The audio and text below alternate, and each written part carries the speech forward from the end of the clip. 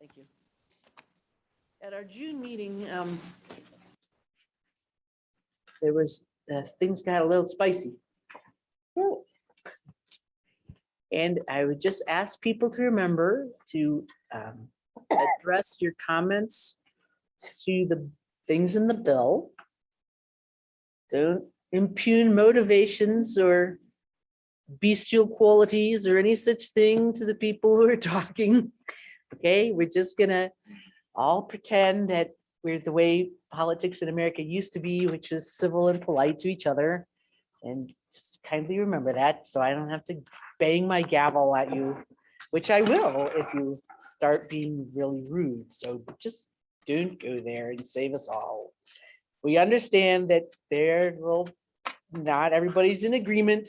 Let's see if we can strive toward good things for people in the state all around. Okay, Mr. Brody, if you would, Madam Chairman, if I may. oh, please, Representative Flitter. Thank you, Madam Chairman and Mr. Chairman and committee. Your working group met July 12th and August 18th for roughly 6 hours. Present were those who volunteered their time and expressed an interest in participating. While some felt it was lacking diversity and collaboration, we had to take what we could get based on a very short turnaround, no staff, and zero budget. The following are those who did participate, and I want to thank all of them again for their time and thoughtful approach to help address problems expressed by our Wyoming pharmaceutical industry. And I'd like to note those people if you don't mind. Okay.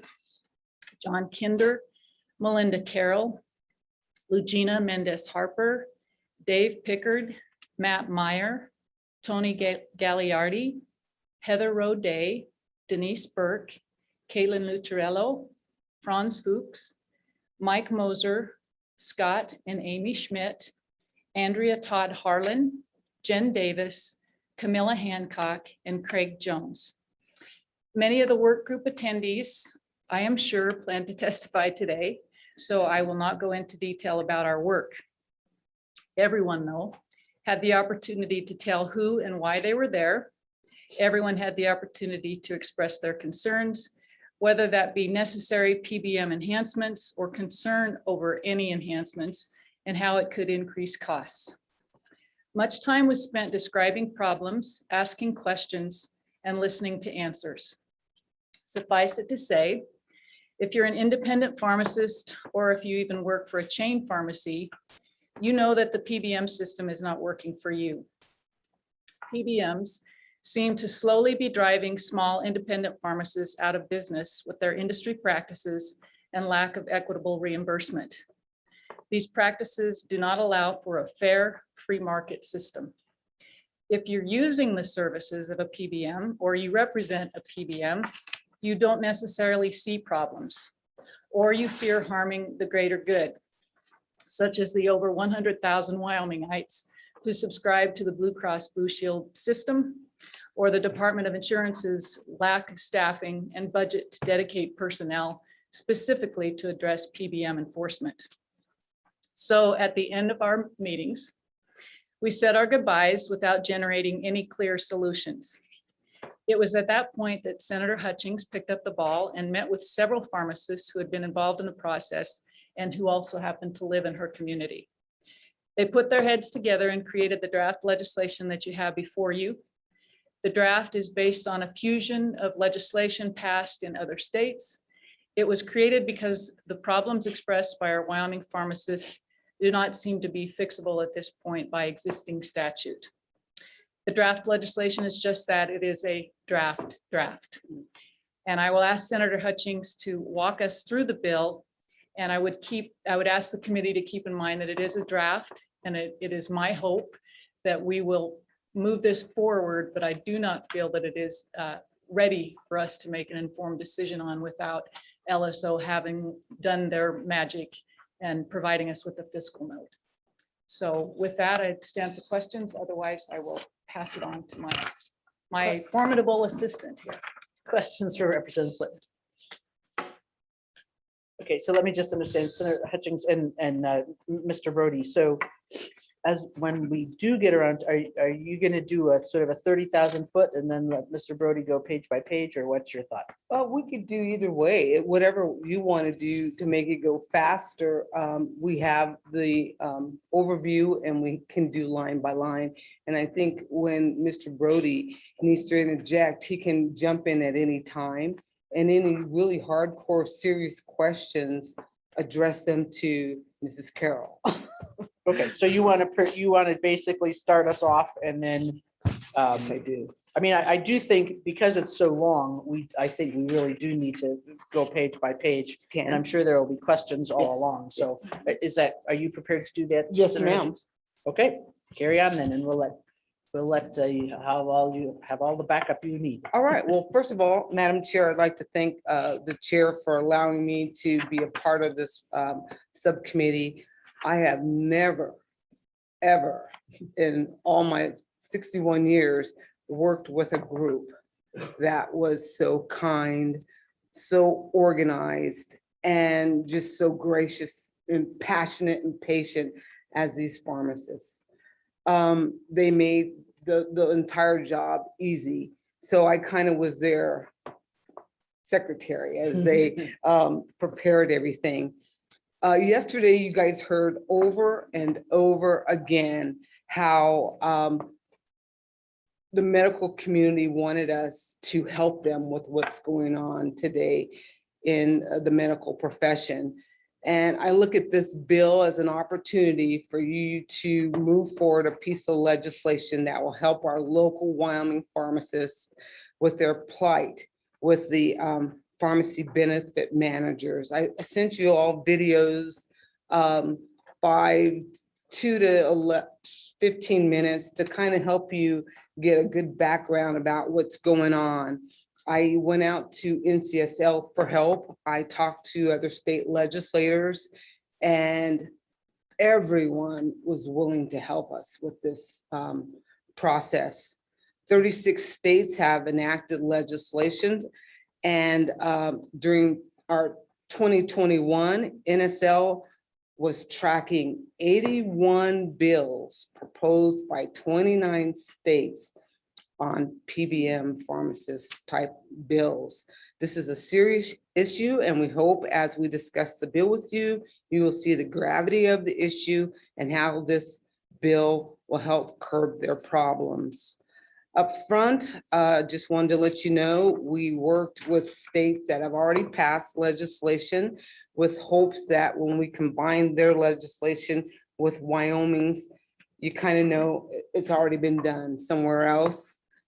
And some of the PBMs even helped with some of the legislation. So hopefully they'll find out today, once we've gone through the bill, that it's not as bad as everybody's purporting it to be. So with that, we can start on page 1, and we're going to be dealing with, I think this is, we're creating 2652-105 Pharmacy Benefit Manager. It's an audit repeal report. This provision brings transparency to the appeals process that is outlined in existing statute on maximum allowable cost list 2652-104 in Wyoming statutes. The pharmacy can appeal to the PBM when the PBM has reimbursed them on a drug below what the pharmacy paid to buy the drugs. So that's what we're doing on in this section. I don't know what else you'd like me to say here, but on page 2, you'll notice line 20, our commissioner may request any of the information required under this section at the time if the commissioner believes the information is reasonably necessary to ensure compliance with this chapter. Again, it's dealing with the appeals report So if we don't have any questions there, we can move on to 2652-106 on page 3. That section deals with freedom of consumer choice for pharmacy. We pulled this language from the West Virginia statute. This provision allows for better consumer choice by widening the narrow pharmacy networks PBMs create to steer patients to the pharmacy of the PBM's choice, not the patient's choice. So Senator Hutchins, if I can insert here, Yes, this ma'am. might be a question to LSO. Mhm. Is the gist of the staff comment that to better coincide with Wyoming statute, we might want to insert before the words health benefit plan, private or public, so that we bring in both of those kinds from our statute? Is that kind of what your thought would be, Mr. Brody? Madam Chairman, John Brody, Legislative Service Office. The point of the comment was really a little bit more general in the fact that health benefit plan is defined in various places in Wyoming statute. It's also defined separately through the statute that this language was borrowed from in West Virginia. So it's really to just point out to the committee that it would probably be beneficial to define health benefit plan within the meaning of this PBM regulation. And it's certainly a policy decision for the committee on what they believe that definition should be, whether it should encompass private and public, or whether it should go another direction similar to what West Virginia has in place. So Senator Hutchings, if we were, and I'm not proposing amendments at this time, but up there on the line 3, it says a pharmacy benefit manager, or if we were to say, or private or public health benefit plan as defined in 21-1-102A 33 and 34, which are the definitions in the staff comment, that it is what's in those existing definitions, does that fit into the concept of what you guys are trying to address? I'm going to defer to Melinda on that. We discussed that this morning to be prepared to have that defined. If the body wants it defined in the bill, we'll gladly do that. Madam Chair, Ms. Carroll. Madam Chair, so we, as a pharmacy group, did come up with a definition of the health benefit plan that would describe what pharmacies, the services that they provide, basically stating that it is a contract between a health insurer and PBM and a pharmacy. I would say that including private and public in that would be helpful, and that the definition that is laid out in the West Virginia law is maybe something that we should look into adopting into our language. Well, I guess looking at the 26-101 at the bottom of the staff comment, though, I mean, it seems to me that it would be better to have, it seems like it creates confusion if you have different definitions of a term in different titles. I mean, is there anything in the definitions in 26-1-102 that for some reason you would not want in this bill? Madam Chair, no, I believe that that is a very encompassing definition, and that would suffice for this bill. Okay, good. Thank you, Madam Chair. And just to, I if have a I, lot of marks. I'll probably, that, everybody else be sure to. that's fine, Madam Chair. And just so you know, what we're dealing with here, the PBM has relationships with more than just the pharmacist, the patient, the insurer, the wholesaler, manufacturer. This bill is dealing specifically with the relationship the PBM has with our pharmacists. Okay, so on page 4, let me continue here with my notes. The language stipulates that as long as a pharmacy agrees to the terms and conditions set forth by the PBM and health insurer, the PBMs cannot deny the pharmacy the ability to participate as a pharmacy service provider. The PBMs cannot assess any financial benefit or penalty on a patient that influences their choice of pharmacy. They cannot reduce the reimbursement to a pharmacy that a patient selects. They can't exclusively require mail order use. Okay, hold because I think you've changed pages, right? Are you, okay, let me I'm back up to I'm 4. still with 26. Mail orders on page 5. all right, so I'm still on page 4. 52106. Yeah, but I'm going by page. Let me Sorry interrupt you on about page that. 4. That's okay. So on page 4, paragraph 1, it has, it sounds a little bit like because I think we have, and I think the insurance folks are here, but we've got any willing provider language in statute elsewhere dealing with medical providers and insurance network, I believe is, I mean, and that may not be the exact wording, but that, you know, the medical folks talk about having to accept any willing provider. But at the same time, in health insurance, you know, you often have in-network and out-of-network. I mean, that's so common here. So I want to make sure I understand the phrasing on line 12, agreed to participate. If you agree, can you agree to participate and still be out of the network, or does agree to participate essentially, you know, if you compare with other people when you're dealing with insurance, and there's a lot of insurers that will pay, you know, a certain copay or a certain percentage when you're using network providers, and certain other copays and amounts when you're out of network, or even don't pay for people out of network. So can you help me understand what I mean? Are you basically prohibiting insurers from having a network for pharmacists when they can have networks for physicians, say, or what does this wording mean? Anybody? Madam Chair, I will go ahead and answer that question. So this is when they say agree to participate in the plan, this would be an in-network language here. So if the pharmacy hasn't agreed to the terms of the plan, they are not going to be in that network.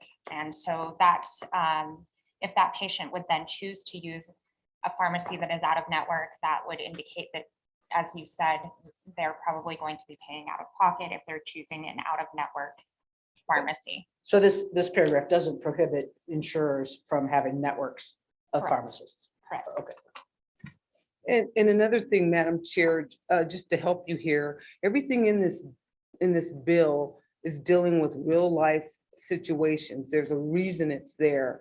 When we say the PBM can't do this, they're doing it. So we're trying to rectify that. Well, I understand, but I mean, Just- when we think, just I so think others that know. we also think of what, you know, when a person has a health insurance plan, Mhm. I think that, you know, the plans will often, they'll have certain coverage types for primary care, certain coverage types for inpatient, for outpatient, for rehab services. And so I want to make sure that we're not carving out pharmacy as specifically protected from the kind of treatment that insurance companies can do with any other type of, I mean, maybe we would, but I think we need to be aware if we do that, because then you've got the whole deal of, well, maybe doctors want it the same way, that you can't pay me different, or rehab people or whatever. So that's why I understand that there may be issues that we're addressing, but I also think that we need to make sure that certain provider groups are not getting disparate treatment. Gotcha. Okay, go ahead. Any more questions on page Anybody 4? while I'm taking a breath here? Any more questions on page 4? What I'll try to do is just go over that first sentence. I think that kind of helps on page 5. Some of the shall nots or do nots or impose a monetary advantage or penalty under the health benefit plan that would affect the beneficiary's choice among pharmacies. 5, reduce allowable reimbursement for pharmacy services. 6, as a condition of payment or reimbursement, require a beneficiary to purchase pharmacy services, including drugs, exclusively through a mail order. Number 7, impose upon a beneficiary any co-payment, amount of reimbursement, number of days of a drug supply for which reimbursement will be allowed, or any other payment or condition relating to purchasing pharmacy services Okay, don't from turn a the page. pharmacy. I have another Stop. one. Maybe I should have let Chairman Baldwin chairman. Okay, on page 5, line 17 about the exclusively through mail. So going back, my question on page 4 and the top of page 5, to clarify that it would be okay for the insurers or the PBMs to have in-network and out-of-network. That is evidently okay. That I didn't quite ask about bottom of page 4, paragraph 3 about different co-payments when receiving services from, so you could have different co-payments for an out-of-network provider. So page 5, paragraph 6, it looks like you're saying that they could offer, say, a discount if you buy through a mail order pharmacy. You're only saying that they can't exclusively do that. So the person would still have to have the option of buying through an on-the-ground pharmacy, although they might pay a higher copay. Do I understand that correctly? Freedom of choice, ma'am, yes. Okay. Okay, so we're gonna go on to page 6. Let me see, we'll start with Bravo. Line 5, if a health benefit plan providing a reimbursement to any Wyoming residents for prescription drugs restricts pharmacy participation, the entity providing the health benefit plan shall notify in writing all pharmacies within the geographical coverage area of the health benefit plan and offer to the pharmacies the opportunity to participate in the health benefit plan at least 90 days prior to the effective date of the plan. Any questions on 6?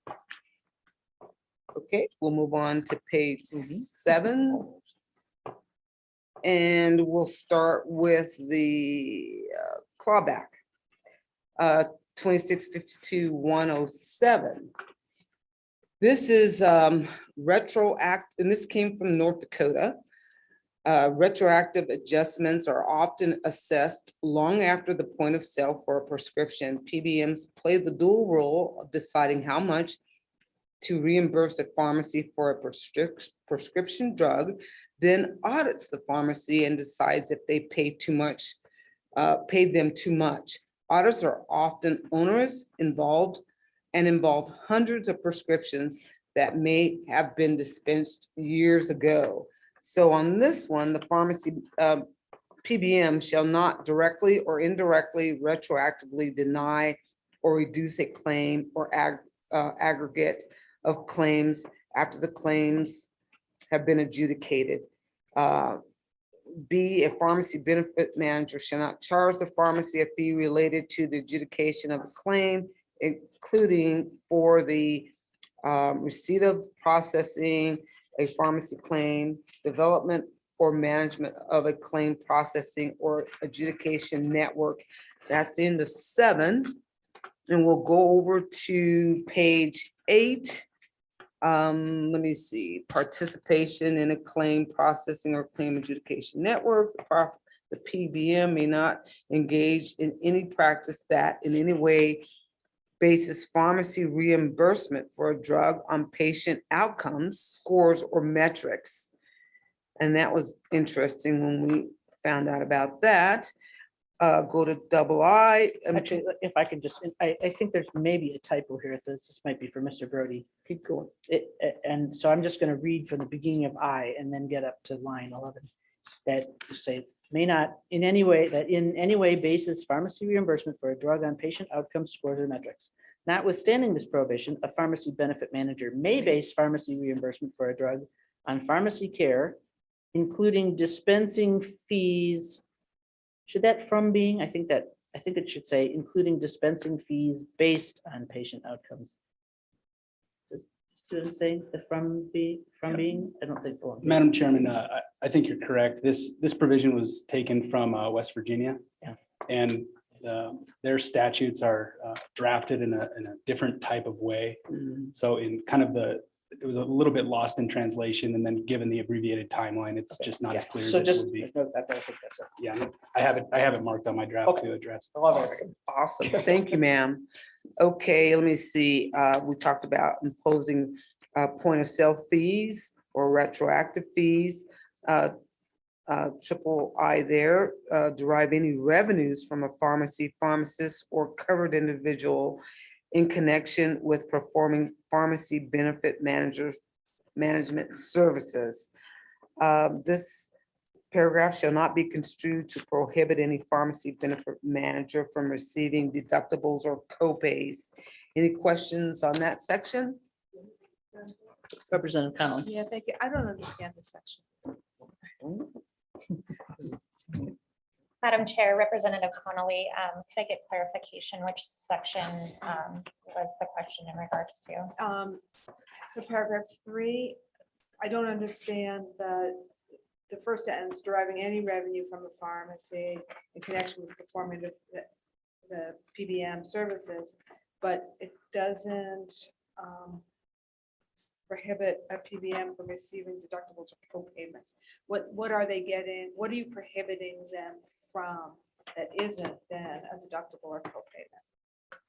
Madam Chair, Representative Connolly, prescription benefit managers have come up with ways that they basically charge back pharmacies for not performing metrics such as complete medication reviews and things of that effect if their patients are not adherent. The pharmacy is then basically has to pay back money to the PBM for lack of performance or metrics that the PBM themselves decide upon. This would, limit the ability for them to do that, which is another way that they gather money from the pharmacy is basically what it's trying to prohibit.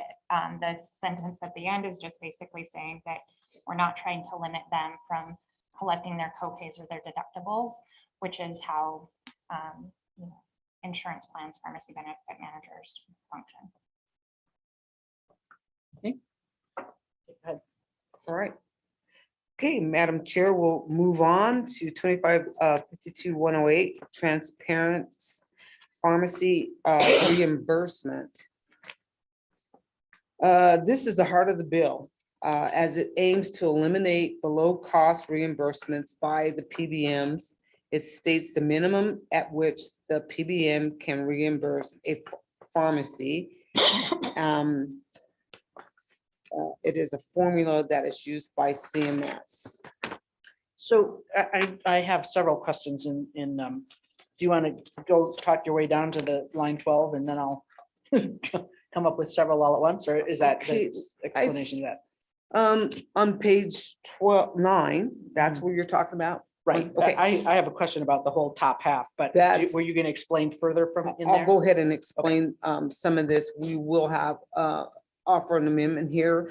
No pharmacy, PBM, can I say that, shall Please. reimburse a pharmacy for a prescription drug or pharmacy service in an amount less than the national average drug acquisition cost for the prescription drug or pharmacy service at the time the drug is administered or dispensed, plus a professional dispensing fee.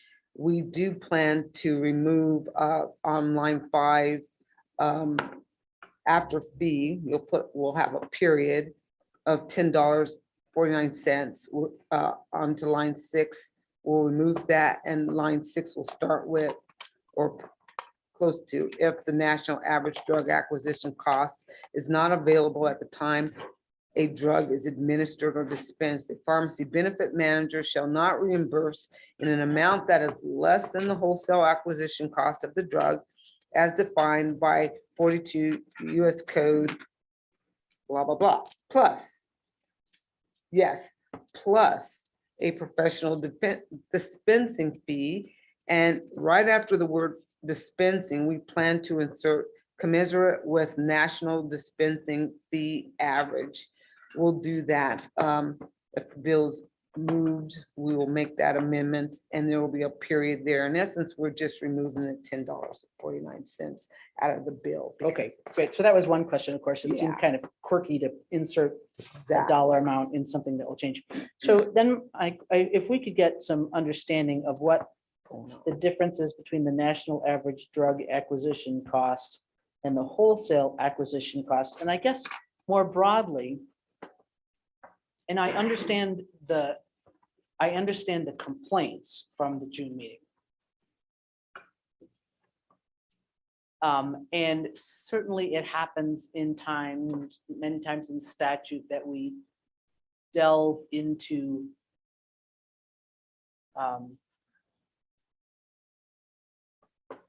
restrictions on business activity. But I guess help me understand, I mean, it's like, let's just suppose, and Senator McCune knows more about the grocery business than I do. But if we were to say that,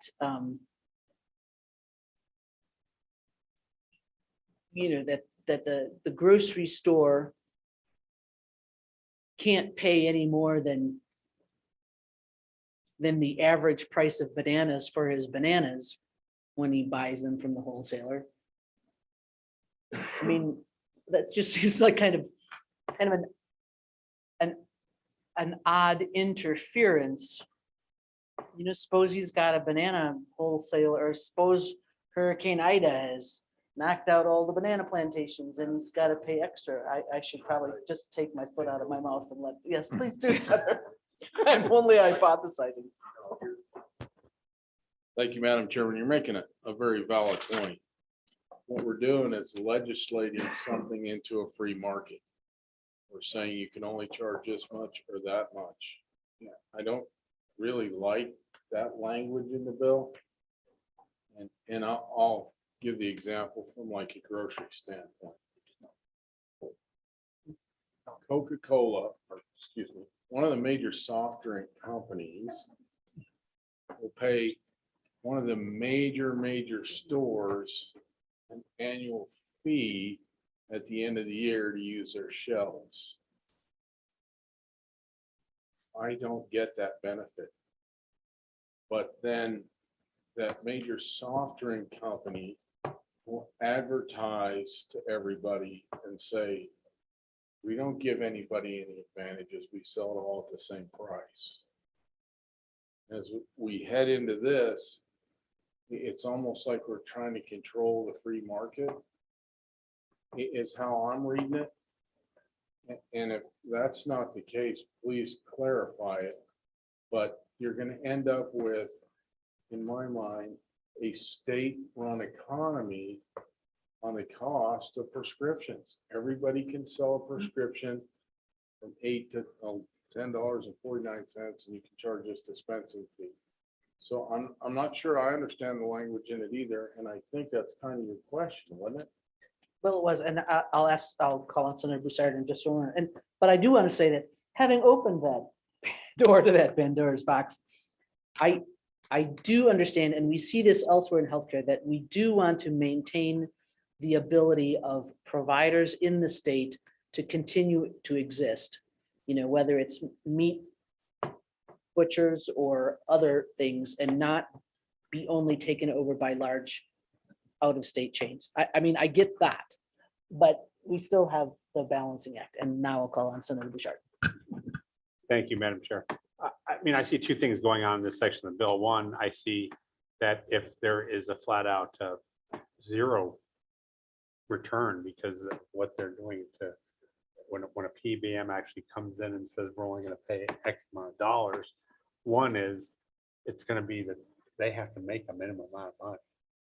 And that's because there's controls coming in trying to say, we're going to make a certain profit. That's what the PBM is doing.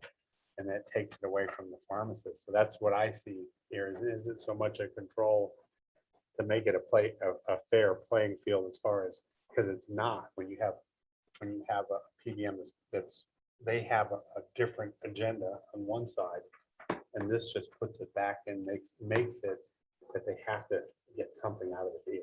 So I mean, that's in my simplistic form, that's No, where I'm. fair enough. And I think, as we go forward, these are sort of the issues that I think we're gonna have to wrestle with on this bill. But then if I can just circle back to my initial question, which is, and I think there were definitions at the back, but so that I can pencil them in here. What is the difference between the national average drug acquisition cost and the wholesale acquisition cost? Madam Chair, we're going to answer that question, but I want to let you know it's almost the opposite of what you're thinking. Senator Bouchard had it a little bit clearer. You'll get your definition and you'll get clarity on exactly what's going on here. And I think you'll understand it perfectly. Thank you, Madam Chair. Okay, I'll keep going then, but we won't forget. We'll let her answer. We'll let her answer. Madam Chair, so the national average drug acquisition cost would be the average that pharmacies as a whole pay in the United States for a particular drug. And this is calculated by CMS. So, and this is how Medicaid, Medicare services are reimbursed, is through that national average drug acquisition cost. To the point, the average wholesale acquisition cost, that's what the pharmacy actually purchased that drug for.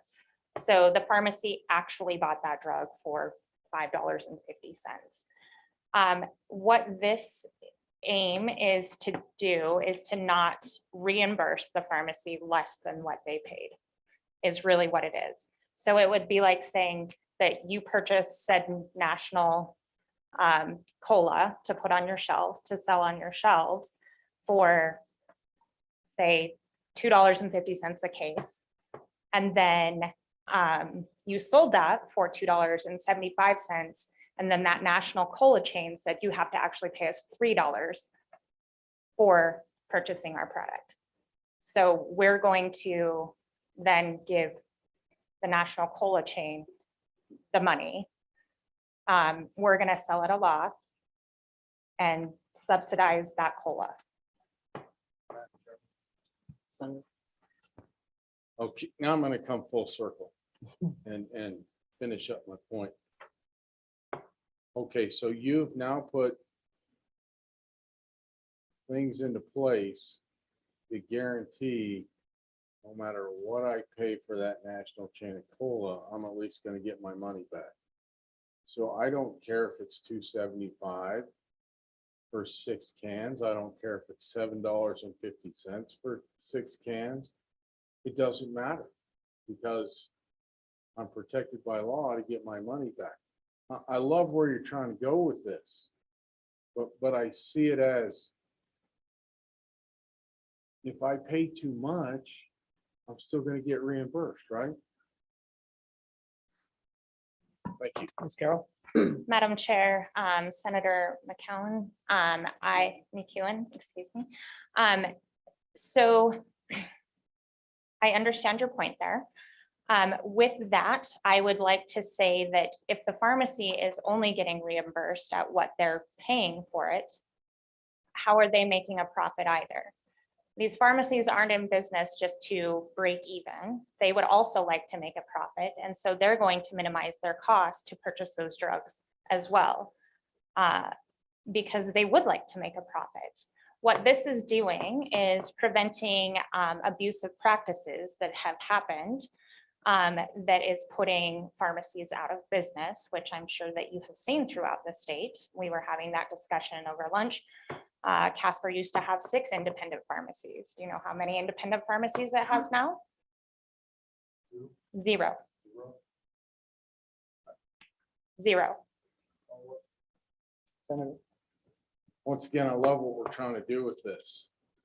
And I understand the motivation for profit and understand the motivation to protect the independents. But I'd like us, and I'm probably going to support this bill. Don't misunderstand me, but at the end of the day, I'd like to see the wording cleaned up in a manner that someone who grew up in the Cheyenne public school system, such as myself, can wrap my brain around it, because to me, we're monkeying with the market. Could we agree on that? Madam Chair, Ms. Carroll. Senator, I'm gonna butcher your name every time. I'm sorry, McCowan, McEwen. So I am in agreement with you that I do not like to interfere with the free market. If it was up to me, I would have a complete free market for this. I would love to go to a cash pay system. That would be fantastic. But do you know who has already interfered in the market?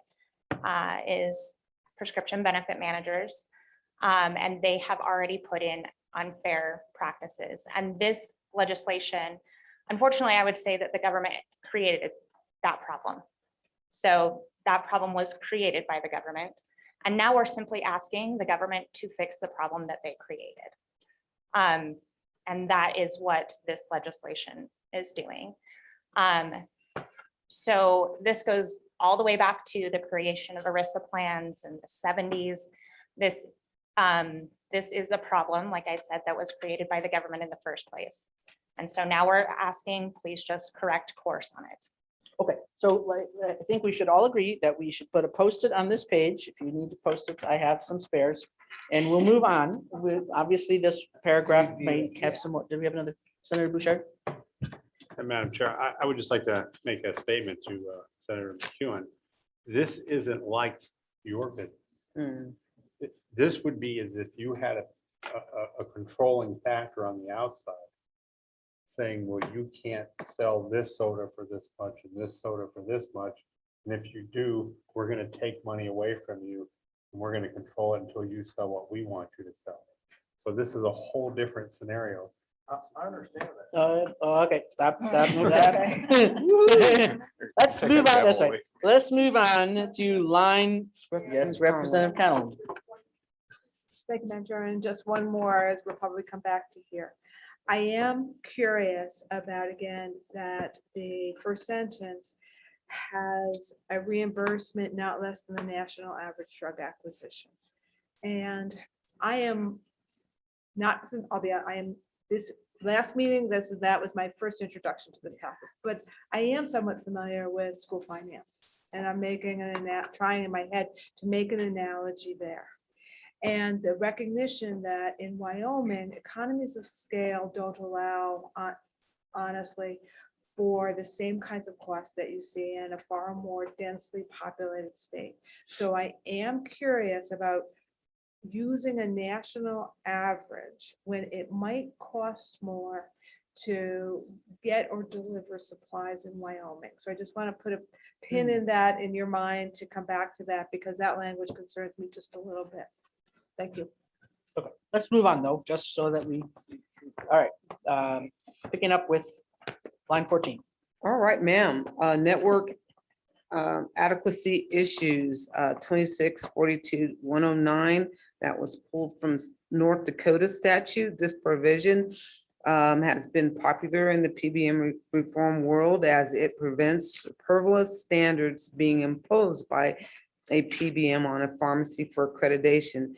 PBMs are have used ever-changing and increasing set of standards for accreditation in order to be part of their pharmacy network. 2552-110, prohibited activities, spread pricing, contractual changes, and retaliation. Go to page 10.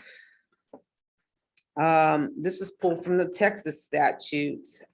This provision outlines instances that will and will not be considered retaliation by the PBM to a pharmacy that exercises their rights given to them under this chapter of law. And it mentions spread pricing. I believe we have that defined as the practice where the amount a pharmacy manager charges or claims as a payment from the health plan provider or a managed care organization for a prescription or pharmacy services is different than the amount the PBM paid to the pharmacy that filled the prescription or provide pharmacy services. Okay, so I have a question on this one. Okay, Because maybe Senator McEwen will let me go back to bananas. It seems to me that the description of spread pricing is exactly what any wholesaler does all the time. I mean, that doesn't make sense to me to say that you are not allowed to charge more from somebody than you paid to the pharmacy. I mean, that's kind of like saying that the grocery store can't buy his bananas for $10 and sell them for $11. I gotta buy them for 10 and sell them for 10? What? I mean, that doesn't make any sense to me. What, obviously, it must mean something else, but what? Madam, Well, we'll just let them present first. You'll have your time at the end. Sorry, people in the back of the audience are waiting. Go ahead, Madam Ms. Chair. Carroll. So spread pricing is where the PBM charges the plan sponsor more. So the PBM is the middle guy, right? They're the guy that is administering prescription benefits. And yes, they're a company that needs to make money themselves to stay in existence. I would agree with that. There are a couple different models in which they do this. One is a fee for service, which they charge the health benefit plan a fee to provide their services. The other is a way in which PBMs gather funds through rebates, through spread pricing, through many other mechanisms to gain profits. Spread pricing is one of those things. And I would say that this is actually a consumer protection in this bill, not a pharmacy protection, because the pharmacy doesn't, it's not an advantage or disadvantage to a pharmacy in one way or another. Really, the consumer is the one that ends up picking up, the bill on this one. So they basically pay the pharmacy what they're going to pay the pharmacy, whatever, $2.50 for their drug, but they're going to charge the health plan $10 and say, well, you need to pay us $10 for that drug that we just did. And they keep the $7.50 in the middle. And so in the end, that raises premiums and that can increase drug costs and do a litany of other things. That's how all wholesaling works. I mean, wholesalers don't exist without charging somebody more than they paid for the product in the first place. And I guess I don't. Madam Chair, I would argue that PBMs are not supposed to be wholesalers. They, like I said, they are a business. And the other part about this is that the health plans often do not know that this practice is happening. This isn't transparent to anyone. Nobody knows that this is happening. And so if they would like to participate in spread pricing, at least have it be transparent and at least let the health plan know that this is where you're gaining your profit, because they are contracting with them to allegedly save money for the health plan and to reduce medication costs and to do all of these different things that PBMs say that they are doing. And this particular practice, how they fund their business is increasing prices, and some are estimated to be 15 to 30%. Again, this. It sounds like what you're saying is that if a PBM is working for a pharmacy or is working for an insurer or a subset of an insurer and gets paid in whatever way from the insurer, that we want to have the government say you cannot also make money by working basically as a wholesaler. Is that what you're saying? Madam Chair. So again, I guess if they're wholesaling their services, that would be their choice, their function.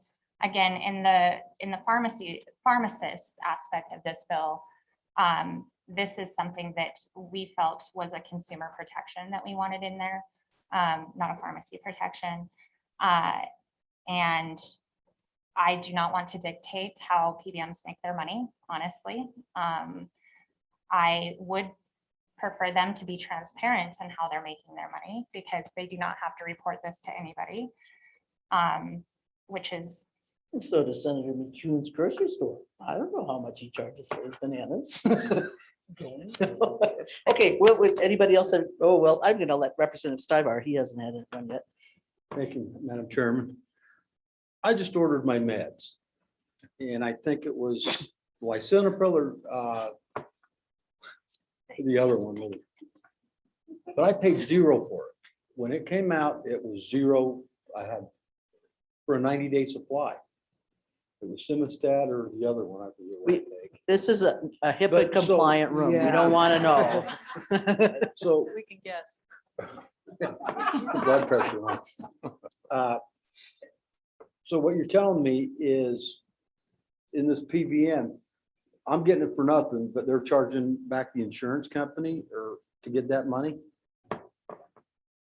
But my pharmacy's not charging me anything. Madam Chair, Representative Stibar, that is correct. The PBM would be charging your health insurance plan for that drug. And potentially that pharmacy is losing money on the medication that they just dispensed to you because we bought it for $2 and they gave us $1.50. So the PBM is keeping all of that money. Yes. Okay, that's sort of hypothetical, so we'll, Senator Bouchard. Oh, did you have a follow-up, Representative Stiver? No, that's fine. Madam Chair, I mean, we're looking at everything as if it was black and white. Yeah. So when I go and buy something and resell it in my business, I'm going to know what the price is and I'm going to mark it up. But when you have several layers behind a veil and you can't see what they're doing on the other side, potentially you're subsidizing and giving away something because you can't see anything and you don't even know where the market is. And so with spread pricing, the PBM charges the plan and then they keep the spread as a profit and you don't even know it as the one that's selling it. So, I mean, this is very complex and I understand that where everybody's going, they're trying to think about a free market. Yeah. But there's no free market here. And that's what's kind of going on. So, I mean, at least I'd like everybody if they just take what's there and just kind of think about this where you have a veil. And if you were in business, how would you know where you sold your product if you didn't know what your cost was until after you get the bill? Right. Well, that's As someone buying a wholesale product, right, and selling it, Right. not knowing what the cost is till afterwards. That's you kind of. should certainly know upfront. That would be, I think we can all agree to that. Okay, go on, Thank Senator you, Hutchins. Senator Bouchard. Page 10, the pharmacy benefit manager shall not amend, that's line 11, or otherwise change the term of an existing contract between the PBM and the pharmacy unless, and they ask for a 45 days notice in I, and in double I, the change is required to be made under state or federal law by a governmental regulatory authority. If the change is required by law or regulatory authority, the pharmacy benefit PBM shall provide the pharmacy with a citation to the specific statute or regulation. So don't just go around changing things without a regulation or notice. They And I'm can't, sorry, just gonna interrupt really Yes, briefly there, ma'am. and I don't want to go on in this one. I'm just making a note that I have a mark here. I have actually translated quite a lot of contracts. I'm not an attorney, but I translate them, and normally in a contract, it tells you how they can be amended or when they can be amended, and then both parties sign, and that's in the contract. So it seems very puzzling to me that you could evidently have change features in contracts that are only changeable on one side, and somehow the government is going to tell you what is in the, I'm puzzled by this, but I don't want to spend a lot of time on that right at the moment. We can maybe circle back, but Madam Okay, that's all I Chair, have to say that's about that. very important for you to understand, and I'll let Melinda help you because it's important. okay. Madam Ms. Keller. Chair, so basically in contracting with PBMs, your contract is only good the day you sign it with the PBM. You mean they're one-day contracts? They can change the contract at whim by faxing your pharmacy saying this change came up and you have to accept this change, and that's it. So that in effect changes that contract, and the pharmacy just has to accept it.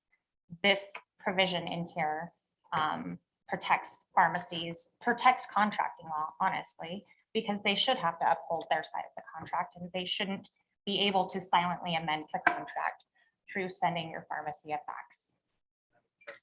Senator McEwen. Thank you, Madam Chairman.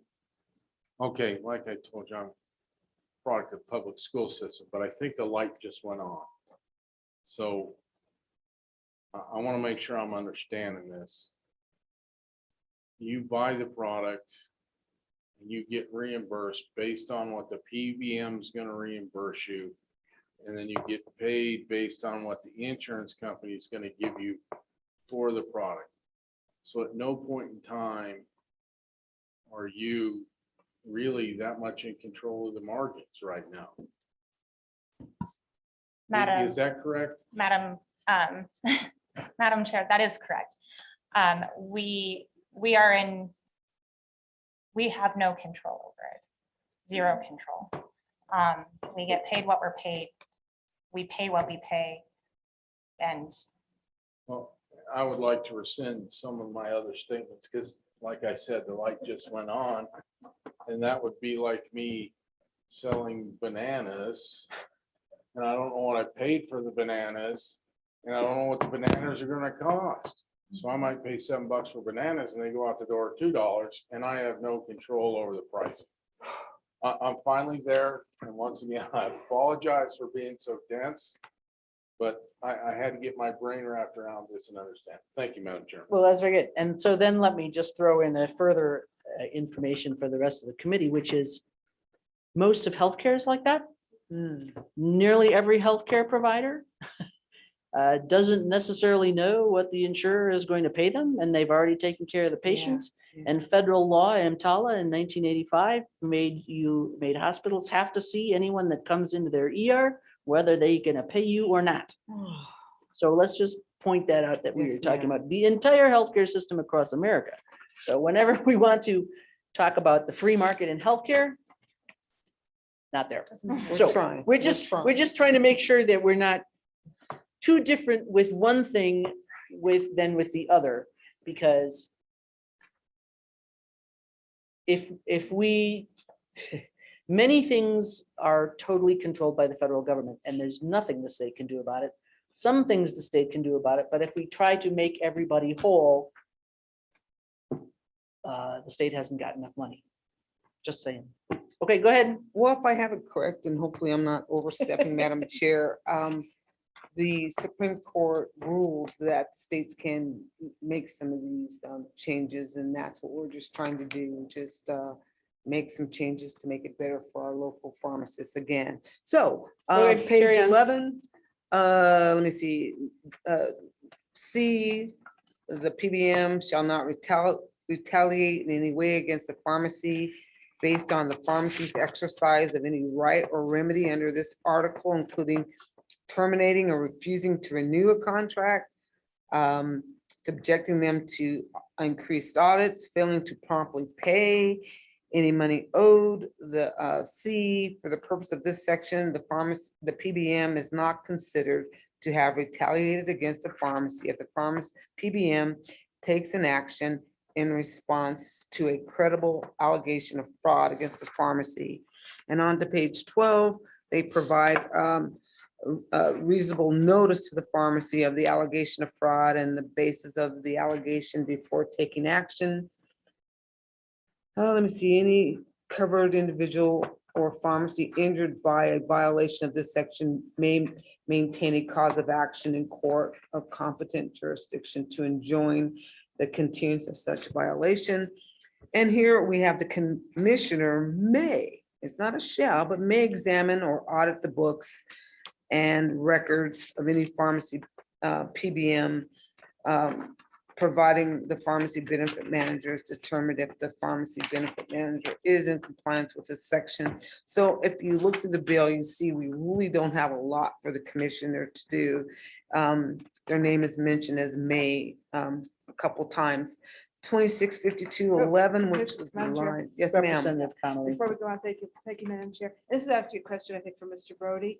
On page 11, line 20, the phrase is a credible allegation of fraud. So my first question is that something that's ever defined in statute, credible allegation?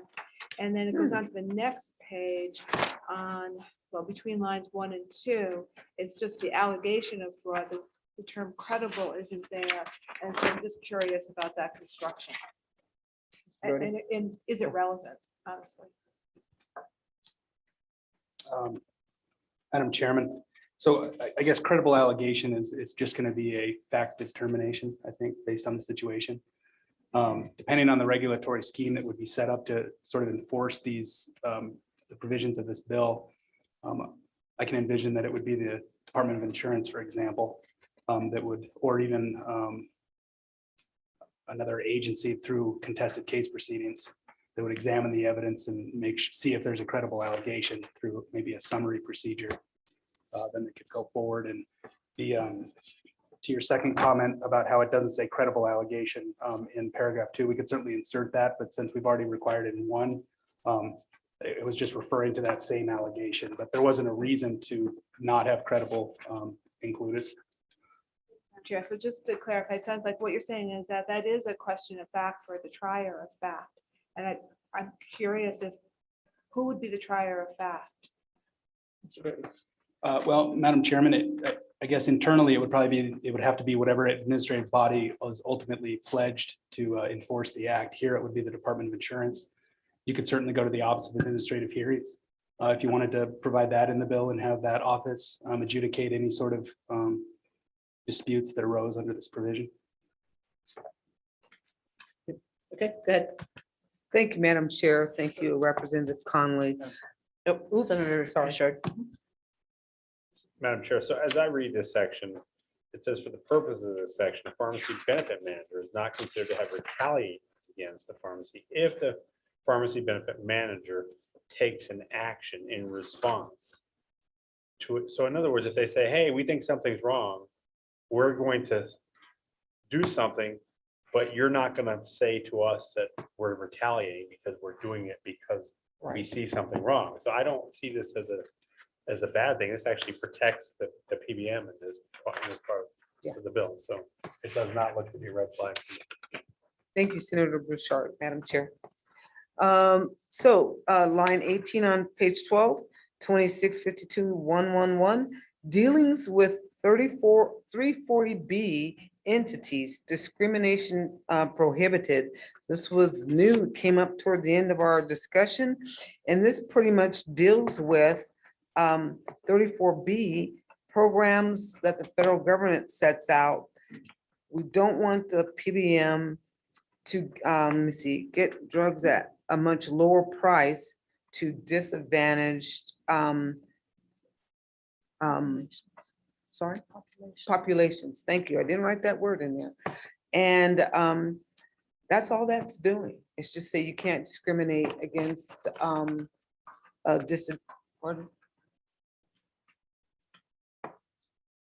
So, Senator Hutchings Yes, or Ms. Carroll, it's been a little while since I looked at the 340B. Is it, I can't remember, is this a situation where the pharmacy itself, are they entirely a 340B entity?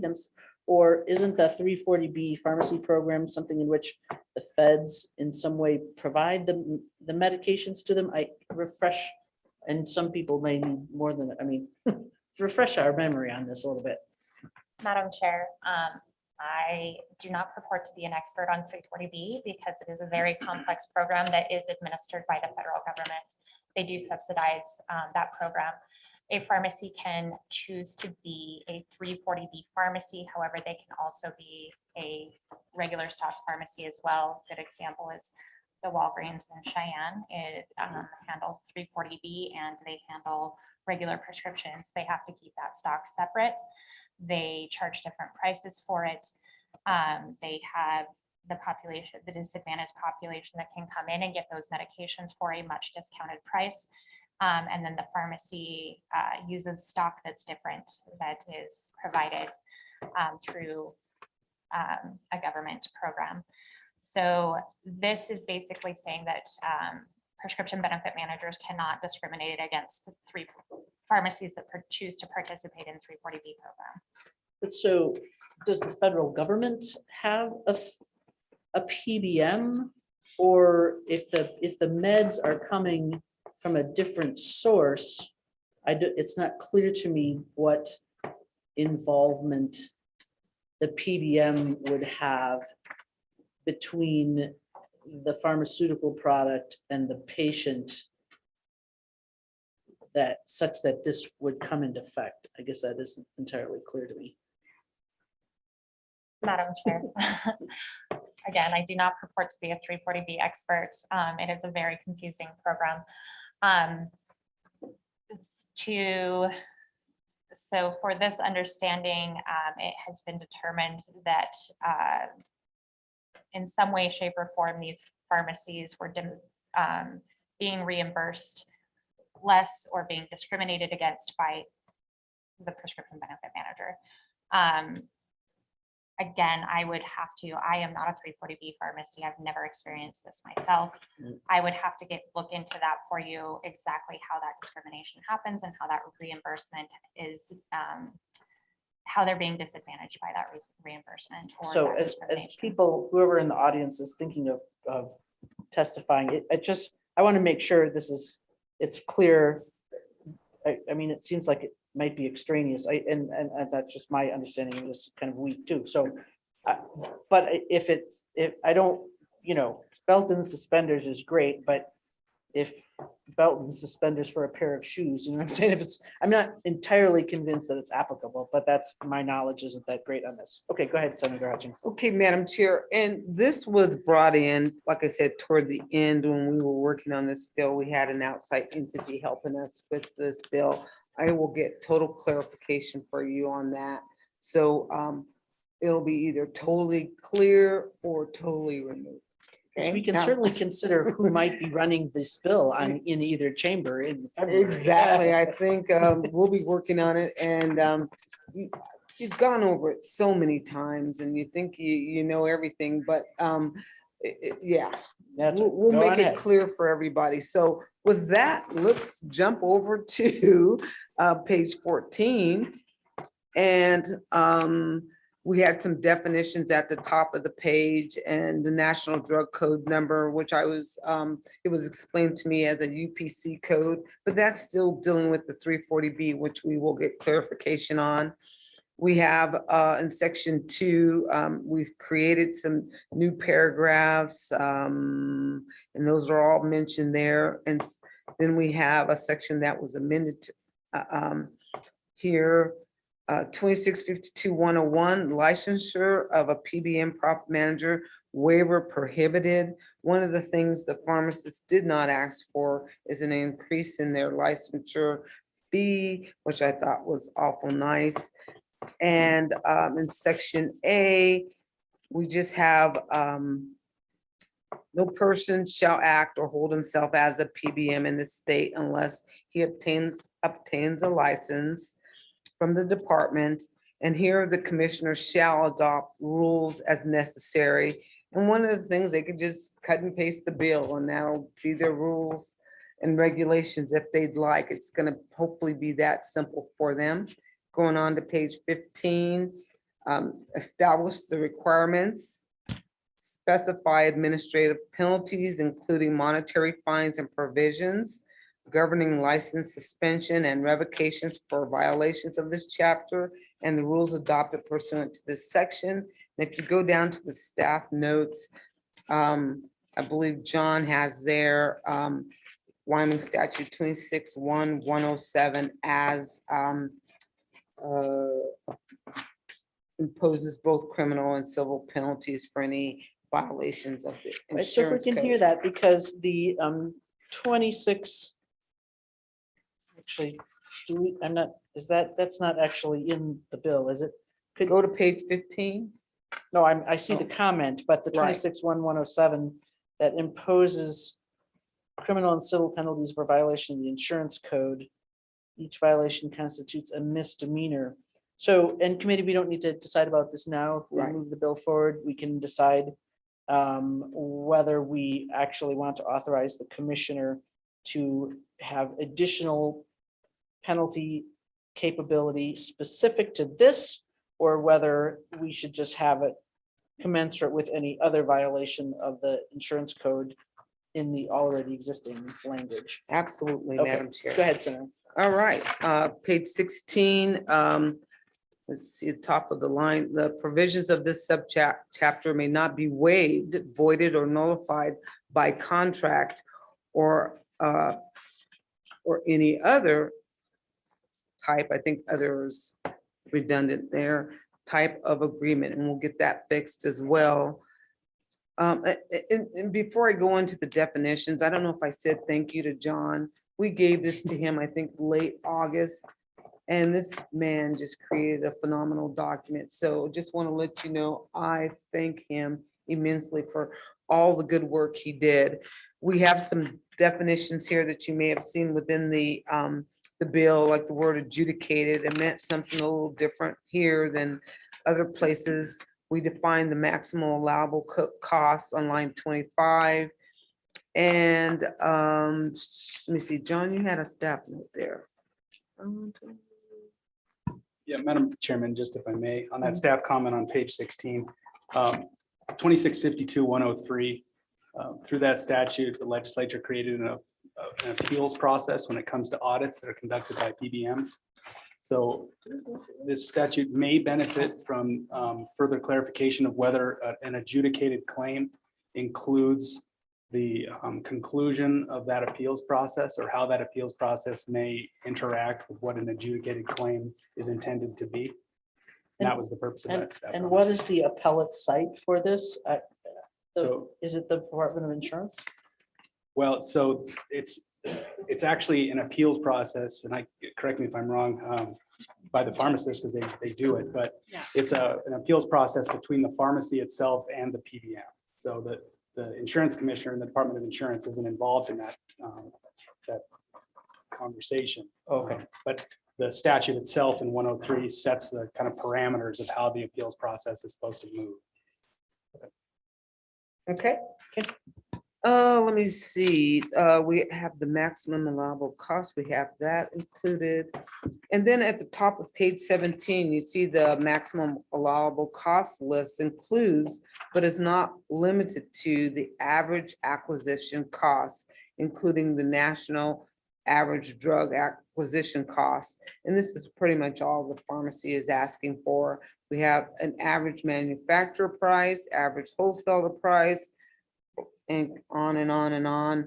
And then toward the bottom here, 17G says the wholesale acquisition costs. And this is a key to stopping new list of items here. And if Melinda wants to explain, and Madam, you need clarification, we'll go there. But any other term that a pharmacy, PBM, or a healthcare insurer may use to establish reimbursement rates to a pharmacy or pharmacist services. So it does seem to me, just that we might need to expand the definition sections, for example, the discount indexing and federal upper limit. Because if the Department of Insurance is the commissioner that has the rules to set for fines and penalties and whatnot, one wants to make sure that the Director of Insurance knows what all the things mean in the statute. Just checking, Commissioner. Madam I mean, Chair, and that they're clear, you know? may she explain to you what's going on here? Well, I don't know that, I don't really need to know what they Okay. are right now. I don't think, I just think that unless it's so apparent to everybody in the world what these things are, that it would be better to have the interpreters of the statute know what they are. So maybe more definitions, specific definitions might be helpful. Okay. We can consider that as we go forward, but, okay, go ahead, Carrie. All right, we'll move on then. And let me see, staff notes here. We did talk to, I think, John this morning, and he wanted us to provide him with the pharmacist services definition as well. So that'll be included in that list. Madam Chairman, if I may just interject. Yes. It's kind of a twofold issue. First, it'd probably be helpful to identify what pharmacist services are, just so that we know what the world is we're living in when it comes to that term. Okay. Also, we sort of use that term within this bill because it is a bit of a, because it adopts statutes from various states, Mm, that we're gonna have conflicting provisions. So if you look at the bullet, the first bullet, we say pharmacy services include prescription drugs. But then if you look at the second bullet, we say prescription drugs or pharmacy services. So there's a policy question in there for the committee as to, whether prescription drugs should be included within pharmacy services. Maybe there's a best practice that would lead that discussion, but that was kind of the purpose for putting that staff comment in the draft. Do you know if the Medicaid program has got a definition of pharmacy services or, some existing state rule definition? I'm being told that CMS does. So there's certain, I guess it's not uncommon that it's defined for sure. So there's a number of avenues the committee could go if they wanted to find a definition. But if we have it in Wyoming's state rules somewhere, it would be good to not have different definitions for different Gotcha. payers. Yeah. Just, we don't need to pin that down right now, I don't think, but okay. Thank you, Madam Chair. And then on page 18, line 24, we go to 2652, 103. Okay, this is the pharmacy benefit manager audits. We pulled this language from West Virginia. They like the language here. It was more friendly to the PBMs, and that's something the pharmacists, like I say, they were great people to work with, and they didn't want to be unkind to the PBMs. But this provision updates existing Wyoming law to better define how the PBM can perform audits on the Wyoming pharmacies. And if we go down to the change in existing law, we have on line 31, they went from doing audits from 2 years to 6 months. And the reason why they didn't want to have to keep 2 years of information on their prescriptions, they felt 6 months was adequate. When I asked how many customers you have a day, it could be up to 400. So you can say 400 times 6 months. It's quite a bit of information there instead of 400 times 2 years or 24 months. Yeah, and I'm just gonna ask about that then, and the pharmacists, when they come up and say, so. Audits in general go a fairly long time. If the IRS audits you, or God forbid, or some other thing, but I wouldn't imagine it's like you have your prescriptions on little pieces of paper stuck in a cabinet anymore. So, surely you track your patients' prescriptions over time so that you know that, 9 months ago, they got something or other, and 6, so I guess I don't need to know from you right now, but I'm not sure that I understand why a short little time is necessarily less onerous than a longer time. I think That's you'll fine. hear from the pharmacists in That's that fine. regard, Madam Chair. Okay. Page 19, change again from, let me see, the preliminary audit report. And again, preliminary shall be delivered to the audited pharmacy within 60 days. And let me see, if 110. And then on line 9, Romanette 9, we've changed the final audit report shall be delivered to the pharmacy no more than 90 days instead of 120 after the preliminary audit report is received by the pharmacy or submission of final internal appeals, whichever is later. And then we added some West Virginia language in Romanette 12. And this was kind of interesting to me. Did you want to explain why, when you talked about like the insulin and eye drop, why that was added? I think that's kind of interesting.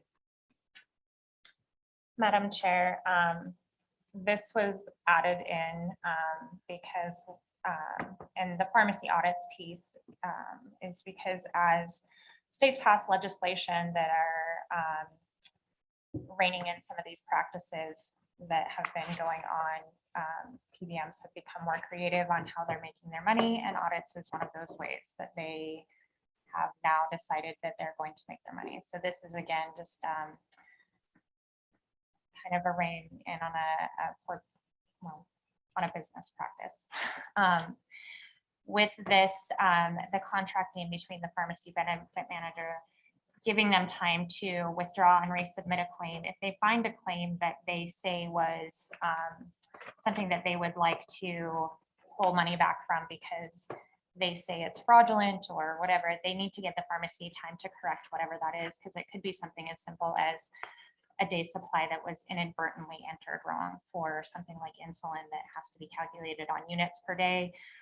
Somebody might have calculated that wrong and inadvertently submitted that for an incorrect day's supply. And it could be something as simple as the pharmacy resubmitting that claim for the correct day's supply and everything is fine, instead of that PBM then coming back and pulling all of the money back, any money that was paid because somebody did a calculation wrong. And so that's why this is in the bill.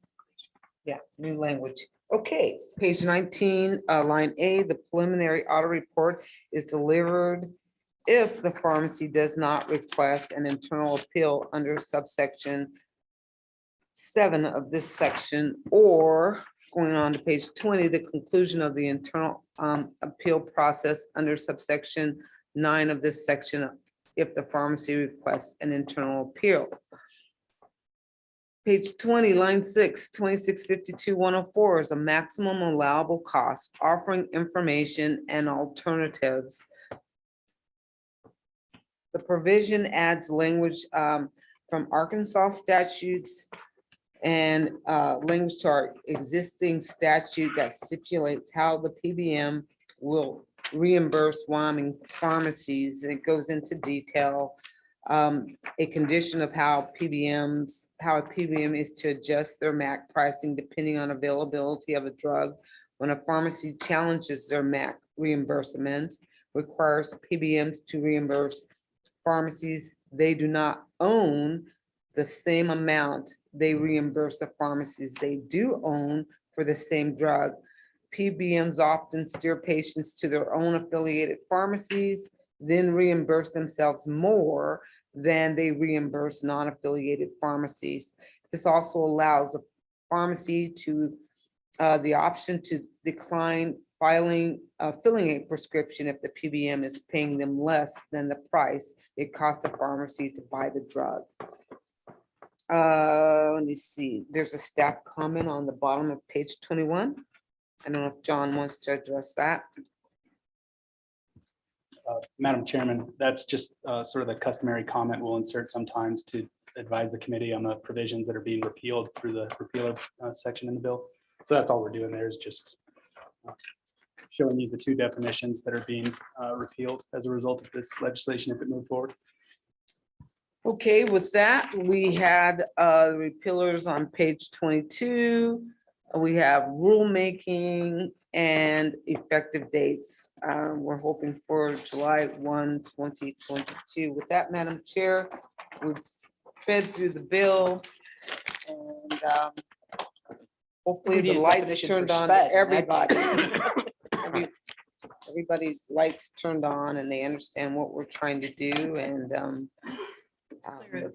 clear as Clear as day. mud. Clear as Any mud. questions for the Senator Hutchings, Representative Flitner, or Mr. Brody before we start taking public comment?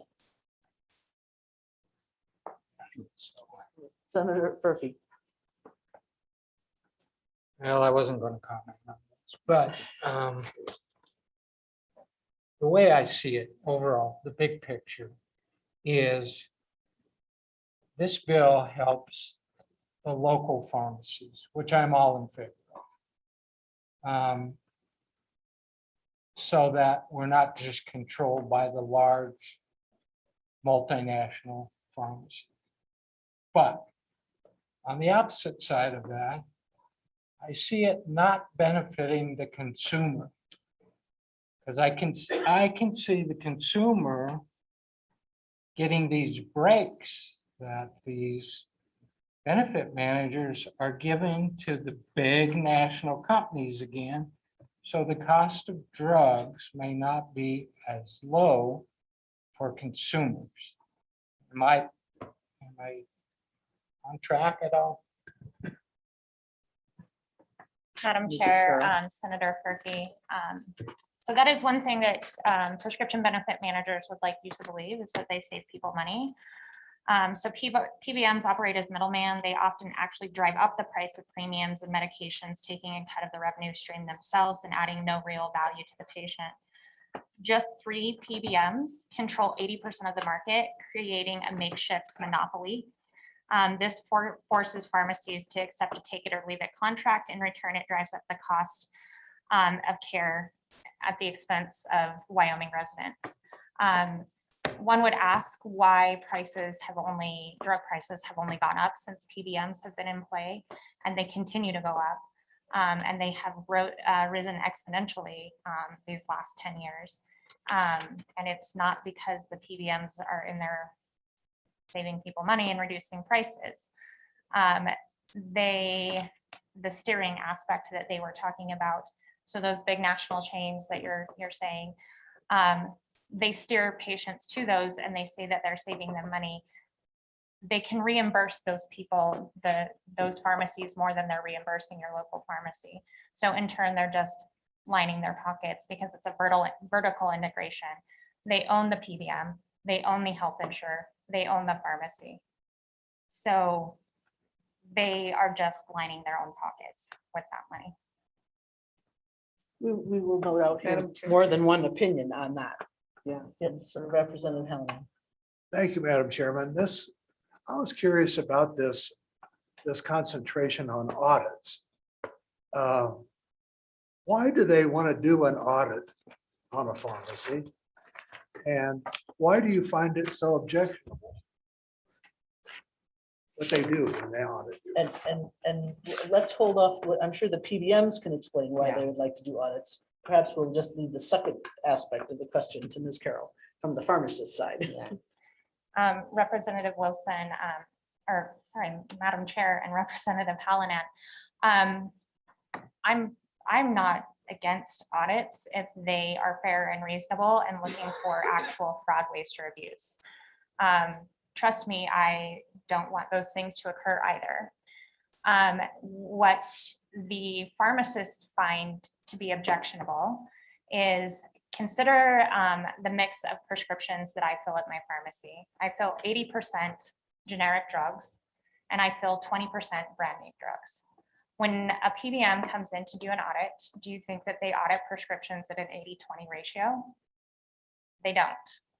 They audit pretty much the brand name drugs because they're coming to look at your prescriptions to get money back. That's what they're doing.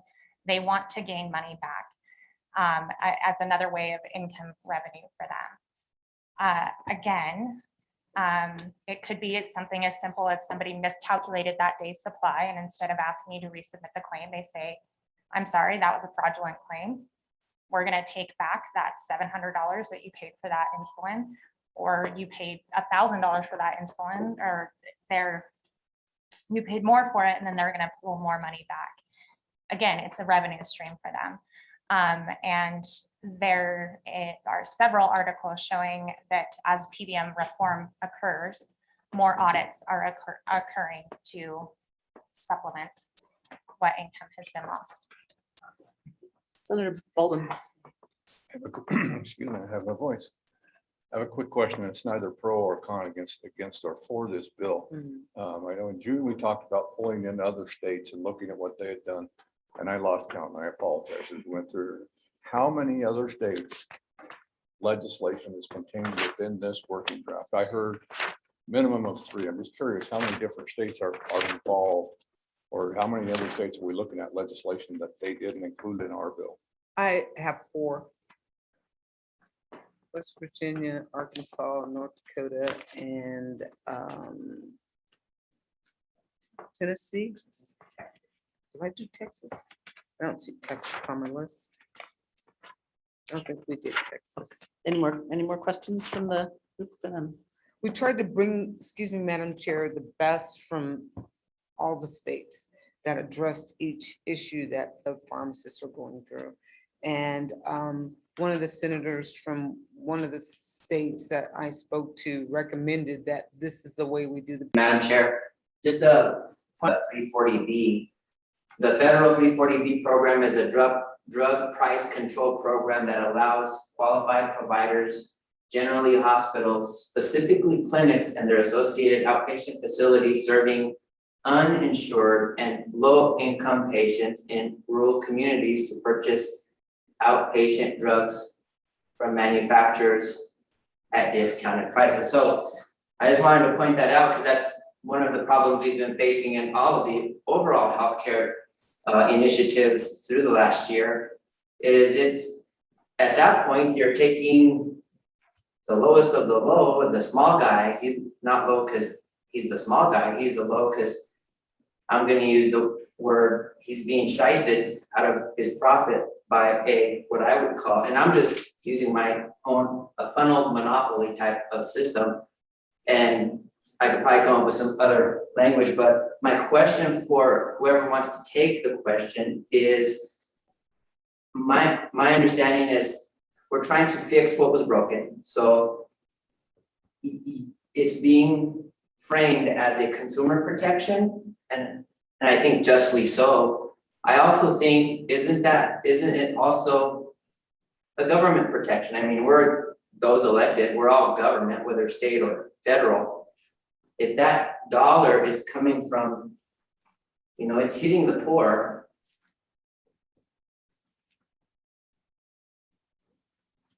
I'm sorry, Representative Romero Martinez, you locked up there. Madam Chair, to get to the I'm not quite gist, sure I understood the question. I understood it. To get to the gist of his question, he's correct. It is not only consumer protection, but a government protection, because once all this is in place, hopefully our government will be paying less for drugs as well. Thank you. Well, that will lead my next, was there another question down here?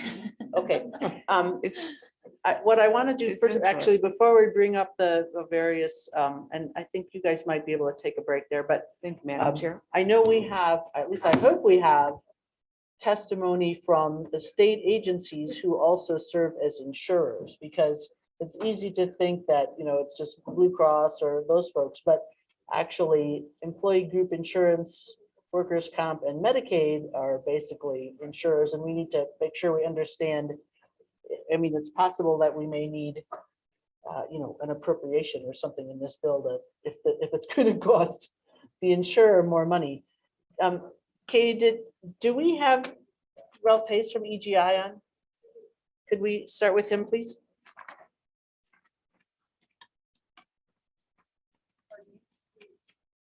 What?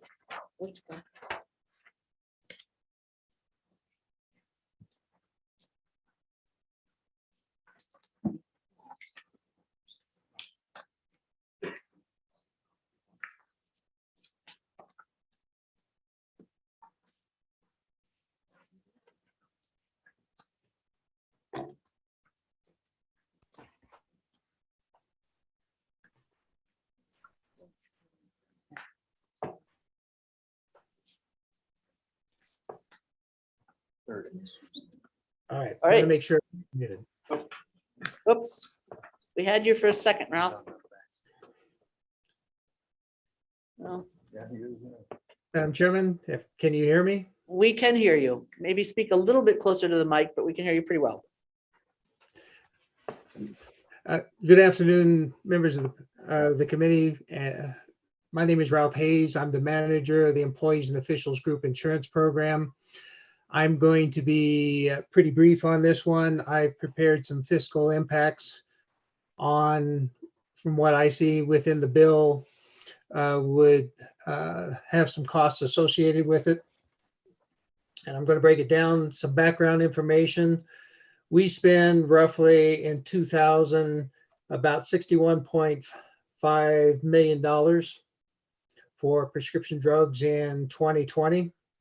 So it kind of gives you a scope. That's for roughly 38,000 members.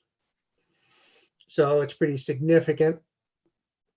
Associated with that, we utilize a pass-through contract basis. So basically ours is a transparent model. We've been doing it for over 10 years.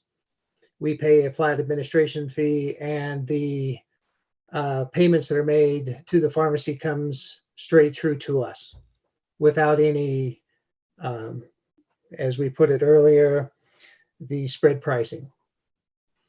Now, as parts of this, we're looking at, the first one I wanted to go over was we do require that maintenance medications go through a mail order service. That's been like this for quite some time. We have a program in place that is called a variable copay program, which is an attempt to get some funds back through the coupon-based programs.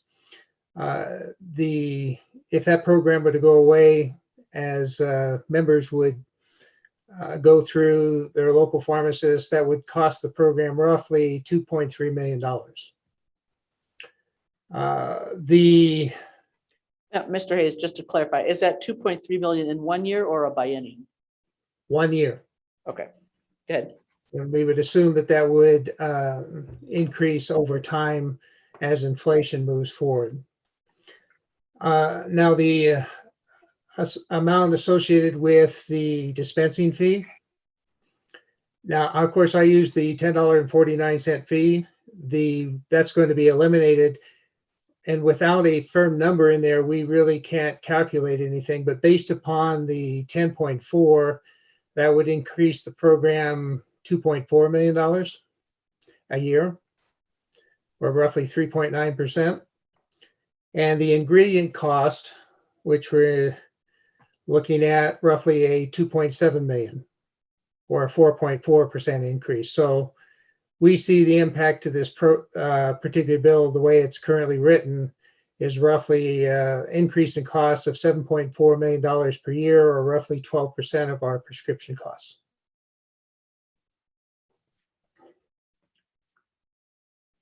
Okay, could you, do you have your bill marked up to note specifically the areas where you see those? So the $10.49 issue, of course, that's on page 9. Could you point out, if you could, the specific page components where you see that there being a, what is it that would cause that change? The first one,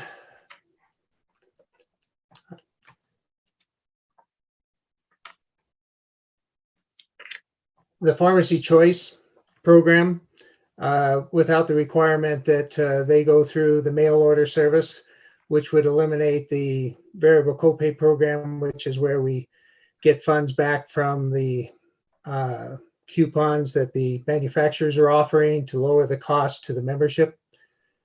That's basically on page 4. Okay. And that's 10 through 13.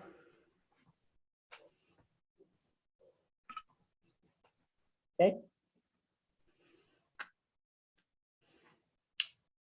And the portion with the ingredient cost is associated with the same paragraph that we were looking at, the $10.49 dispensing fees. So the issue of the average drug, the acquisition cost? That is correct, Madam Chairman. Okay, questions for Mr. Hayes? Senator Bouchard. Thank you, Madam Chair. On page 4, it basically has it says when their choice or their choosing pharmacy has agreed to participate in the plan according to the terms offered by the insurer. So I would think that the local pharmacy, if they chose to participate with you, then you would not have the loss because you're both agreeing to the terms. So that's one. So I'll start with that. Mr. Hayes. Madam Chairman, the terms as far as the reimbursement portion is correct, but there's not a mechanism in place for the pharmacy to adjust the copay and to be able to send the state back the difference between the members' costs and our reimbursement costs from the rebate program. So it's more the mechanics behind it, not so much the agreement on the reimbursement rate. My understanding. Thank you, Madam Chair. Follow up. So, but you could agree not to go into business with this plan. I mean, you could, because it says that they have to agree to participate. If they don't agree to participate, then obviously you can't prohibit them. So basically what I see here is if you both agree, you're both going to be in a mutual agreement, and it's a win-win situation. If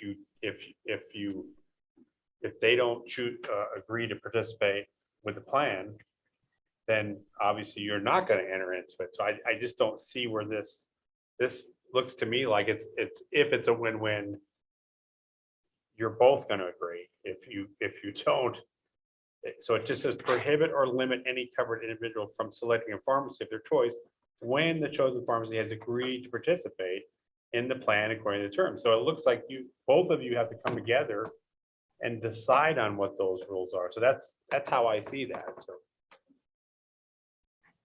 Are you still there, Mr. Hayes? Yes, Oh, there he Madam is, on Chairman. the other screen. Go ahead. Yes, Madam Chairman.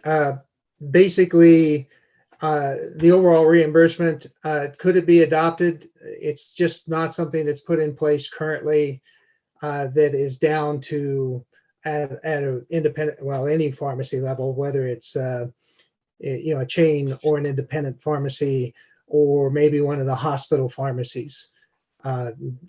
They're all participating under current terms, but this ability for the pharmacy to adjust the copays, collect the premium, the difference in the coupon program, and send it to the pharmacy benefit manager for reimbursement to the state is currently not part of a contract. So, Mr. Hayes, do we have a contract with a PBM, and what's the contract period of that? When does it expire? Madam Chairman, we have one with our current pharmacy benefit manager, MedImpact, and that contract terminates January 1st. Or December 31st, technically. Is it usually a year-long contract, or what's the usual length of the contracts? Madam Chairman, they're annual renewable contracts up to 5 years. Okay, any more questions for Mr. Hayes? Senator, I was just gonna call Senator Mitchell. Thank you, Madam Chair. I just want to make sure I understand the whole coupon process in the pharmacy business, because I'm guessing it's not like the coupon business or coupon process in my business, and I don't want to get caught again. So you take these coupons, do the coupons go to a coupon clearinghouse and then a check's written? Where do the coupons go to be redeemed? Thank you, Madam Chairman. We might have to, I think that's probably not a question for Mr. Hayes. Let's, Ms. Carroll.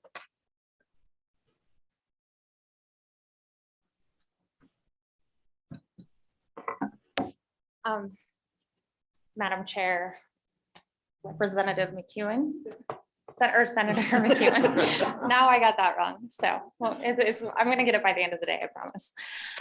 So PBMs receive two types of rebates: manufacturer rebates and pharmacy rebates. So what he's referring to is a manufacturer rebate. They're cash payments made by pharmaceutical manufacturers to PBMs that are theoretically designed to act as a drug discount. And the pharmacy rebates are the point of sale ones that we were talking about, where they come and take money back. So rebates unfortunately have become a lucrative revenue source for non-transparent PBMs at the expense of plan sponsors, actually.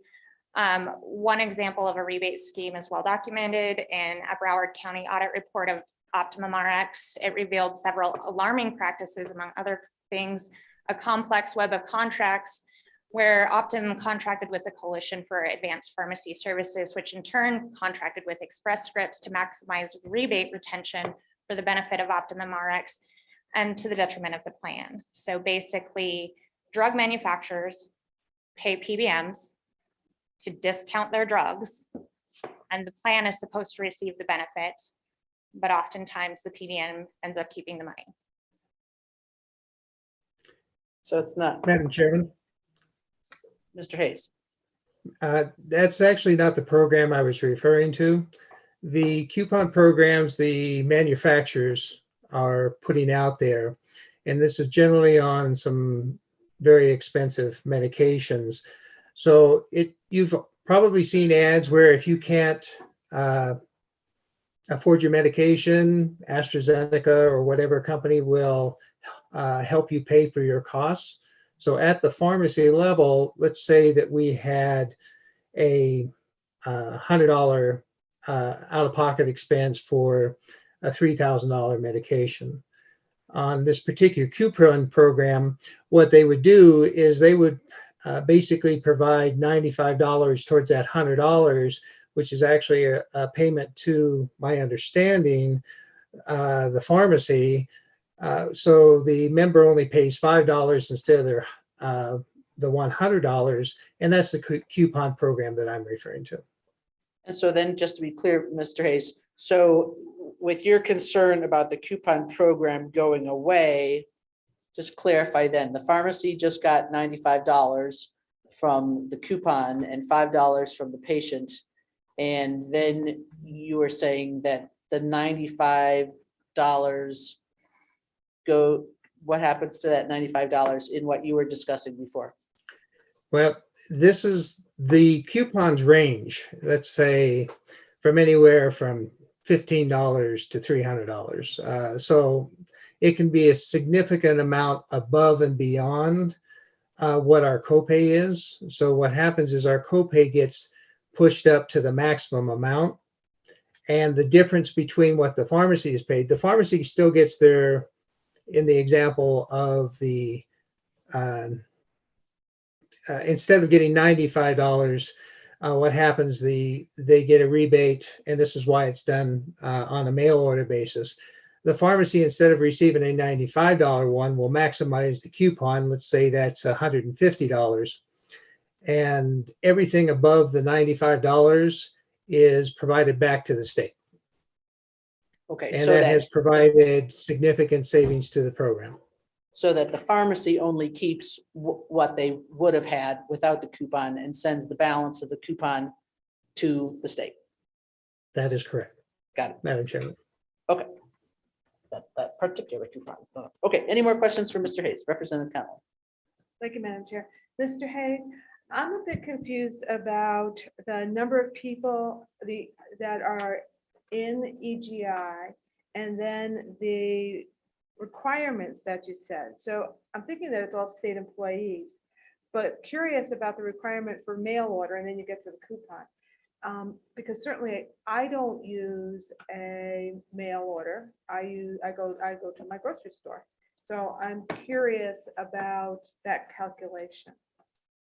Mr. Hayes? Madam Chairman, members of the committee, for specialty medications, and these are, and we limit it to a 30-day supply. The specialty medications and their maintenance medications are required to be done through a mail order services. The other medications are eligible to be filled at any willing pharmacy. Madam Chair, as a follow-up, and Mr. Hayes, the $2.3 million per year. Could you explain what that is again? Because honestly, I thought that would be a loss for not using mail order. And it sounds like mail order is now only required for very few. Mr. Hayes? Madam Chairman, members of the committee, the answer to that one is that that description I was just providing of that difference on the coupon from the static level, say $80 copay, and the difference between that maximum amount, that gap reimbursement is being sent back to the state.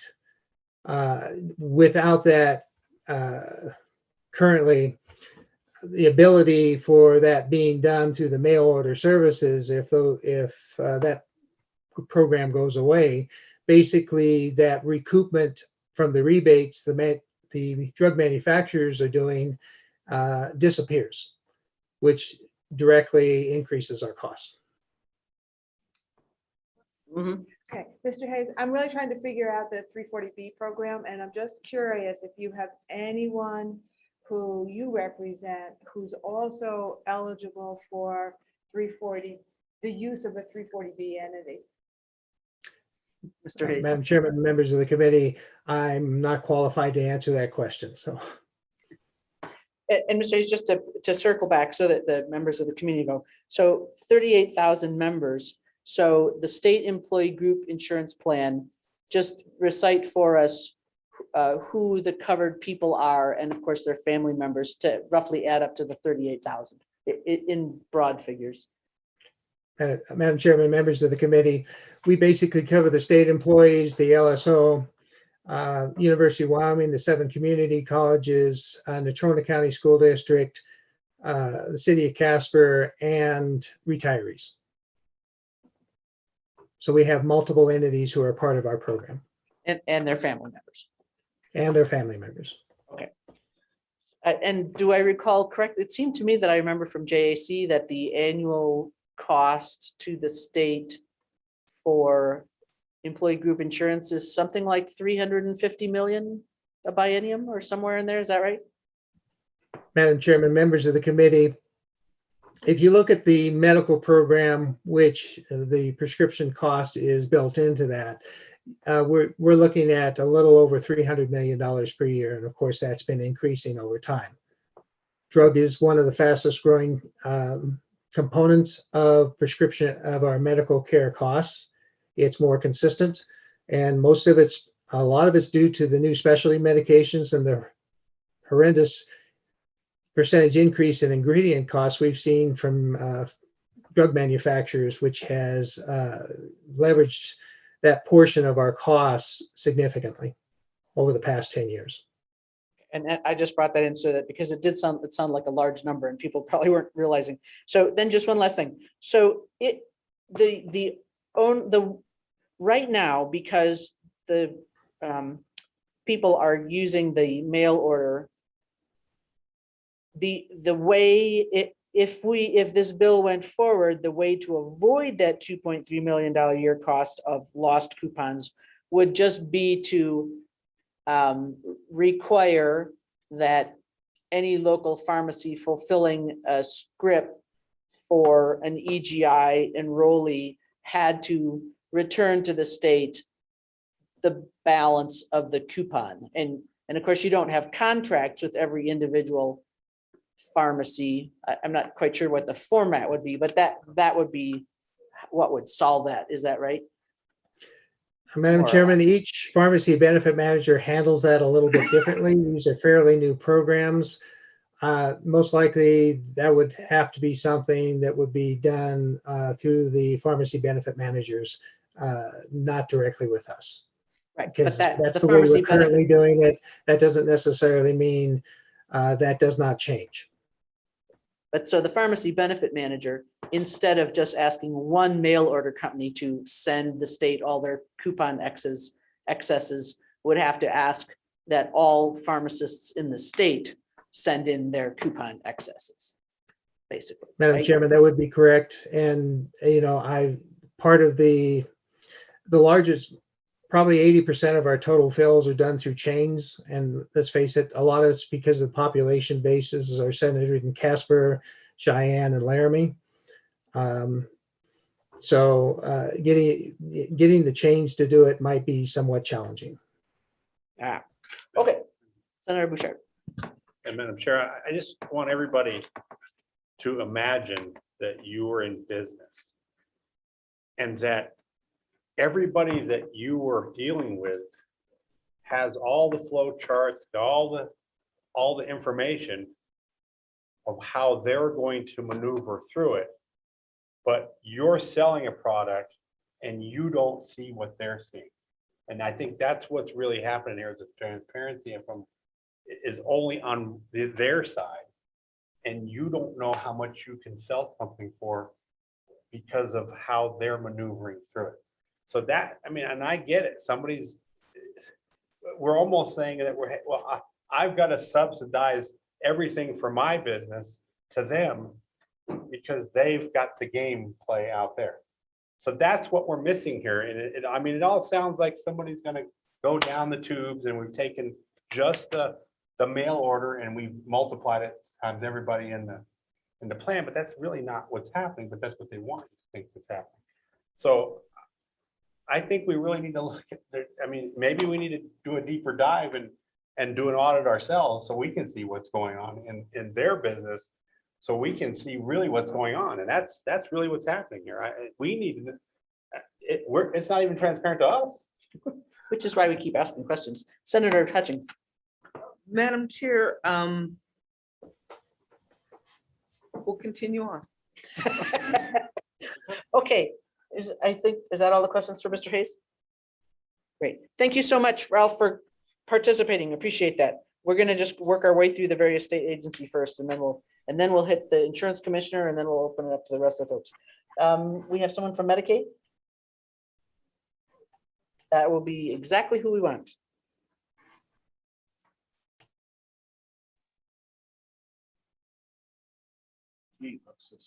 Good afternoon, Madam Chair, members of the committee. Can you all hear me? We can hear you. Thanks, Corey, for tuning All in. right. Thank you. Madam Chair, members of the committee, good afternoon.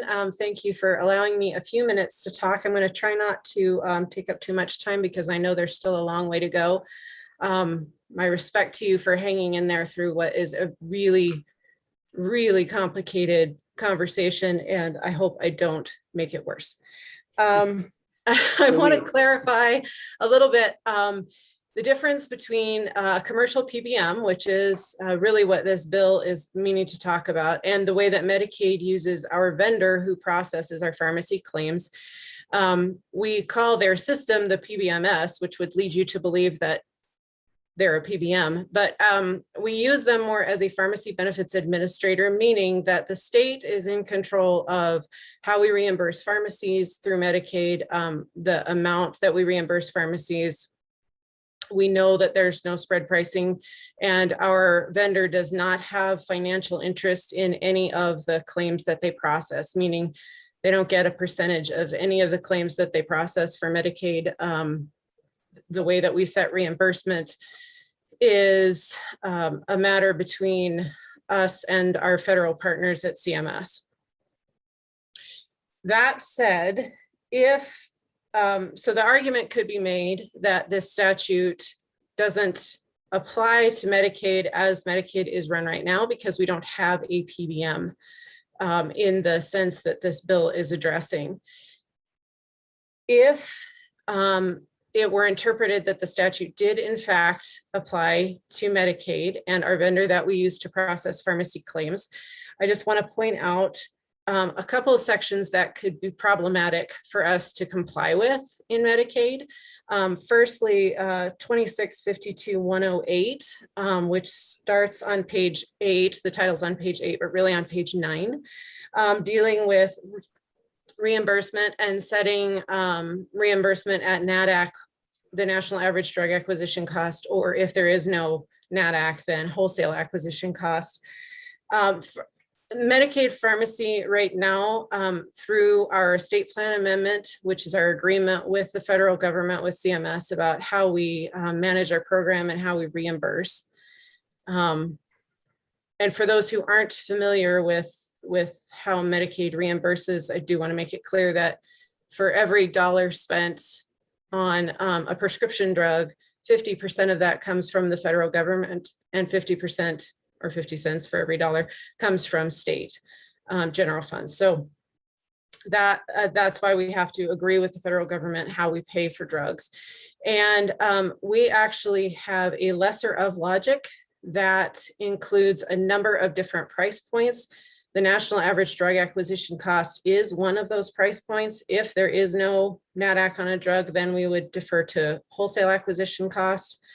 Also, average wholesale price minus 11%, federal upper limit, state maximum allowable cost, ingredient cost submitted, gross amount due, and the provider's usual and customary.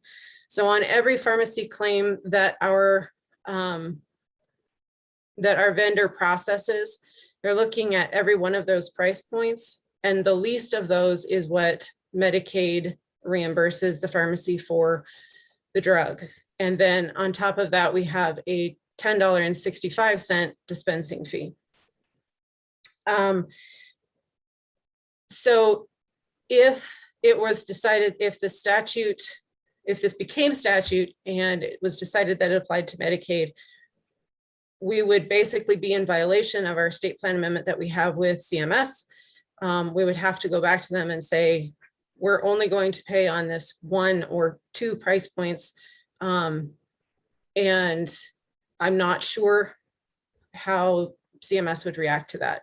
Probably not well, based on the way that the reimbursement rules are written in CFR.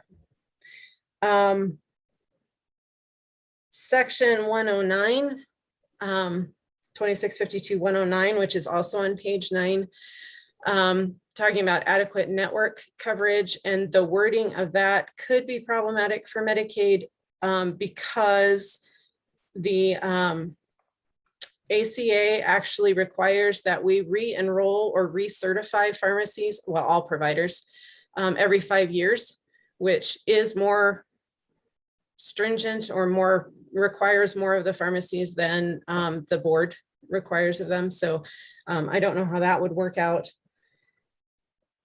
And just as a point of interest, all of the price points that I just read off to you that we use lesser of logic for, and this is referring to 2652-102 on page 16, and the redefinition of the maximum allowable cost list. In Medicaid, at least, we consider the maximum allowable cost to be a separate and distinct price point from all of the other price points listed in that definition. So for example, when we do get a pharmacy who appeals a claim that paid on state maximum allowable costs, so we look back at what they paid for the drug, is our maximum allowable cost set too low? And do we need to raise that and allow them to reprocess the claim? If all of those price points were included in the definition of maximum allowable cost, that would make that appeal process very difficult, if not impossible. And most of those price points, the state actually has no control over. Like the national average drug acquisition cost is set by CMS, or a vendor that CMS has. So that's just food for thought. I do know a little bit here and there about 340B, so I'm happy to answer what questions I can about that if anyone has them. And I will also just throw in, because the conversation came up, that Medicaid does have a definition of pharmaceutical services in our rules in Chapter 10 of the Medicaid rules, which is the pharmaceutical services chapter. We define it, and I'm not sure how helpful this is in terms of a general bill, but we define it as drugs, devices, or medical supplies that are covered services as defined in this chapter. So I'm not sure that's super helpful for you all, but it is there. So with that, I will happy to stand for questions. Questions for Ms. Cooper, Senator Hutchins. Thank you, Madam Chair. I appreciate your testimony, but this bill in no way deals with Medicaid. So thank you so much. And I do look forward to hearing your 340B explanation for Representative Conlon. So actually, before she answers, so Senator Hutchins, I'm not sure that would, I mean, that may not have been your intention, but on page 3, where we were talking about inserting private or public health insurance, a public health benefit plan means Medicare, Medicaid, or other health benefit program, or coverages operated or maintained by any governmental entity.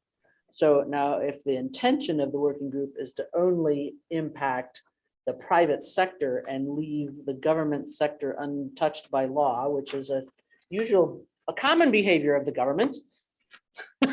We might hear some complaints about that, but I just point that, I mean, we could exclude Medicaid, but whether we would want to exclude other public plans like school districts and states, I'm not sure we want to do that. But anyway, just put that there. Okay, did anyone want to have any questions about the 340B program? We do, okay. I do, just. Corey, just give a brief explanation, and if I don't know how much you've spent in the all the bill, but there was that section on pages 12 and 13. It wasn't clear to me whether a 340B entity, whether we actually needed to address that in here or not. So I don't know, you may not have thoughts about that, but just explain it for us briefly.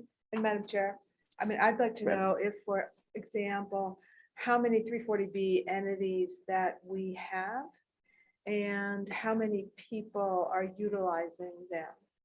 And then and though I don't think you can answer this one, I am curious about entities who don't have 340B associated with them when we have clients who need them. I'll just say, I think there also has been some drifting ideas periodically at the federal level of abolishing the 340B program. I may be wrong about that, but go ahead, Corey. All right, Madam Chair and Representative Connolly. A quick and dirty description of 340B that sort of builds on the definition that Representative Romero Martinez read earlier. It is a discount drug program where the manufacturer actually sells the drug to the covered entity at a discounted price. And then the relationship between the patient and the covered entity physician or prescriber is what establishes that patient as allowed to get 340B medications. There are two different types of 340B pharmacies that we see. One is that the pharmacy is part of the 340B covered entity itself. So it's part of a clinic that is a 340B covered entity. The other type of pharmacy that's in the 340B program is actually a contract pharmacy. So this would be like Dr. Carroll alluded to earlier with Walgreens in Cheyenne, is a retail pharmacy that participates as a contract pharmacy with 340B covered entities. So oftentimes the 340B covered entity is a clinic that has a buy to ship to agreement with the manufacturer. So they buy the drugs from the manufacturer and they have them shipped to a contract pharmacy. So that is not part of their facility, but will serve their patients.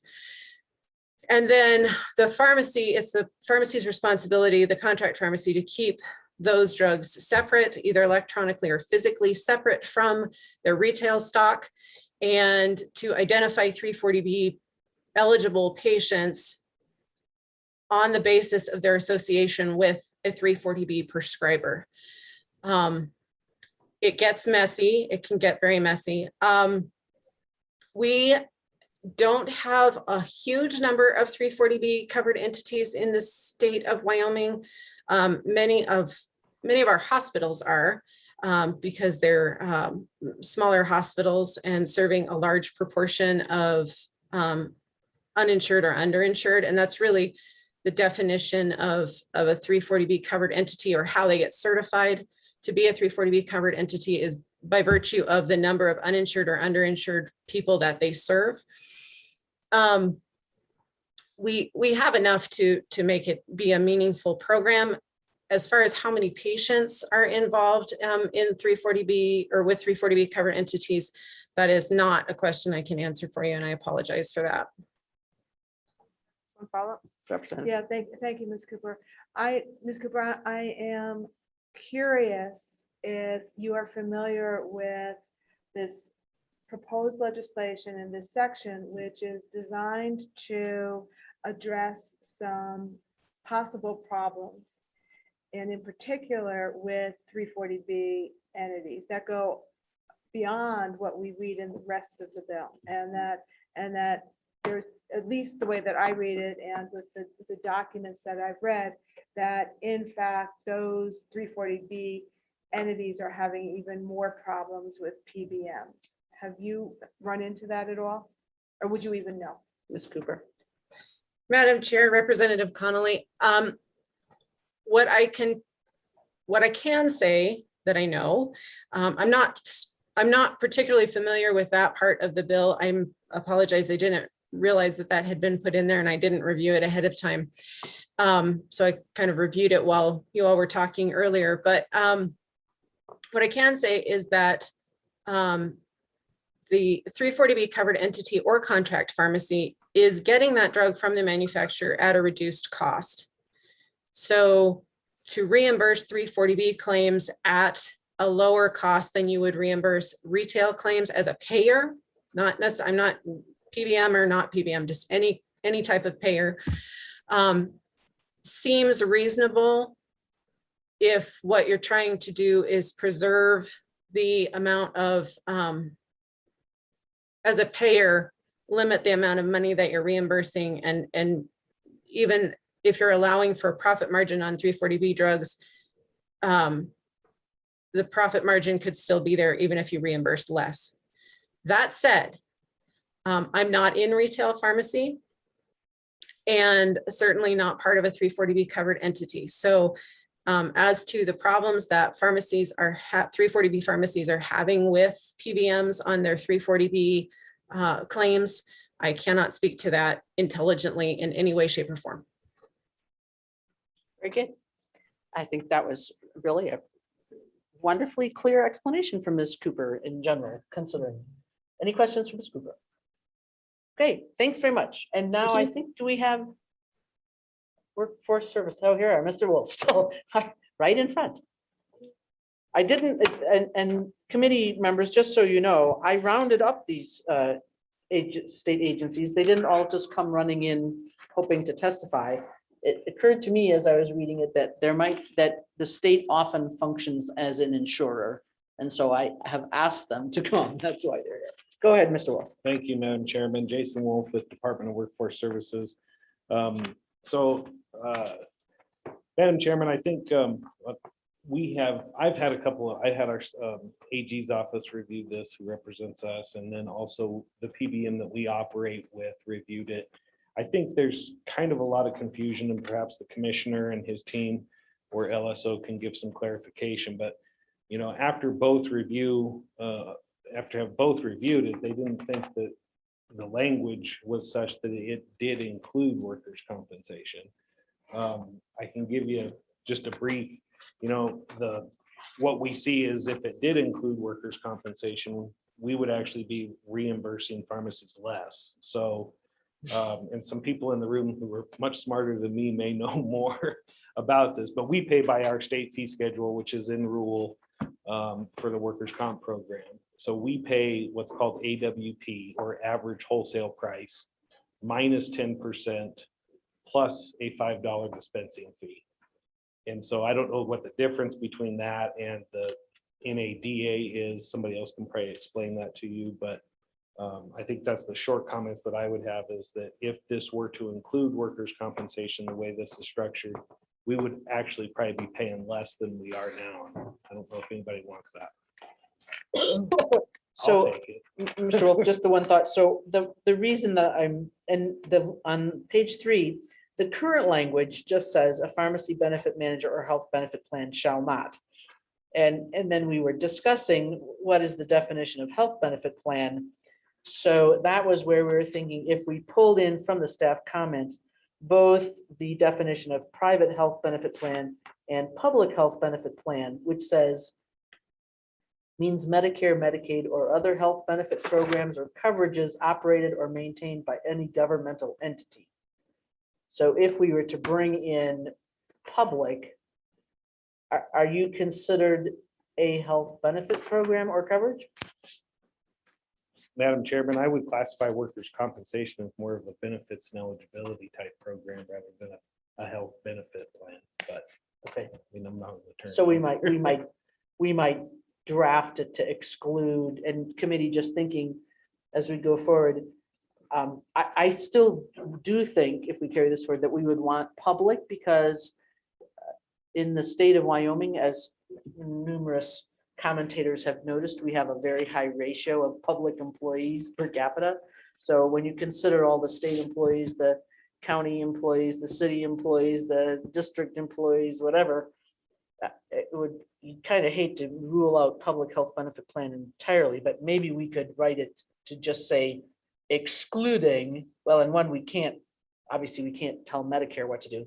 We could exclude Medicare, or maybe even just any federal program, because I think, you know, TRICARE wouldn't be in part of this anyway, excluding federal benefit plans and Medicaid and workers' comp, or you know what I'm saying. I don't have to draft up the language now, but I think that's. I just finished my sentence here. Okay, any questions for Mr. Wolf? Representing Conlon. Mr. Wolf, how did you get a $5 dispensing fee?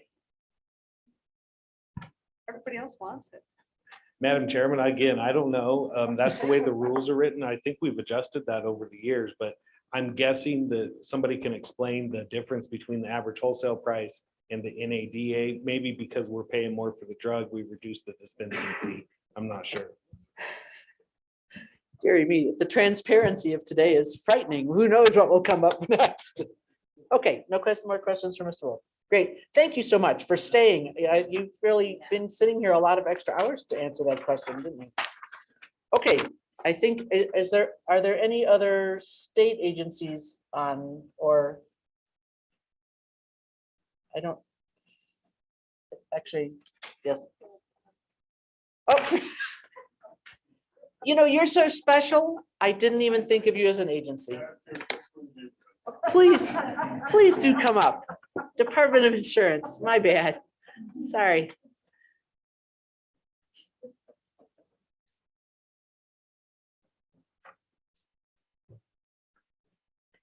I'm getting less and less space on my paper every time. You only have 1.25 inches. Madam Chair. I'm Jeffrey, the Insurance Commissioner. With me is Ms. Burke, our Senior Policy Analyst. We had a number of issues that we wanted to address with the bill. Some of them impact just directly our, the Department of Insurance and the manual and whatnot. And then just some general overview things we noticed on the bill itself, just to share.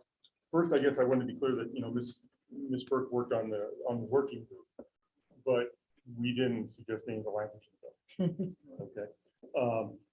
We saw version 2 last week on Friday, and we saw version 3 Wednesday. And so we're still analyzing this. We're still finding all the ripples that this will affect. To start with the impact on our department. Currently, as we are staff demand, we cannot do that. We cannot. The workload from the bill is actually very large. There's a lot here. Every 3 months, we will receive a large amount of data that we need to analyze for violations on 37 different PBMs. We don't have the people or the experience in that area. Looking at Arkansas, for example, their Department of Insurance, they have 170 people. West Virginia's Department of Insurance has 230 people. We have 26. Arkansas received 237 PBM complaints beginning with this year up until June. That's the actual total amount my entire office took on all other insurance matters, property and casualty, life and health, and those are handled by 2 people. So in essence, that would double our complaints on a topic we know nothing of. And so looking at those different departments, I'm going to have to estimate that when the fiscal note comes through, if it should, I'll be requesting at least this one senior policy analyst, and cross my fingers and hope they have some experience in PBMs or pharmacy. And I'm going to have to ask for at least 2 licensing our consumer specialists to handle analyzing the data and any of the complaints. I'm also going to ask that our spending authority be increased, because we are going to have to hire outside experts like the other state departments of insurance have done. I would estimate, I would want on standby $250,000. I would try to get a number of folks, a request a proposal out and have them on standby for help with this. And once again, I came up with these numbers after consulting with the Arkansas Departments of Insurance, West Virginia, Texas. I've talked with North Dakota. There's also this unknown amount of work when it comes to enforcement. We just can't take an action. There's an investigation after the complaint, and then we have to give notice to the party. They have to respond. Then, our legal staff will make a recommendation to me. I make the decision. That decision is appealable to an administrative hearing officer. That decision comes down. That's appealable to the Wyoming Supreme Court. And that's just the administrative process for adverse actions that we take. And so I haven't even touched on what that would do to workload with having one staff attorney who only part-time works legal matters of this nature and one paralegal. There's something else I guess I want to explain why this is something new to us, this concept of the role we're taking. I mean, we've already got 3.5 pages in the statute of where we overlook PBMs, but generally we assist individual consumers. That's who we look out for. If I go to a hospital and I get my knee worked on and I have a complaint with my insurance company, I can call the department and have that explained. If I have a problem with the hospital and how it coded it in the billing, I can call the department and we'll help that individual consumer. If the hospital or the insurer calls our office and says, the hospital calls and says the insurer's not paying, or the insurance company says, I don't like how they're coding this, I think there's some problems here, we don't help them. We don't help with the business entity. That's up to them to resolve with their contracts. I understand the disparity that we've talked about with the PBMs and the small pharmacists. I guess I just point that out, though, that this is a different role for us, and maybe that's why we are such a small legal law firm, Department of Insurance. Sorry. Also, our authority really only covers 15% of the health insurers. 50% of the market, I guess I should say. We do not cover large group insurers. We have no authority over the VA, TRICARE, Medicare, Medicaid, workman's comp. We do not do workman's comp. We have authority in the marketplace and with private small groups. And so what this bill does is it puts us in a position to analyze this relationship between PBMs and pharmacy in all of these different settings, unless you exclude. Yeah. But I guess my point here is we don't do anything with those things either. We have no expertise there. So that's where I'm coming from at this point. Looking a little bit at the bill itself, the number one concern with the bill that has to be addressed, or bad things will happen. Okay, starting with page 3 and 4, when we talk about the definition of health benefit plan, that's a problem. We have to define it, and we have to have it only apply to this chapter. Has to, because if it doesn't, there's ripple effects that are tremendous. For example, we might have to have health insurers refile every single policy they filed with us, which could be up to 1,000. We would have to actually, when we evaluate them, completely change what we look at, because we have the term public benefit plan and private benefit plan used throughout our statute. And if there's any misuse, so we're throwing this third definition, we have to be sure there's no problems there. So that's a must-have in any event to go forward. Just some general comments, and I feel better because Mr. Brody mentioned this too about including the definition of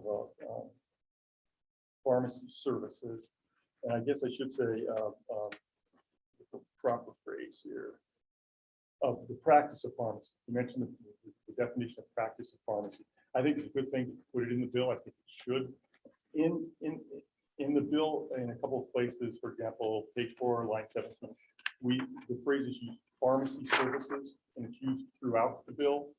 And then further on in the bill, the phrase drugs as a pharmacist administering drugs, that's used throughout the bill. Neither of those terms is actually in the definition put in the state board of pharmacy. That they're different. They don't reference those things. And I want to be sure we know what the consequences are here. When we use the phrase pharmacy services or drug being administered, is there an opening there? Are things now going to be billed that weren't in the past? And if that's something you all want to do, that's perfectly fine. I would just like to know the consequences to the bottom line. And I'm hoping that maybe an insurer or PBM can tell us, will costs go up? Because one of the things I'm asked every day is, why is health insurance so expensive? And I said, well, health costs are so expensive. And this could affect the bottom line there. So I throw that out. Once again, that's way out of my league, but it's a disconnect. Page 4, lines 22 to 26. This paragraph, when we first read it, we wondered if they were just trying to eliminate the use of tiers of drugs, which we see in many plans and many health plans. If that's the case, this is something I'm hoping an insurer could tell us about. What is the impact? Because I think there's some pricing cost shifting that will occur if that's the case. Commissioner Root, could you just point that out again more clearly? Page 4, Madam Chairman, 22 to 26. And Mr. Hayes touched base on this a little bit. And once again, I just wasn't sure if that's what the intent was to eliminate a list of tier drugs. So in other words, and I'm not asking for a specific clinical type thing, but you mean that they might charge a higher co-payment for, let's say, an infused drug rather than a pill, or they might require you to try different blood pressure meds, and if you end up at the 5th try, your co-payment might be greater for, I mean, I'm just, don't panic clinicians, I'm just trying Right, to. and I'm trying to understand it too. And that was we're not pharmacists in our office, and we looked at that and said, boy, that sounds like it would get rid of what we see normally with tier 1 drugs being a certain reimbursed, tier 2 and tier 3. And then if one slides into the other, well, if it's more expensive, where's that cost going to be absorbed by? Is it the consumer? Because that's a lot of what we do. Okay. So, page 9, line 23, that there's a prohibition on price spreading. I just wanted to point out that Arkansas did this as part of the Arkansas bill. But even with their 170 employees, they hired a vendor to do this for them because they could do it in-house. They could not. This is silly, but page 11, line 13, the phrase promptly paid. I don't know what that is in this context, what it's not. Where was that? Page 11, line 13, if I got it right. Okay. Looking at page 12, line 10, the commissioner may examine or audit books. Anytime we do an exam, the first thing I look for is who's paying for it. In some instances, we could charge the PBM to examine them. We could certainly do that. Or we could put it in part of my budget where I have it sitting there for contracts of this nature. But one thing that also came to my mind was, what if we need to look at the pharmacy books? I don't have the authority to do that, or whoever entity I would hire to do this. They're going to have to need to look at pharmacy books on occasion. I don't know, maybe not. But if they do, I need the authority. And if so, who's going to pay for that? And winding down, page 22, line 12, shall adopt rules. I actually think this is more complex than what we think. We sort of picked from 4 different states, 4 different programs. If it was just one state, I would borrow their rules, but it's not. And so we've got a unique set of rules here. I think I would probably have to hire someone to come in and tell us what we need to do to enact this. Given the timeline involved, I don't know if there's any way we could ever get this published in time when it's enacted. Madam Chair, I see a question. Senator Bouchard. Thank you, Madam Chair. So I'm looking at 2652104. And you already, basically they have to report drugs, right, a maximum cost list, right, to you. And it looks like what this does in this bill here is because there are already procedures there. And it really doesn't look like it applies to you. It applies more so how they work this out. And so I'm trying to see in this new section, because it's all it says is you may request. But it doesn't really, I'm not seeing where it makes you do anything different that's already in code under current law. Madam Chair, Senator Bouchard, one thing that is new is the reporting requirements that we get every 3 months that we must look for violations. Because as the program has worked since it was implemented a few years ago, it's only 3.5 pages and it's fairly straightforward. Madam Chair, follow up. Can you show me where you exactly where you must do that? Madam Chair, the way I was reading this, it says, okay, it starts with, page 2, line. That's fine.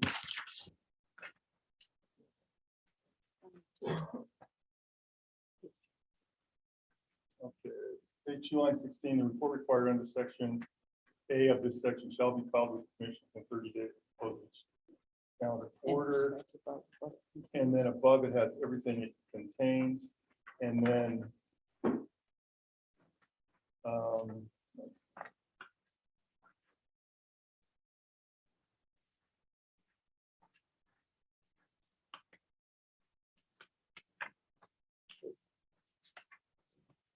and then on page 2 and 20, line 20 on, the commission may request any of the information required under this section at any time the commission believes the information is reasonably necessary to ensure compliance. Why have to ensure compliance? I have to look at this stuff.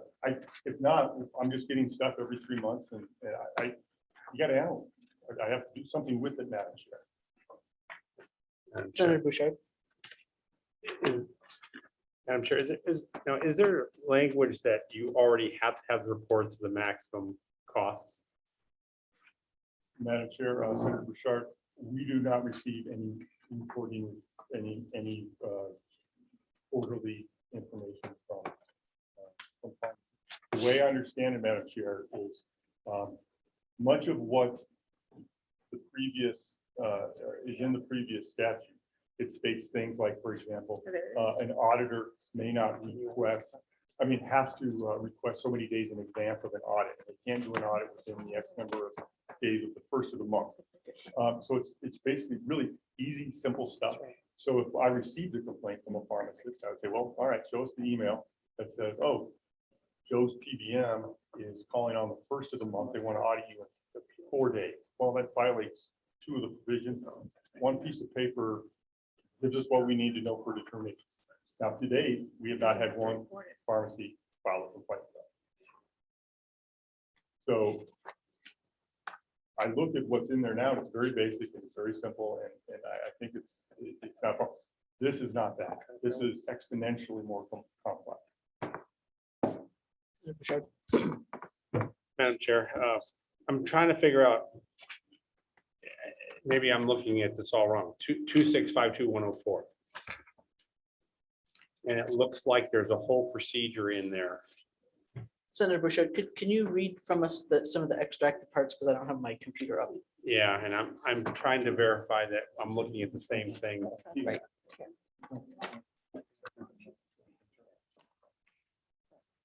I only run my computer when I'm not chairing. Madam Chair, if it helps, I think what Senator Bouchard is referring to, this section, I think there was a requirement at the time that there be an internal appeal procedure. And I was in the room when we discussed this, and the PBMs were okay with that, and so they came to an agreement and put it in the statute. So internally, that's something I don't see. I do not see that. Yeah, sure. Senator. Madam Chair, yeah, but it looks like that's what this is doing as well, because some of this is an internal process for them. the only thing that I see additional is, yeah, there's a database that they will have to give you a report. And it just says May. So I mean, if we got rid of on like page 2, line 20 through 23, there's one that which only says May. It doesn't say you have to. It's like a placeholder in case something did come up that you saw one discrepancy, you had an ability to act, but it does not say shall. And Madam Chair, if, Senator Bouchard, if that's the intent of this committee, that you don't want me to proactively look at this material, I'm happy not to look at it. But if then I am going to have to look upon it once I get the complaint from the pharmacies, which in Arkansas's experiences is significant. I will be doing it anyway, and so will people in my office. Arkansas's got a much bigger population than we have. We have more PBMs. We have everyone they have, I believe, and we certainly have the majority of the market with them. If it's a problem in Arkansas, we'll see the same complaint. We've adopted the same Arkansas provision. So just to be clear, so it sounds like what Senator Bouchard was saying, you can just accept the reports and do nothing unless there's a complaint. And what you're saying is there will be complaints. So even if I don't ever look at it until they complain, I'll be cracking that report regularly. Madam Chair, if Arkansas is in any way indicative of what I could expect, the answer is absolutely. Senator Hutchings. Thank you, Madam Chair. I kind of see where the commissioner's going, but I kind of don't. We're comparing Arkansas to Wyoming when we know our population size is smaller. And the whole idea of the bill is to make it so we're not having these problems. So prayerfully, you won't see a lot of these issues in it. Well, actually, you're not seeing them now, so hopefully you won't see them in the future. But for some reason, and I don't know why you were included in 2552, but you're there. So we have to rectify, we have to figure out really what your role is. If that makes sense, you're here. So, and there's a reason why you were put there and you accepted that role at some time. So, like I say, prayerfully, we won't have these problems if this bill gets passed with the PBMs. Madam Chair, Senator Hutchins, population of the state is not the issue. And when we spoke with Arkansas, we find out one complaint could actually have 100 scripts involved in it. My estimate would be, we will get that same one complaint, but we might only have 20 scripts because our population is smaller. Just because our population is smaller doesn't mean we'll have less complaints. I think we will have the same complaint, and especially if the pharmacies talk to each other across state lines. Senator Bouchard. Madam Chair, could we have the pharmacy association just give their take on this just for momentarily? Because I think we're saying there's a boogeyman here, and I want to hear what the other side says while we're saying the boogeyman's there. Could we do that? I don't want to hear from a whole lot. We can maybe hear just from the pharmacy association, but then let's let the insurance department continue on with their presentation. Madam Chair, I know just a couple more points. Obviously, like I said, the rules probably would be that for full consent. The North Dakota PBM regulations, it's on appeal. I'm sorry, it's what? It's on appeal. So what once again, I think we also see that too. I don't know, though, I haven't had enough time to see if the provisions that are on appeal were the provisions that were adopted in this bill. I don't know that yet. We haven't had the opportunity to. That's really all I have. I stand by for more questions. I hope you will. Very good. The next time we're in neighborhood, man, we'll try again. I know where you work. Cheyenne, I even know where a lot of them live. Okay, Ms. Carroll, if you want to just comment specifically to the complaints. And of course, the fact that all these people are here suggests to me that there will certainly be 10 or 15 complaints right off. They were complaining in June already. Go ahead. Madam Chair, Senator Bouchard, thank you for giving me the opportunity to address that. So what I was hearing is that we know that there are practices in place that are abusive or inappropriate, but we don't want to look at them because it's going to be too hard, which I find to be offensive. The other thing is the amount of complaints that would be received. The whole intent of the reports is so that there's some accountability for the appeals process that is happening. Because currently the appeals process is on the book that you can appeal, but as was stated in June, you're appealing to the person that just robbed you. It's the bank robber that just came and robbed you that you're appealing to get the money back. And nobody else is looking at that. So do we want the appeals to be looked at? Yes. The reports are to be sent in. So to encourage the appeals process to be more fair. And yes, if there is a complaint, they're likely going to have to look at that report to see if something actually was inappropriate in it. Again, to me, that is encouraging PBMs to do the right thing. It is not requiring the Department of Insurance to go through those reports on a daily basis or assess everything that's been sent in. But it will give them the information that if they do have a complaint, they can truly see both sides of the story and see what the pharmacy has to say and what the PBM had to report on that appeal. It is information that should be provided, given that they are the ones that are overseeing complaints from the pharmacy on those appeals anyways. So I do think that we should just be clear. I didn't hear the commissioner say he didn't want to look at them because it was too much trouble. I think what we want to say is, if this is something that is necessary for the good of the state and the pharmacy industry, we need to make appropriations for staff and personnel, not that he doesn't want to do it because it's too much work. It's a very small department. So, Ms. Representative Flitner.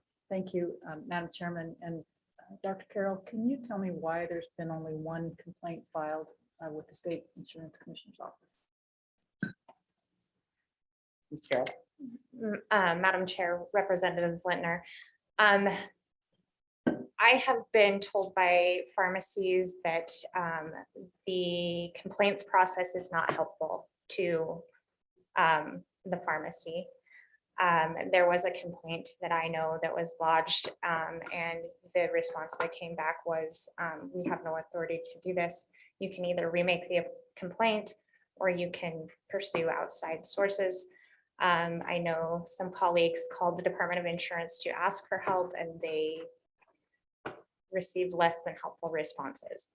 And so that is potentially why that the Department of Insurance hasn't received complaints from the pharmacy, because they feel that they're going to a department or that maybe doesn't have the resources, but that they're not receiving the help that they need, which is maybe again why you're seeing this bill come across this committee's desk, is because they feel they have not received the help that they needed in the past.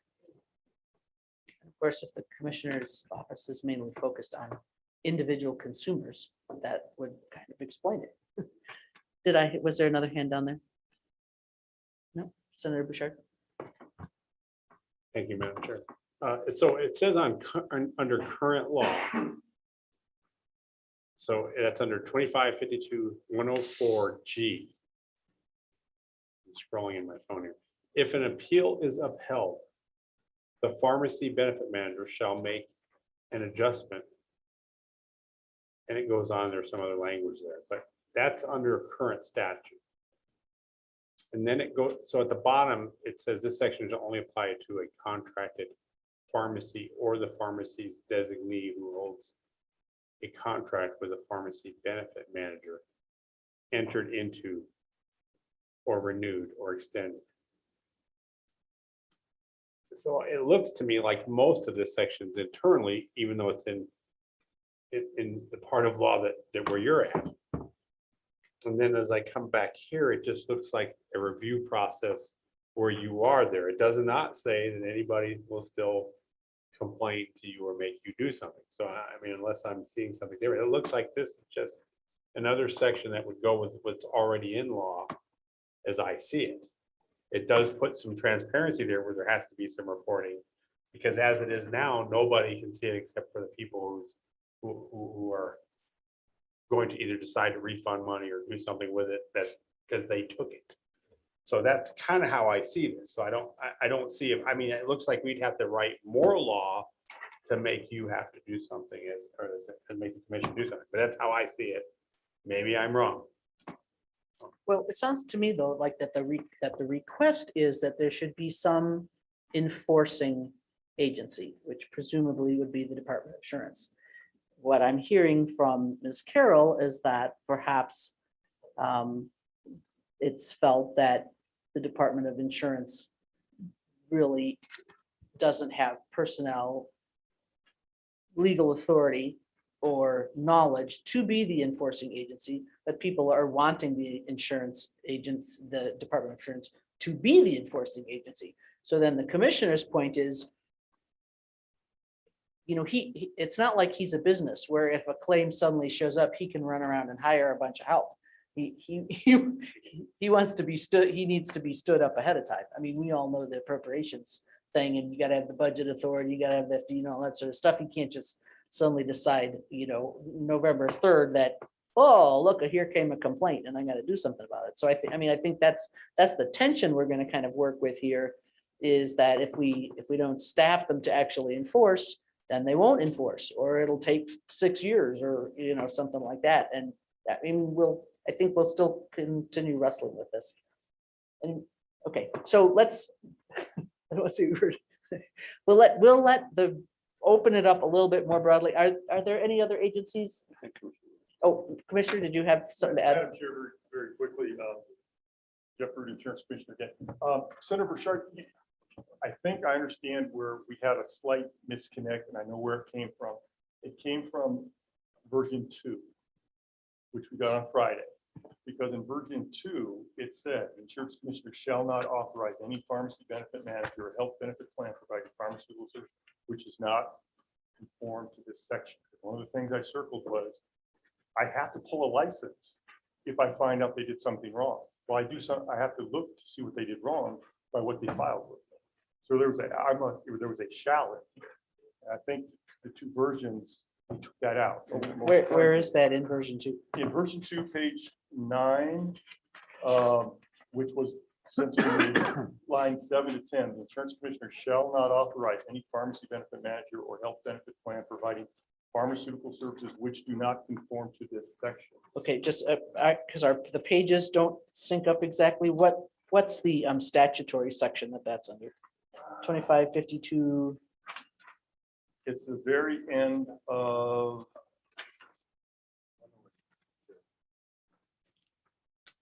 the transparency pharmacy. It's above it's above 62-52-109 reimbursement clawbacks. It's above the staff comment. 62.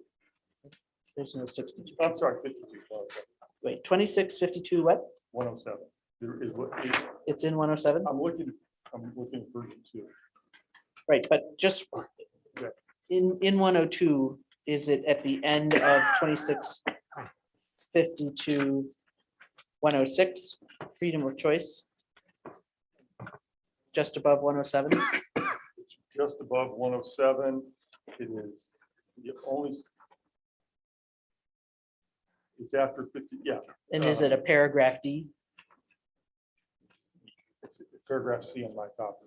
Okay, so our version says, has paragraph C, any covered individual or pharmacy injured by a violation may maintain a cause of action to enjoin the continuance of any such violation. Do you have that verbiage in yours at all? I apologize, madam, I'm sure if I made this more confusing. I just don't. No, but I want to see where the issue is. Perhaps it's actually still there. I mean, until we find out where it's disappeared from. So if I look. So if I look on what I printed out as version, working draft version 2, and I look to the 4th page, it's 26-52-106. Okay. And then there's a staff comment, a big one, and then there's a page 5, 6, we're still in that same section, 7. I want you to go by paragraph numbers because our pages are gonna be off. So then if I go to A, So we've got all the A, way down to, 1, 2, No. 3, 4, 5, 6, 7, and then go to B, B, and then go to C. okay. Okay, so Senator Hutchings, is that correct that you've entirely changed paragraph C from version 2 to version 3?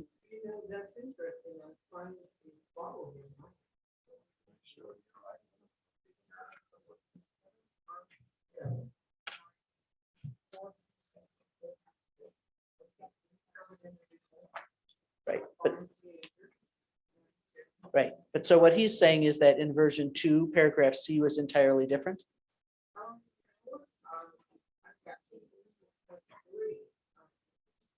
Well, so, right, we're looking at 3.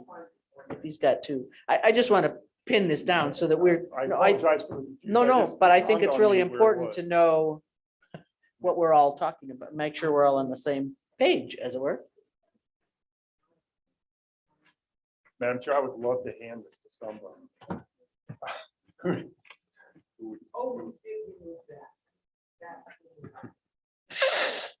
Over the weekend. No, not over the weekend.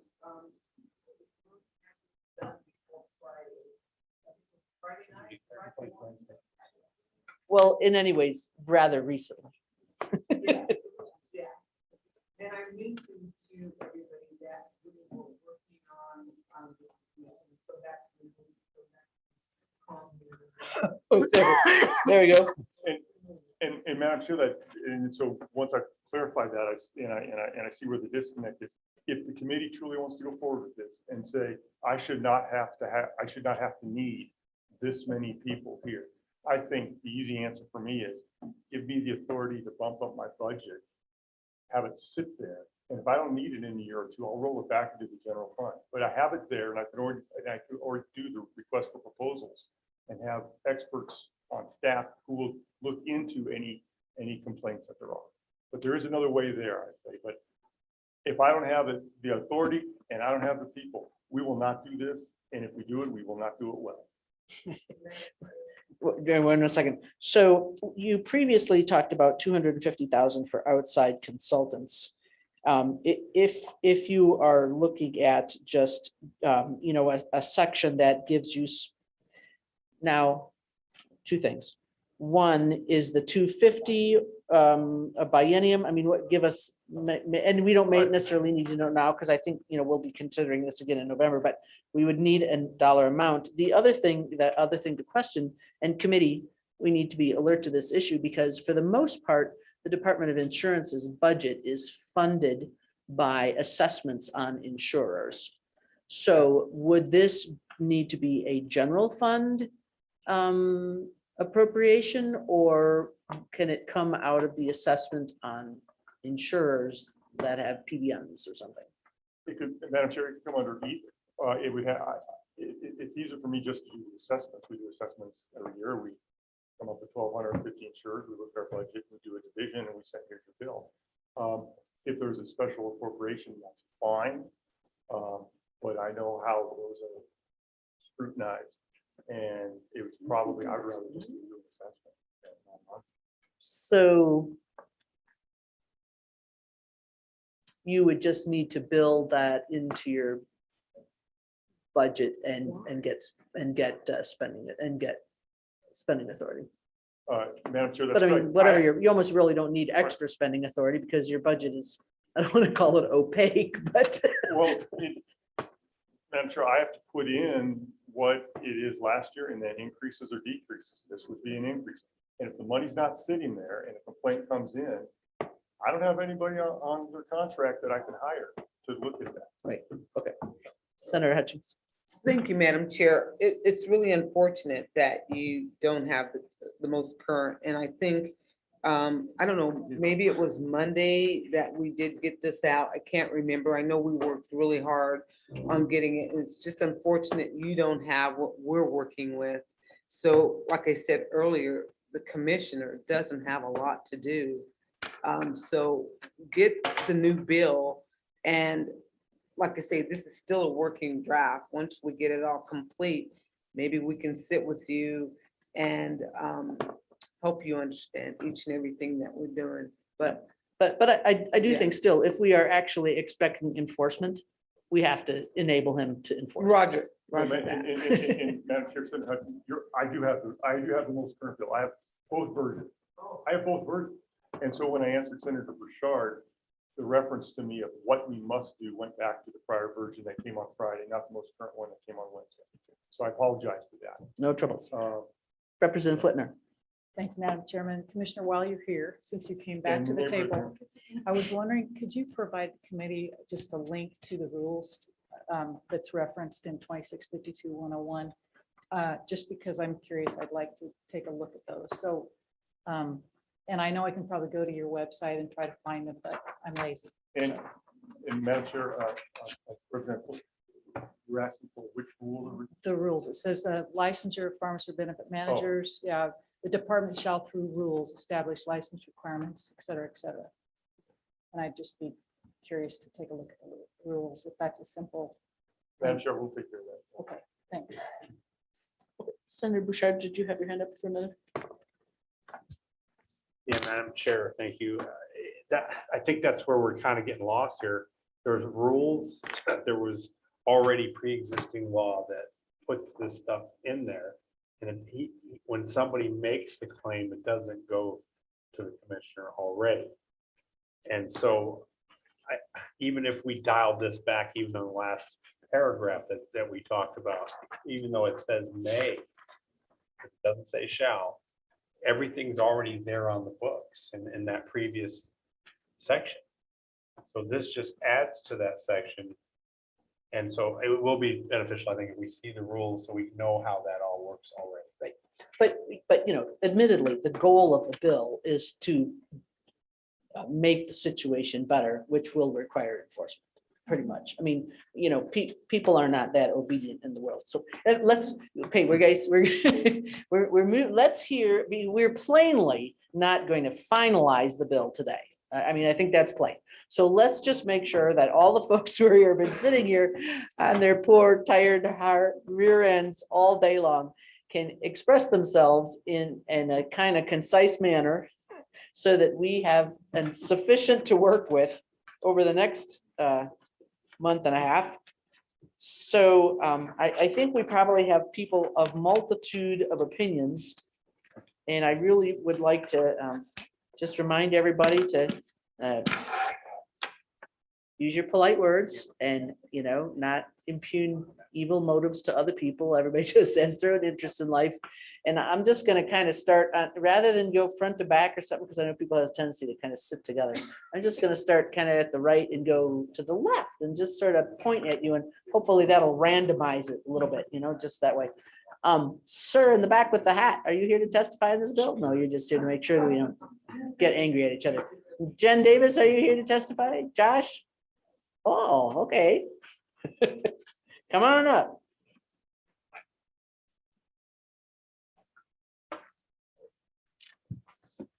Madam Chairman, members of the committee, Josh Hannes with the Wyoming Hospital Association. I will be very, very brief. I think Ms. Cooper from Department of Health gave a great explanation of 340B. I'm happy to answer any questions the committee may have now or at other times as it relates to those programs. Several of our members are covered entities under that program, and it brings a tremendous benefit to the state. I'd actually like to engage this committee and other stakeholders in how we can best support 340B in this state, how we can continue to make it viable. You're correct, Madam Chairman. There's some talk and action at the federal level that reduces some of the benefit to covered entities through Medicare reimbursements and some other things. Manufacturers, many in the room might be aware, have tried to unilaterally change the prices that they offer to covered entities for some of those drugs that are eligible for 340B. But that aside, I guess what I'd recommend and what my preference might be is that if we could remove the 340B conversation from this legislation and perhaps have a more robust conversation that includes, you know, our members, federally qualified health centers are often 340B eligible, bring payers into the conversation and have a more robust and focused conversation on 340B. So if it'd be agreeable to the committee to remove that from here, I think that would be a wise way to go. And I think we could get some good work done. So if I might just say what I think I'm understanding, because I had asked whether it was just kind of, I don't want to say extraneous exactly, but perhaps not that applicable. Is that what you're, or that it may be slightly applicable, but not greatly, and that it would be better to deal with it in a more holistic way elsewhere and not with this particular couple of paragraphs? Madam Chairman, yes, I don't want the 340B issue to get lost in what I imagine is a controversial discussion that's going to happen behind me on this, and I don't want to lose the focus and have, I don't necessarily have a problem with the language as it is in here, but I don't want it conflated with the rest of this larger issue. And I think if we could focus attention on how to make 340B strong in Wyoming and maintain its strength, I think that would be best in my opinion.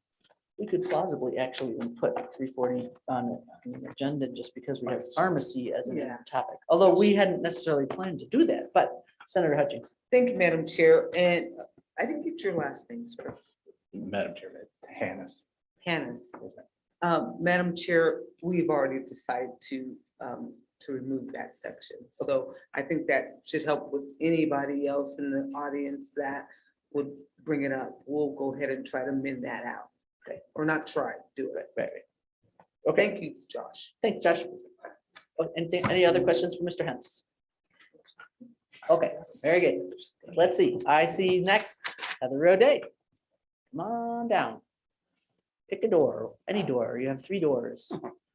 One has a John Deere tractor, one has a goat, and one has a trip to Cancun. I see, like, back in the day, there used to be shows like that. Oh, and she came with all sorts of other people. Madam Chairman, my name Welcome. and members of the committee, good afternoon. My name is Heather Roday, and I'm here representing Blue Cross Blue Shield of Wyoming. My right, I have Kevin Schreck. He is the Director of Pharmacy Services for Blue Cross Blue Shield. And then finally, we have Raymond Red, who is our General Counsel. Let's talk about a little bit about Blue Cross Blue Shield. We are an independent, not-for-profit, Wyoming-based company providing health insurance to help protect members from the high cost of healthcare. Our members include those who are enrolled in the ACA marketplace. They are individuals. They are employers. And our employers either are fully insured, so they have the cost share, we take the risk. Or there are those who are self-insured, and that means that they provide administrative fees to Blue Cross Blue Shield to administer the claims. And then they have to pay the claims themselves. Okay. So between our local members, including the businesses and the members we serve throughout the Blue Cross Blue Shield Association. So we have Wyoming members, but then we also serve those folks from other states who access our networks. We serve over 205,000 members. Premiums and cost shares to cover healthcare are paid by those individuals and employers. And in many cases, it is the employers who pay the actual cost of the claims. In all cases, it's the members who in some way pay for the increased health costs. This proposed Wyoming legislation, and I think we've talked a little bit about this, has not been fully represented as consensus from the work group. I sat on said work group, but we did not have any input into the language that you are looking at today. The points that we brought up were largely ignored. This legislation is not only addressing PBMs. It is coming at the health insurers. So please understand that it's not just the PBMs. And as a reminder, pharma, the manufacturers are one of the reasons why we have PBMs. They set the prices of the drug. The payers hire PBMs to conduct services that include claims payment, eligibility verification, benefit and formulary administration, pharmacy network support, utilization management, and many other services. Please don't make me start over. You really don't want me to start over. No, we're good. Okay. So the money discussed, when we talk about who's going to pay, the members are going to be who's going to pay. The PBMs aren't going to pay because the PBMs are the ones who are managing the money that we are trying to provide health services for our members.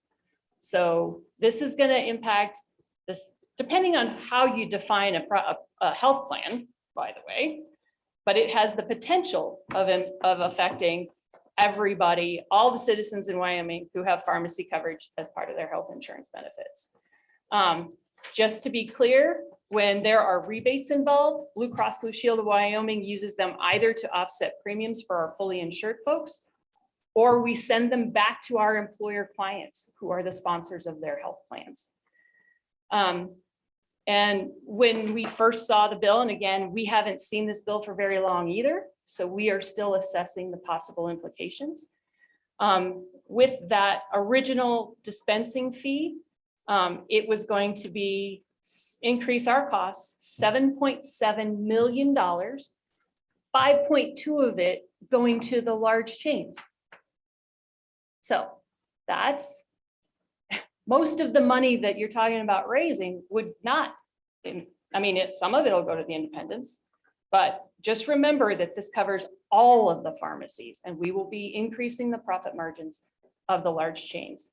When we talk about the proposed changes regarding the acquisition cost, it would add another $4+ million to our costs.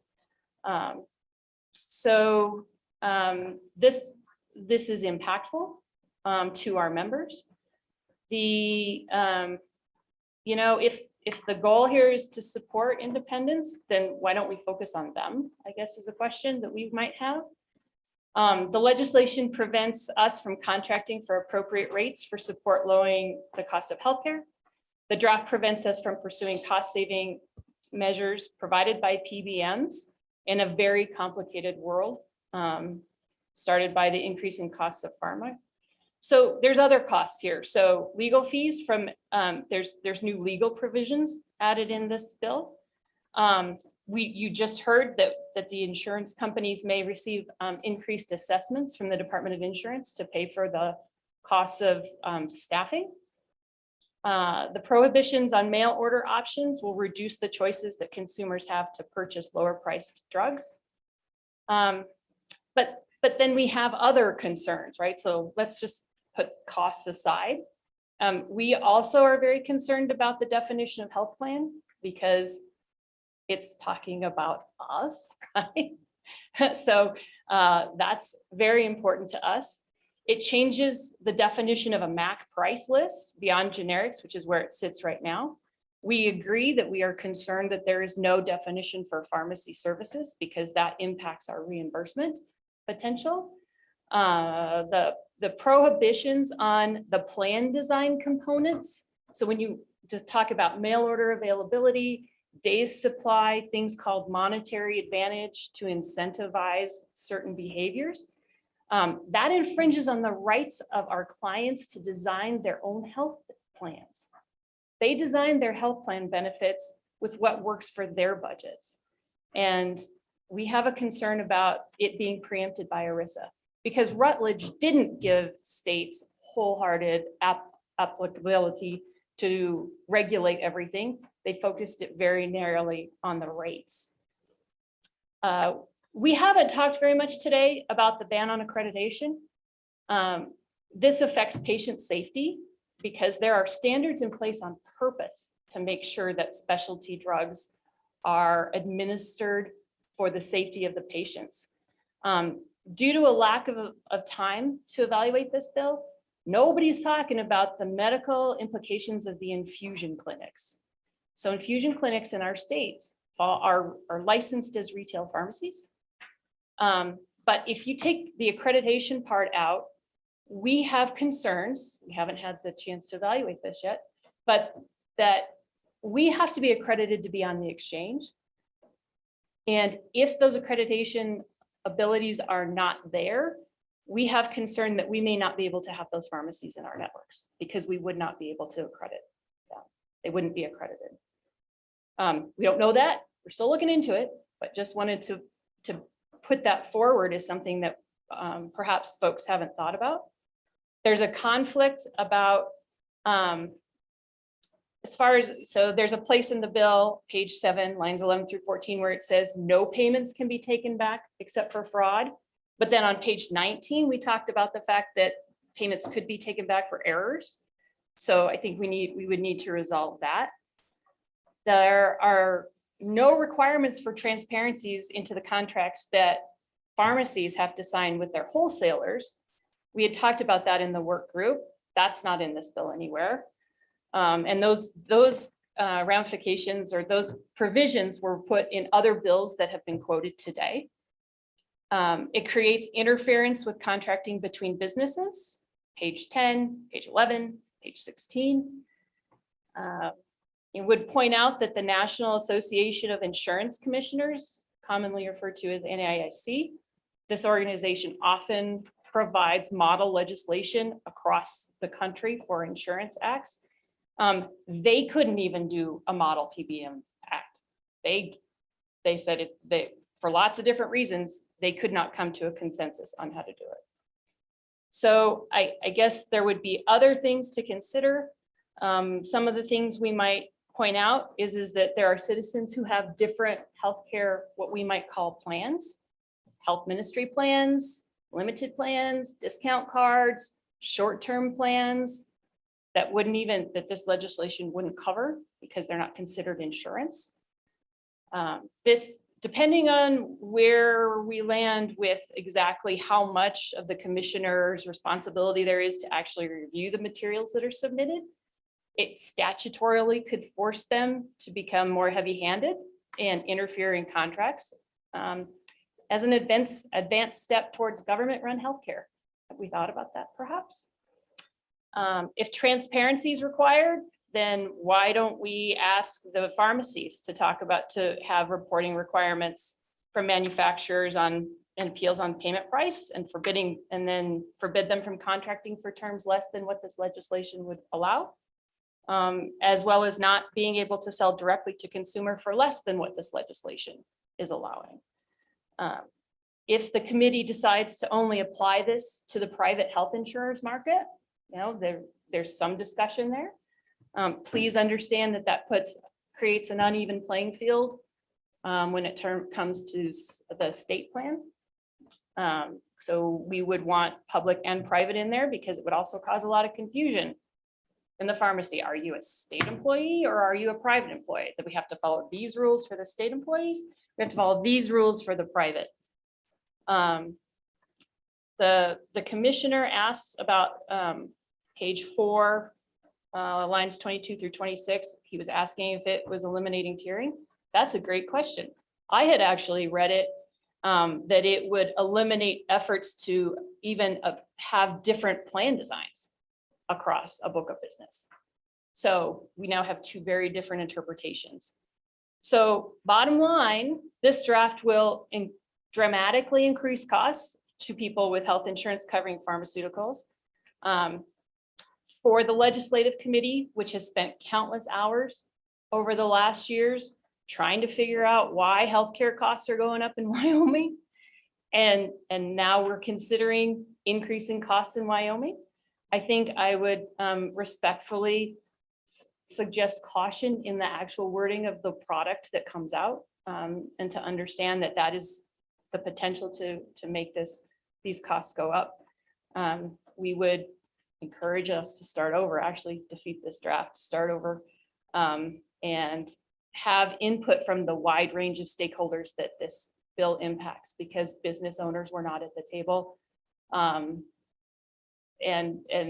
other folks that we asked to be included were not allowed to be in the conversations either. So with that, we have anything else? Stand for questions. We'll stand for questions.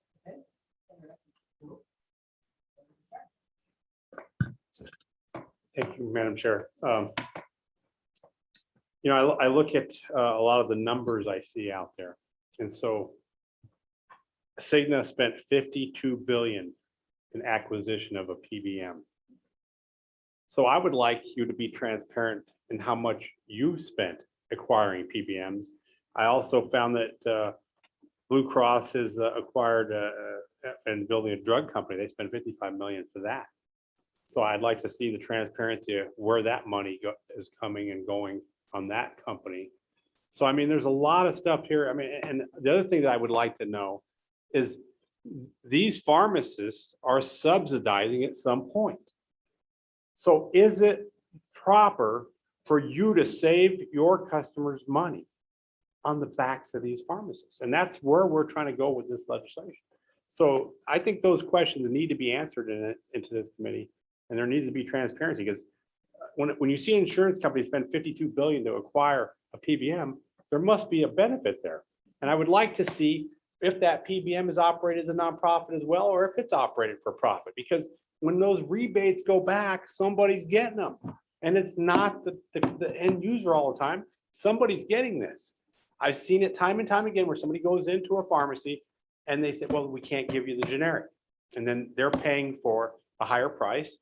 And so the copay is there, but they're also paying a price on that prescription. But the pharmacy can't get paid for it. So there's just too many questions in here.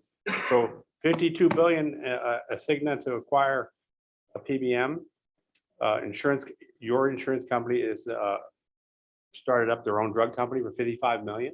I want to know how much you've spent to acquire a PBM and to operate it. Is it profit? Where is that? How much money is involved there? How much on the payroll for all that?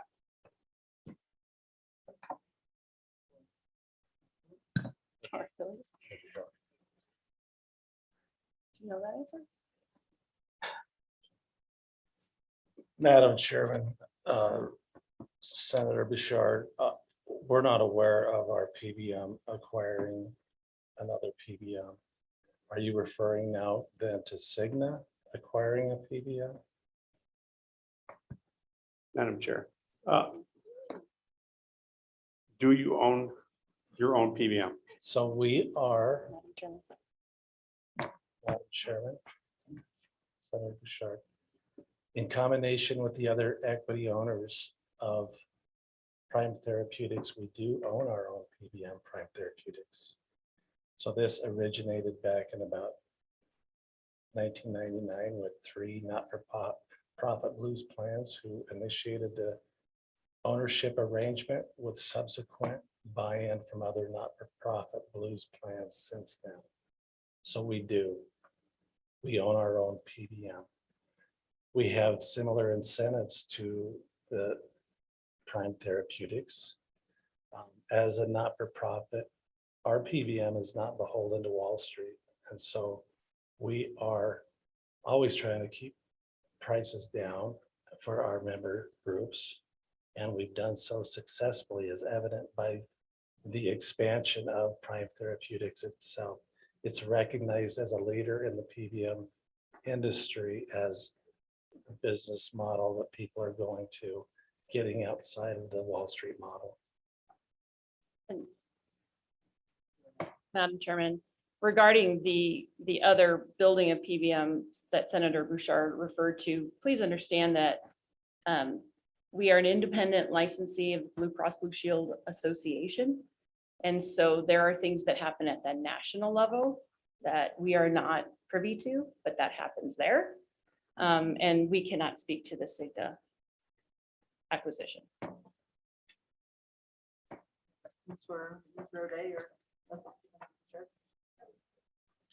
Madam Chair, just to follow up. I didn't expect you to answer for Cigna, but the fact that Cigna spent 52 billion in acquisition of a PBM obviously is because there's a benefit. That's their principle. No different than your PBM is your principle. And it isn't always looking at the people that are sitting behind you and how they have to subsidize what's going on. And that's where we're trying to get to here. So there's, and as you just stated in committee, an open committee, that you don't know what they're doing at the national level. So there are things that happen that it's just not transparent even to you, let alone to us, let alone to the people that are being affected. So I think that's the main problem here. So I think that's the direction we're trying to move in, is to go towards transparency. So even if we dial this bill back and just start moving towards transparency, so everybody can start looking at it and seeing, because there's an iron curtain there. And these people are subsidizing. And do you, I'll ask you a direct question. Do you believe that these people are lying, that they're subsidizing what's going out their door because they're not getting paid? Is that yes or no?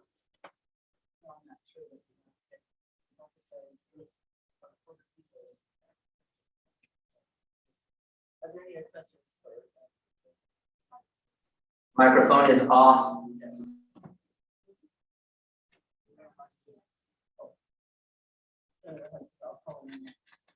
It's kind of hard to run with. Representative Romero Martinez.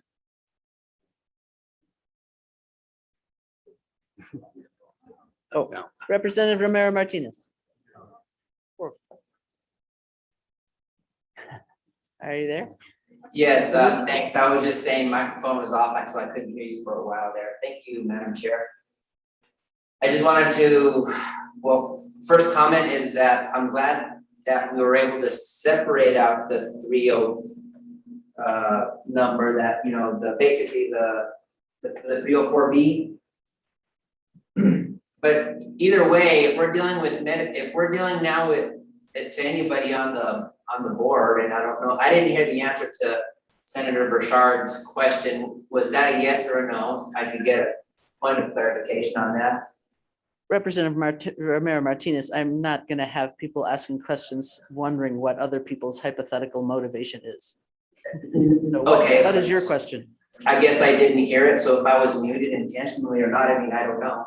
I didn't hear the answer. That's why I'm asking. Because I told them they don't need to answer hypothetical motivation answers. Thank you, Madam Chair, for the information. My question is regarding Medicare patients. Obviously, we're taking out the poor people who use the clinics. People who have Medicare, there seems to still be this vague thing going on. What do you propose as the solution? So Representative Romero Martinez, Medicare is a federally run program, and we have no capability of telling Medicare what they can or cannot do with PBMs. So we will not be covering Medicare patients or Medicare specifically anyway. Thank you, Madam Chair. I have no further questions. It just sounds like that to me. Senator Hutchins. We'll let it drop.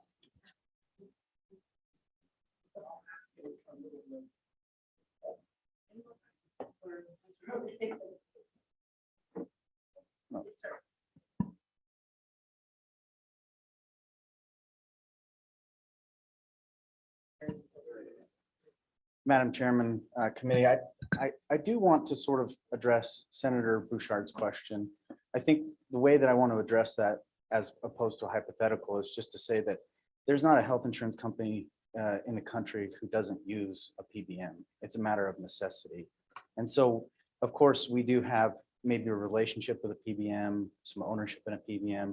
For us, it's very, very small. We're the smallest blue plan in the system. And it, as Mr. O'Day said, we're independent from the entire system. We run our own small company here in the state of Wyoming.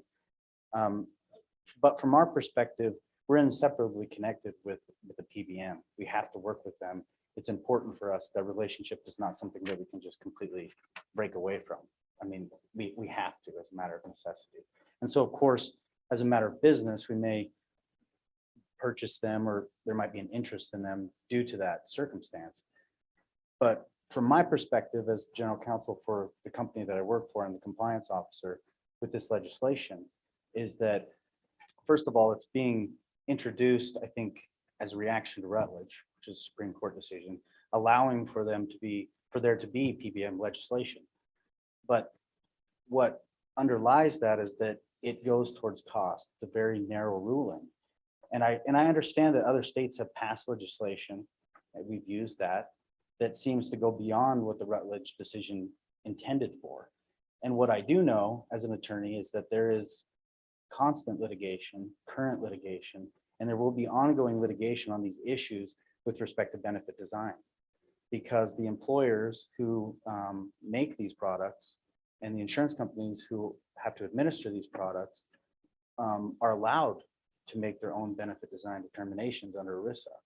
And if that's eroded through legislation and new legislation that the NAIC can't even come up with for a model rule, which typically the state of Wyoming uses a lot of the NAIC model rules.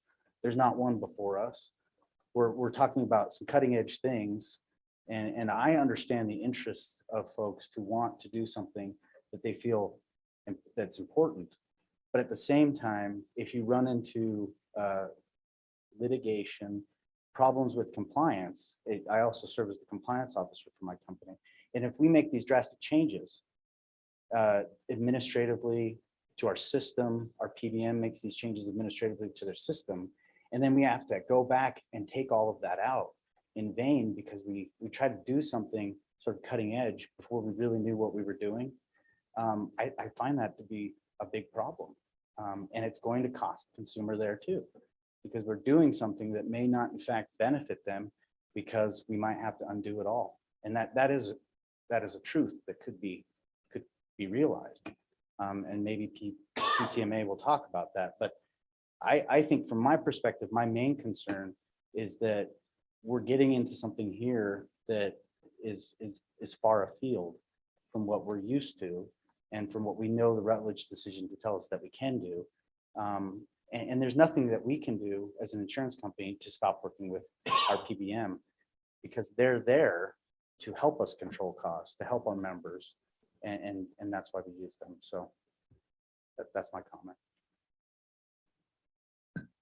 And one last thing, please understand that the language that's been lifted from Texas and West Virginia went into effect 16 days ago.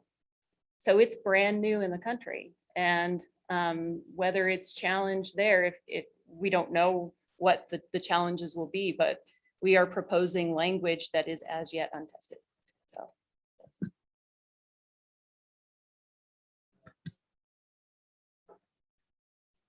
Thank you, Madam Chair. You know, I don't know about everything you've said, except for this. I'm not afraid to go forward and do what we can for our local pharmacists, do the best we can.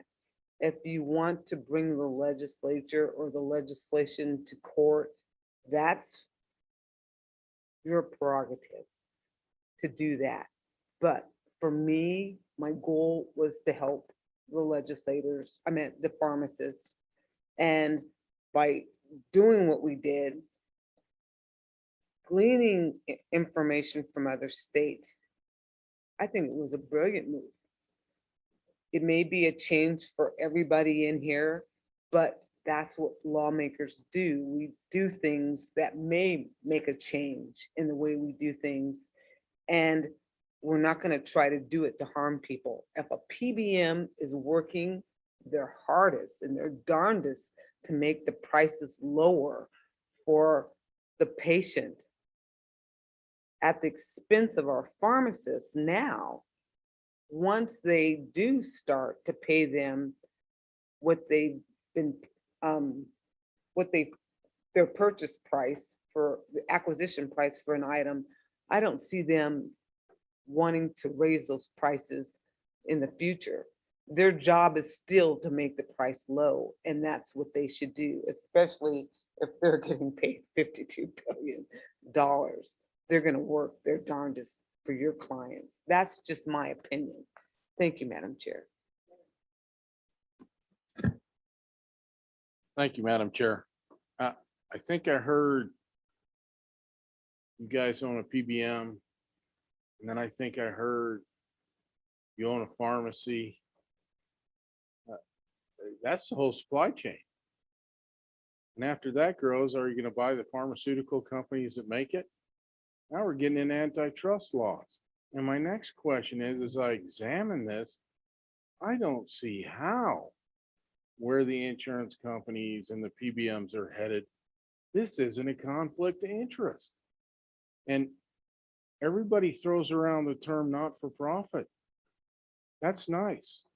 But all that is a tax status. That doesn't mean you're not trying to make money. So let's be honest about it. You own the whole vertical line. And every insurance company is going to keep owning the vertical line, which is going to get rid of most of the competition. And you want to sit here and tell me what we're proposing, socialized medicine and one payer medicine? I don't see it. And I'd just like to hear your comments on that. Thank you.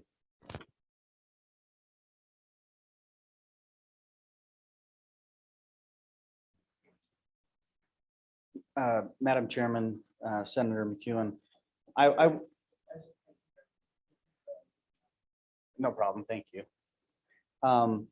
One thing I will say about Blue Cross Blue Shield of Wyoming is we have less than 1% interest in Prime. So 0.1% interest in Prime for us.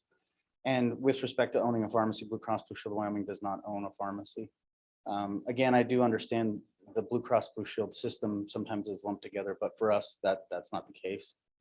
So here in Wyoming, it's a much different circumstance, I think, for the citizens and for the people here. We're not dealing with the same types of things that you might find in a larger community. And I think I just wanted to make that point.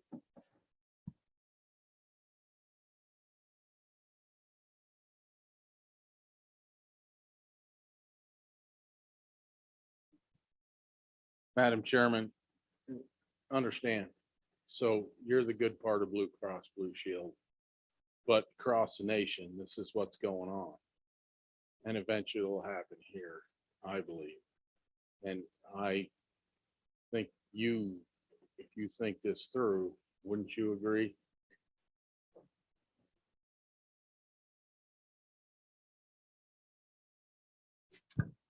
Thank you, Madam Chair.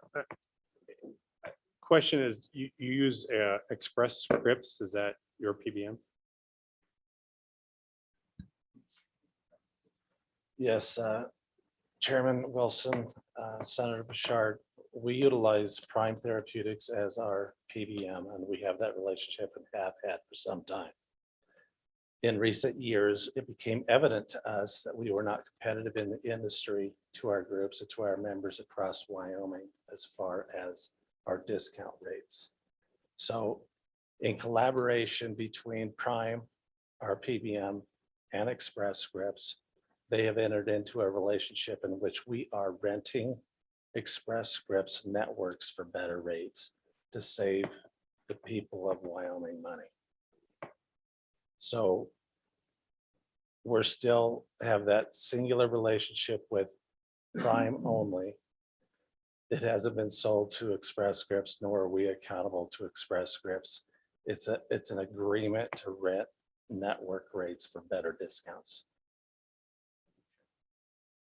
Madam Chair, well, so Express Scripts was purchased by Cigna for $67 billion. So, I mean, I'm still coming back to this, how we haven't had the question answered.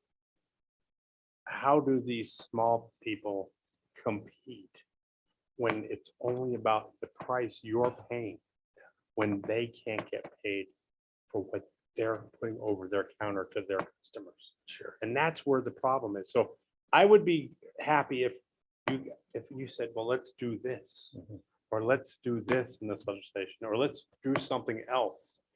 That's not what I'm hearing. And that is the problem here.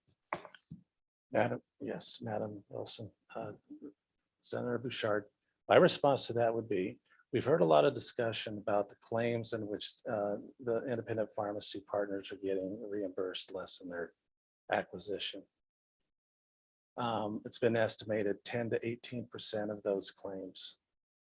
I have a question, and we all do, on those remaining 82 to 90%. And we believe if you take into account the overall total mix of reimbursement on all claims, we believe that the independent pharmacies are being paid adequately. Now, we've heard testimony about independent pharmacies closing. Now, I may be wrong, but we've estimated there's about 39 independent pharmacies in the state of Wyoming. And we've also estimated that in the last 5 years, only, to my estimate, 2 pharmacies have closed, one in Afton, one in Cheyenne. So we don't see that as highly significant or highly endemic situation of closures of the independent pharmacies in the state. But yeah, we.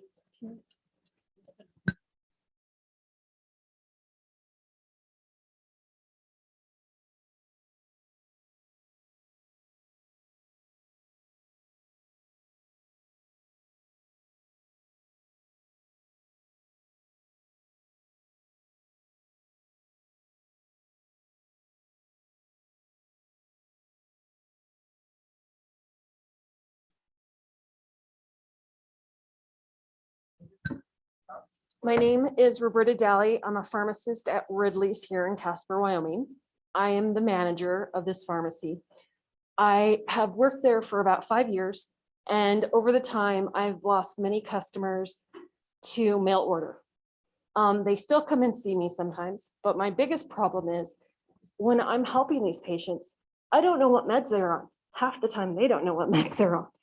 And trying to help them with maybe a pain med that, oh, wow, I can fill a pain med for you today because it's the first fill.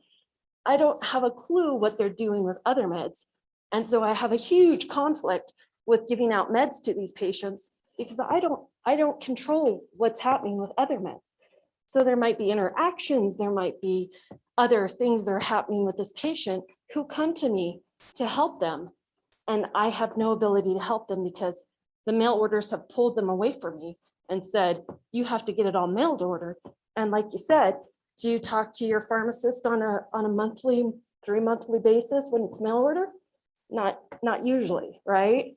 I mean, most of you know that the healthcare profession is very hard to get to. Pharmacists aren't. We're right there. But if you take this away from us, if you take away the money, we shut down.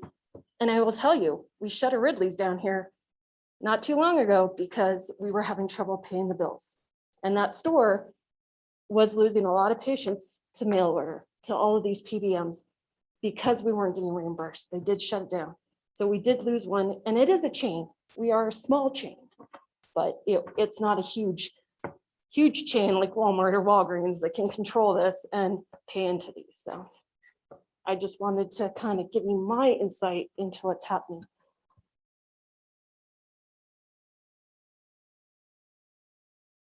Just really quickly, Madam Chairman, I appreciate that. Roberta, how will this bill help or not help you? Well, of course, it's going to help. If it goes about the way that it looks like it's right now, it's going to get us reimbursed properly for the meds that we dispense. It'll give these patients the option to stay with us instead of moving away to mail order. Being paid the amount of money. So if I buy a med for $10 and I'm told I'm only going to get paid $5, I'm not going to stay in business very long, right? I'm going to have to shut my doors.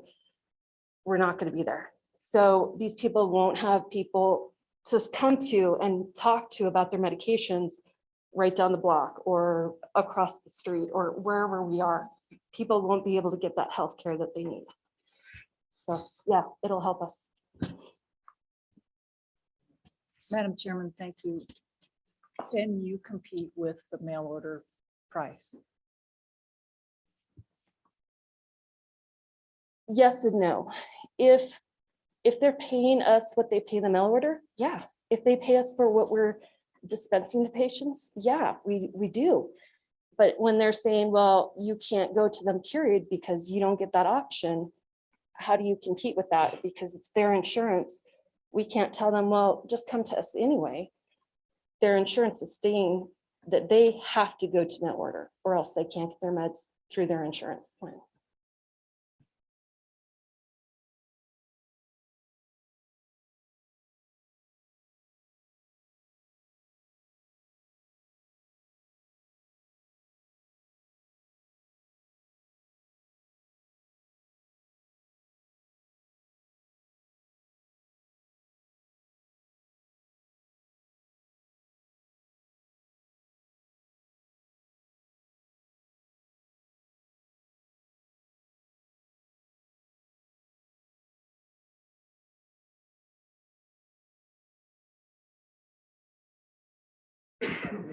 I'm Scott Schmidt and I own North Star Pharmacy in Cheyenne.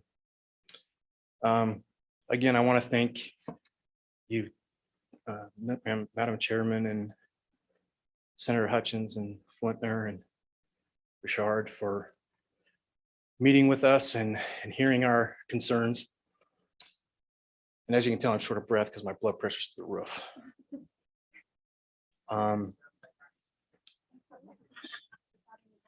Yeah, and I need to self-medicate, I think. There's a reason why we were under a gag clause, because we're bringing this to the attention of you folks that are able to put laws in place that not only hold us accountable, but hold those that receive money on the backside accountable as well. We're probably the most regulated profession in all of healthcare. I can guarantee you. We have CMS that regulates us. We have the Board of Pharmacy that regulates us. We have all the insurance companies that we have to credential with. I am accredited. I am the only infusion company in the state of Wyoming that's outside of a hospital. I guarantee you my cost of reimbursements of drugs are a heck of a lot lower than any hospital that's in the state. And we provide therapies to patients that are in home, so they're not going to the hospital. Those that are immune compromised are staying away from COVID right now. They're staying at home.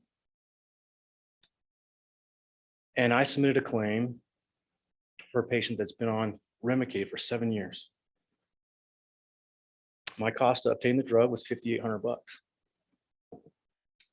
I got reimbursed $1,900. And I called the powers that be at insurance, talked to my contracting people and said, okay, what's going on? They said, this particular plan switched their PBM from CareCentrix to EviCore and told the patient that everything was going to be okay because all the prior authorizations were in place, what have you. We go to submit the claim or go to submit the claim, we get reimbursed $1,900. And this patient needs another refill. And we just said, well, hold on a sec. We're negotiating right now to see what the heck's going on with this claim. And I was just told it was a contract. You sign the contract. It is what it is. So really. So I said, what does the patient have to do to get back on Remicade? Because it was back to that, well, you got to try this biologic first and then see if you can, if you fail the biologic, if it doesn't kill you, then maybe we can see what happens. Well, as a matter of fact, she spent 2.5 weeks in the hospital. That was a lot more than the $3,800 I was asking just to get reimbursed back, the difference. So these PBMs, it's not a big pharma problem. And I've stated that from the inception of us having these discussions. When you provide or you contract or rent from a third party, there's a fee associated with that. Okay. I had a colleague or a friend of mine who's a pharmacy owner submitted a claim for Singular. Reimbursement to the pharmacy was $1.17. But as we see across our claims when we submit them, it says total paid $33.40. Patient's copay was $0. Who got the $32? In the pharmacy. It was the PBM. PBM took that. Okay. I'm a business owner. I pay premiums for my health, my employees to Blue Cross Blue Shield. I spend 40 grand a year.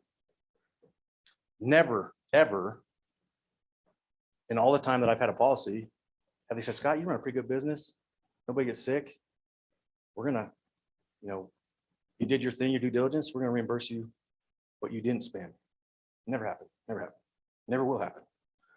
Okay. As a matter of fact, in the state of Ohio, just as Mr. Ralph was on the TV here just not too long ago talking about coupons, ain't buying that either.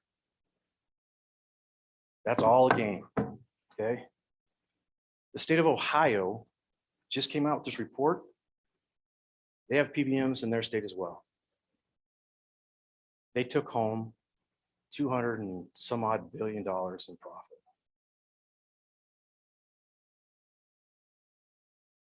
What's frustrating is we got people that are in this room right now that are working their tails off to grant access to our patients, to our Wyomingites. And the healthcare is going elsewhere. It goes to mail order. I can tell you, and I'd love to have any insurance company that has mail order as their pharmacy to make their customer base go to. How many claims per year that they have to re-adjudicate because the medication went to the wrong house, patient didn't get it. It sat outside when it's 100 degrees out and it's supposed to be refrigerated. That's fraud, waste, and abuse. And I get audited for it. They come after us for low-lying fruit to pick up that difference. As the commissioner was saying, oh, it's 100 claims. When you put claims together for 2 years, just in my pharmacy alone per year, it's over 110,000 scripts a year. So I'm gonna go pull data from all that. And 80% of that audit is gonna be branded drugs. They don't care about furosemide, lisinopril. It's a bucket of Singular, the $1.17. Okay. Not to mention that when we, as small businesses in the state of Wyoming, pay taxes, right? I pay $6,000 a year in property tax. I pay almost $1 million in salaries. Now, an economist would tell you that just for my business alone, as these guys are worried about losing $2 million, we're generating $7 million for our community, just for Laramie County.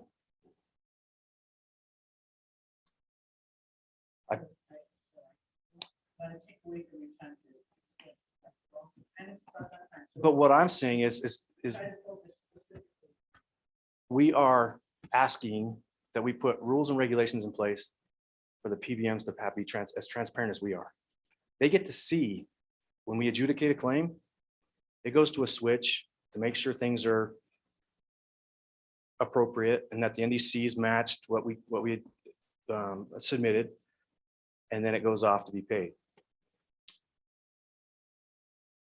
Right there, they just showed you. They can't tell you what a PBM does for them. PBMs don't even tell them. You just pay us the fee and we'll do the rest. I wish that was the case for me, but no. We get audited, we get inspected. We are held to these standards of performance.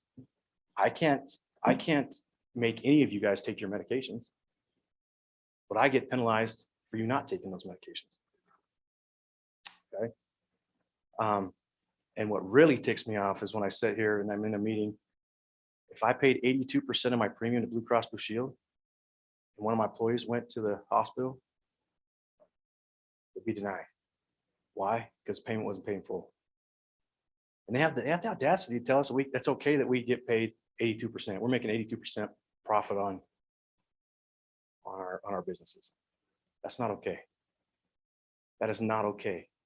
And we all know that. I mean, we're all educated enough to know that. All we're asking for is fair pricing and fair reimbursement. We're not asking for the stars, the moon, and everything else. I'm not going to go buy my own PBM or another business on the side just because I'm raking it in. But what I want you also to know too, with as far as 340Bs, you gotta be careful with 340B. It's a complicated process as well. I can go to any provider that's a 340B provider, even though I'm Blue Cross Blue Shield, and they can adjudicate my claim through a 340B. If that entity finds it to be more profitable than. So if my lisinopril is $1.17, but the entity that's the 340B entity that dispenses that gets a $15 dispensing fee for a generic, where do you think it's going to go? They're going to make $15 as opposed to $1.17. Okay. So those are the things that aren't being disclosed as well. So I am here for, and I'm appreciative of being able to be part of this work group. I appreciate what we've accomplished, what we've brought to the table to hold these PBMs transparent. And I hope that, and I can guarantee you that as we hold these PBMs transparent, it will lower drug costs tremendously. And if the state of Wyoming, just in 205,000 people that are insured with Blue Cross Blue Shield, you can drop the drug costs pretty substantially. If we as a collective group went to Blue Cross Blue Shield and say, hey, let's talk to the, because they can negotiate. They can negotiate with the pharmaceutical companies. That's how they get a formulary. And they can hold those guys accountable as well.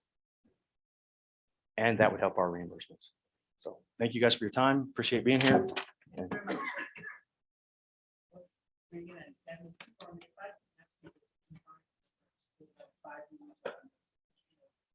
once we get here, it's functional as that man in the white, pretty white clothes on your gloss. I'm sorry to call you by sort of you. Just trying to call up the people kind of.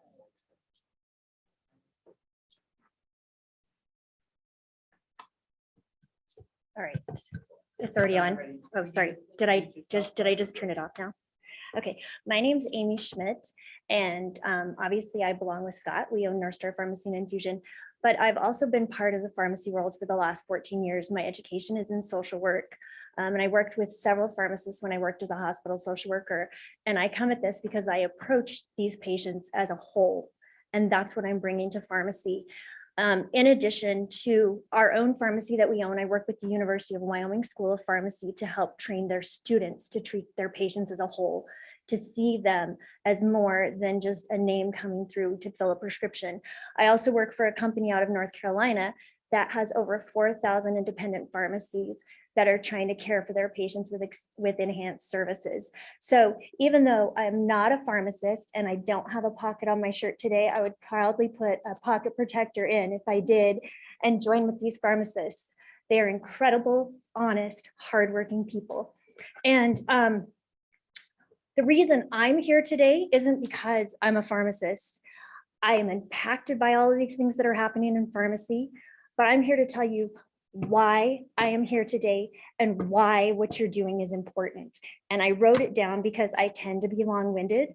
And so if you would not mind the fact that I'm going to read my remarks to you, it'll keep me on time and keep me on task. So we opened an infusion company in 2007. In 2011, we decided to open a retail pharmacy. This was the same time that my dad was dying from cancer.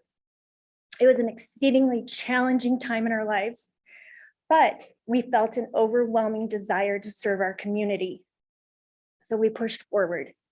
Even on the early morning of May 20th, 2011, when my dad passed away, Scott walked from the hospice center right to work to open the doors of the pharmacy because he was the only pharmacist at the time. He even returned to the hospice center that evening to care for another patient who was in need of our care. We have gladly provided Scott's cell phone number over the years to assist them at any time, resulting in leaving movies, sporting events, concerts, church, and even his bed in the middle of the night to take care of their pharmacy needs. Because we knew that truly serving our community would require these things. We've walked prescriptions up to people's doors who can't walk down their stairs. Now let's be mindful of that. If they're forced to mail order, who's going to get that prescription to them? They can't. We've driven to Denver to get medications for patients who needed them immediately.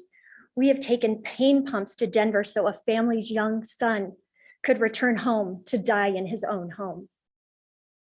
We have provided over 7,000 COVID shots in our community, many of them to patients who were homebound. Why? Because we genuinely care about our patients. They're not numbers. They are not names with no faces. They're part of our family. But now the why comes back to why are we here? We do need to make legislative changes around PBMs. The The why is because I can't pick up a side job and deliver pizzas to cover the cost of a $600,000 a month drug bill for drugs that we often don't even break even on. PBMs have taken back amounts from us that are well over 6 figures, and we're not the only pharmacy in that club. We still have a desire to serve our community, but without proper reimbursements and stopping of clawbacks, our choice to do so no longer becomes our choice. This issue has become substantially worse in the past several years, and although opening a pharmacy and losing my dad at the same time were extremely difficult, it does not compare to the pain that we felt over the past few years as we continue to care for patients at our expense. Why are we here today? We are here because we humbly ask you to consider legislating regulations so that we can continue to serve our community. Thank you. Thanks very much, Mrs. Schmidt, for being here. Any questions for Mrs. Schmidt? Okay, Mike Mosier, next up. I'm just going up and down. All these people came all the way from Cheyenne. We should have just met in Cheyenne.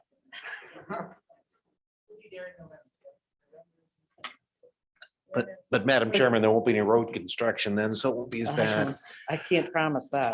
Madam Chairman, Mike Mosier, I wear several different hats on this issue, but there's a lot more smarter people than me on one of these issues. So I'm going to wear a hat for a group that is not being represented today and are very good people and lots of small businesses, and that's the Wyoming State Liquor Association. Over 1,400 mostly independent small businesses. Many strive which to pay their employees health insurance. What I've heard is a whole bunch of people talking about how if this is implemented. Now, bear in mind, I've worked these issues for 22 years. In fact, I represented pharmacies for a good number of years when I lobbied for the Retail Association. I love business. I love businesses. I hope everybody makes money. I hope everybody stays in business. However, the first PBM related bill I ever worked on was not whacked by the PBM people. What happened is the business community found out what it would do to their healthcare rates and came out in droves. My friends in the committee, am a harbinger of what you're going to see in November. My cell phone's been blowing up from business trade associations saying, what the heck is happening? Because what they're hearing is, and I have a lot of respect for Mr. Hayes, for example, what they're hearing is in the EGI, for example, what, over a 10% increase in pharmacy costs? Well, I don't know if you have a pharmacy in your district, but you got a lot of constituents on health insurance. And I think this subject, this topic needs to be looked at a lot closer to not find out just what the impact is on PBMs or health insurance companies or pharmacies, but your constituents that have their own health insurance, or I owned a bar for years, we business owners who provide insurance to our employees. Are we going to make health insurance more difficult to afford in Wyoming by legislation? Now, I don't know the effects of a lot of this stuff, but I know if you're raising the dispensing fee from doubling it, tripling it, somebody's going to be paying for it. And the end run will be business, thousands of businesses, hundreds of thousands of people. This is a very, very important topic. And as Representative Connolly said, we've done things that have tried to lower the cost of health insurance. Rural states traditionally have high health insurance rates. What concerns me, honestly, and I served on the task force as well, admittedly, they didn't want me for the Liquor Association, which I'm still trying to figure out. But what concerns me is this seems rather rushed. Chairman Flitter did as wonderful job as anybody could be expected to do, but in those task force meetings, it was a bunch of people talking and nobody listening. Everybody had their agenda. When we had the only people I think still around from the original task force on PBM issues back in 2015 is myself and my two compatriots back here with the Department of Insurance. That was very regimented. We met in a room, representatives from 4 different pharmacy associations, 3 different PBMs, a couple insurance companies. I was like one of the few actual lobbyists in the room. Everybody else was a bunch of experts. Got a big whiteboard, Mr. Rude stood up there and wrote down everybody's concerns, and we went through it one by one, and we found some wonderful solutions. My concern with this is state agencies didn't even know about this. Business organizations didn't even know about this. And I just don't know if we have time to come up with something this complex and that involves this many hundreds of thousands of people before the budget session. And I would like to see something more targeted. One of the things, as Chairman Flipner will testify, I kept trying to get to is, what are the exact issues? Target one or two things, three or four things. And it became this, which is one of the most all-encompassing pieces of legislation, and certainly the most massive impact on health insurance costs of any bill I've ever seen, especially in relating to supply chain. So I just ask the committee to be deliberative, please, on behalf of your constituents, the businesses I represent, the hundreds of thousands of people who could be paying more for their prescription medication. Do changes need to be made regarding PBMs? Of course, we need to change laws all the time, especially in the healthcare world where things are changing at such a rapid pace, including at the federal level. We don't even know what we're going to be looking at here. And so I encourage the committee to keep this up. I just am concerned that we're trying to ram something through without proper deliberation. We only have one more committee meeting and then we're in the session. So with that, Madam Chairman, members of the committee, thank you for hearing me out. Think of these businesses, but think of all the businesses that could be impacted by this and all the individuals. And that's really all I ask. Thank you. Questions for Mr. Moser? Representative Senator Hutchings. Thank you, Madam Chair. Mr. Mosier, thank you for your comments. I really appreciate them. I remember sitting in my camper in Utah, listening to the group in the Zoom meetings, the task force or the subcommittee. And if you will recall, at the end of the meeting, everybody was, or during the meeting, it was, I'm hearing what I'm hearing now from all of you, the same thing. No, you can't do this, you can't do that. Oh, you don't want to do that. Oh, I'll have to get more employees. This, and it was just like, no, no, no. So at the end of the meeting, I said, I will get with the pharmacist in Cheyenne and we'll put something together. I did say that, and I think everybody will remember that I said that. And I went to the pharmacist and we sat together, and this wasn't just thrown together. People worked hard on it. They worked real hard. And it may not be what everybody likes, but one of the things I see is it got you guys riled up a little bit, where now you're like, whoa, they're going forward with it instead of listening to our no, no, no, no. That's what happened in my eyes. I got with LSO and asked them to draft up something for this meeting so that we could have an idea what's going on. This is still a draft. We still have time to make changes. I've been noting the requests, and we'll try to do the best we can, but you still have time. The bill is still fresh. Let's work with it and see what we can come up with. Thank you, Madam Chair. Madam Chairman and Senator Hutchings, and I appreciate what you're trying to do. But as we worked in those two working groups in 2015 and 2018, by the time that end product hit, everybody supported it. And that's what and I don't see this getting there.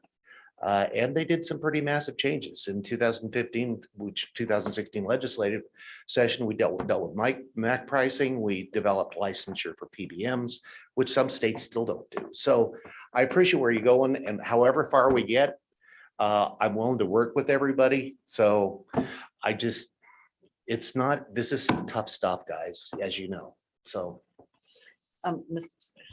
Senator Bouchard, did you have a question? Thank you, Madam Chair. One of the companies represented is Cigna. Yes. So, Madam Chair, I mean, one acquisition was 52 billion, another one was 67 billion. That's a lot of money, and back to the no. What about bringing something forward so that these people can get paid? And then we'll throw this bill away and we'll start over with what your idea. Madam Chairman, Senator Bouchard, in the task forces, we did. In the task forces, we dealt with individual issues. The PBMs, the health insurance companies said, you got this concern, this might work. And so you'd hammer it out. We just don't have the time to do that right now. And so, no, Senator Bouchard, we did that. And it was a really good feeling to be able to, admittedly, as the DOI will testify, I'm not fun to watch in 25 hours of meetings because they have the attention span of a 3-year-old. So I was going insane. But you had these bright heads together and they worked something out. And I hope we can find something where somebody is losing.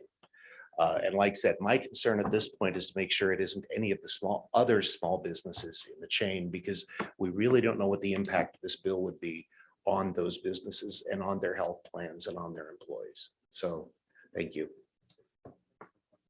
Madam Chair, one follow-up. I know one of these pharmacists out here, and he's sometimes the only one that people can get meds from. And if we don't do something and he's gone, he doesn't come back, where do the people go?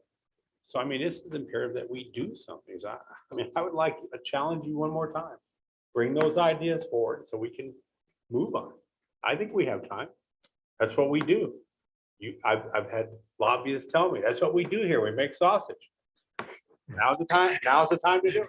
Look, just because it's nearly dinner time, stop at the sausage. Okay, thank you, Mr. And Madam Chairman, real quickly in response, we've got some really smart people back here. You might hear some ideas and just stay open to there's ideas. And there's, like I said, a lot smarter people than me. It's not that hard, actually. Thank you. Okay, next up, young lady in the front. I remember you from June, but I forgot your name, so. Thank you, Madam Chairman. My name is Camilla Hancock. I am a pharmacist at Basin Pharmacy. I just real quick wanted to address concerns about your constituents, our patients. You asked where would your patients go if us independents or even small chain grocery stores, chain pharmacies were gone? The answer is they would have to drive a very long distance. I took time to figure out where the patients would have to go to get to a big chain store in order to get their meds if pharmacies were gone. A community that we service, Hyattville, they would have to travel to Cody, which is an hour and 47 minutes. If they decided to go to Riverton, which would be the next closest chain, they would have to travel 2 hours and 28 minutes. If you were in Encampment, you would have to travel to Laramie, an hour and 30 minutes. Big Piney to Rock Springs, an hour and 42 minutes. Most of these cities and communities on my list have to travel more than an hour to a pharmacy. Now, while that may be difficult, it could be doable.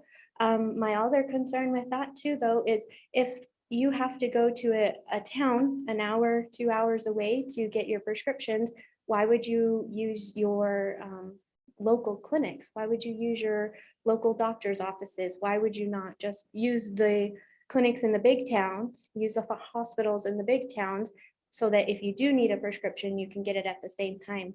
I'm a busy mother. I have kids. I know all about trying to combine as many chores or errands as possible to decrease the amount of time I have to be out. And as a mother, I don't think I would use my local clinics either. And I see those going out of business too. I see a huge pharmacy desert. I see huge healthcare deserts in general. And so I think that is something to definitely take into consideration. Additionally, with me today, we have about 5,000 signatures from your constituents across the state. I don't have all of the pharmacies. They didn't get them all sent in to me today, but I have signatures from patients asking legislation to help their local pharmacies because they need them. I don't know if you want to look over them, but I do have them here. And I would like to thank you for your time and your consideration. And your willingness to hear us out and hopefully to work with us. Thank you. Thanks very much. I love them. Brief. Any questions for Ms. Hancock? Okay. How about there in the UW shirt? Are you wanting to talk? She looks like she was not. Oh, well, I love a silent witness even better. That's something different. It sounds like a TV show or something, doesn't it? Sir, in front, or did you want to talk to?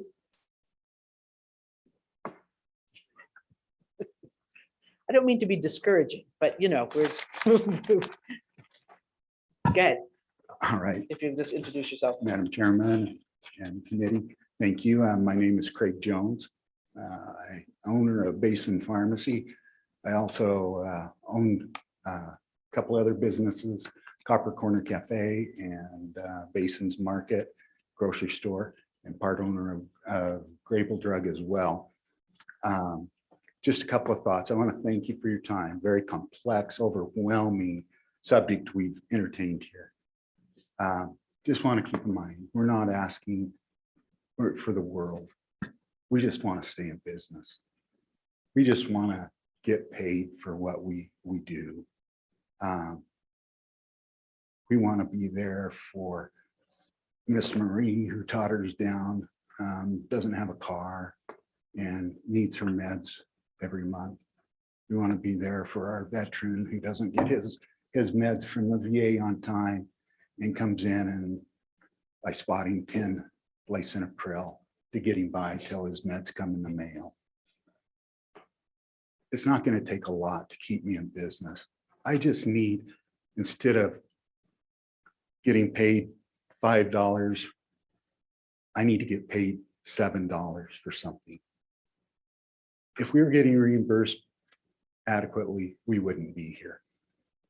But we aren't, and we need your help. And I appreciate you taking your time to deal with us and to listen and to act. Thank you. I'm actually going to ask a question, and this isn't meant to be a gotcha question. I'm trying to just, because we've heard some concerns, and, anytime, that somebody gets, I don't want to say it's a zero-sum game exactly, and I totally appreciate, I value what the rural healthcare system, I totally do. But the thought seems to be that if you get paid more, the payer will be the PBMs or somebody. Mhm. What makes you think it won't come out of the patient's premium in the ultimately? Well, I mean, it's a hope, but what makes you think that it will work that way? well, you would think that they could part with some of their $2 billion profits and pay us. So you're appealing to their better nature. Well, yeah. Just checking. There's a hope out there, Okay, just checking, just checking. That's all. Thank you. Legina, I think I see you in the back.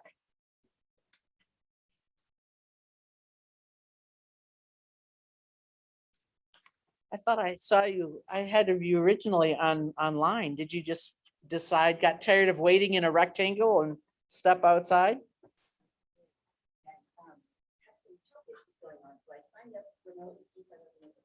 Oh, good. Well, if you need a pharmacist, there's some here. That's right.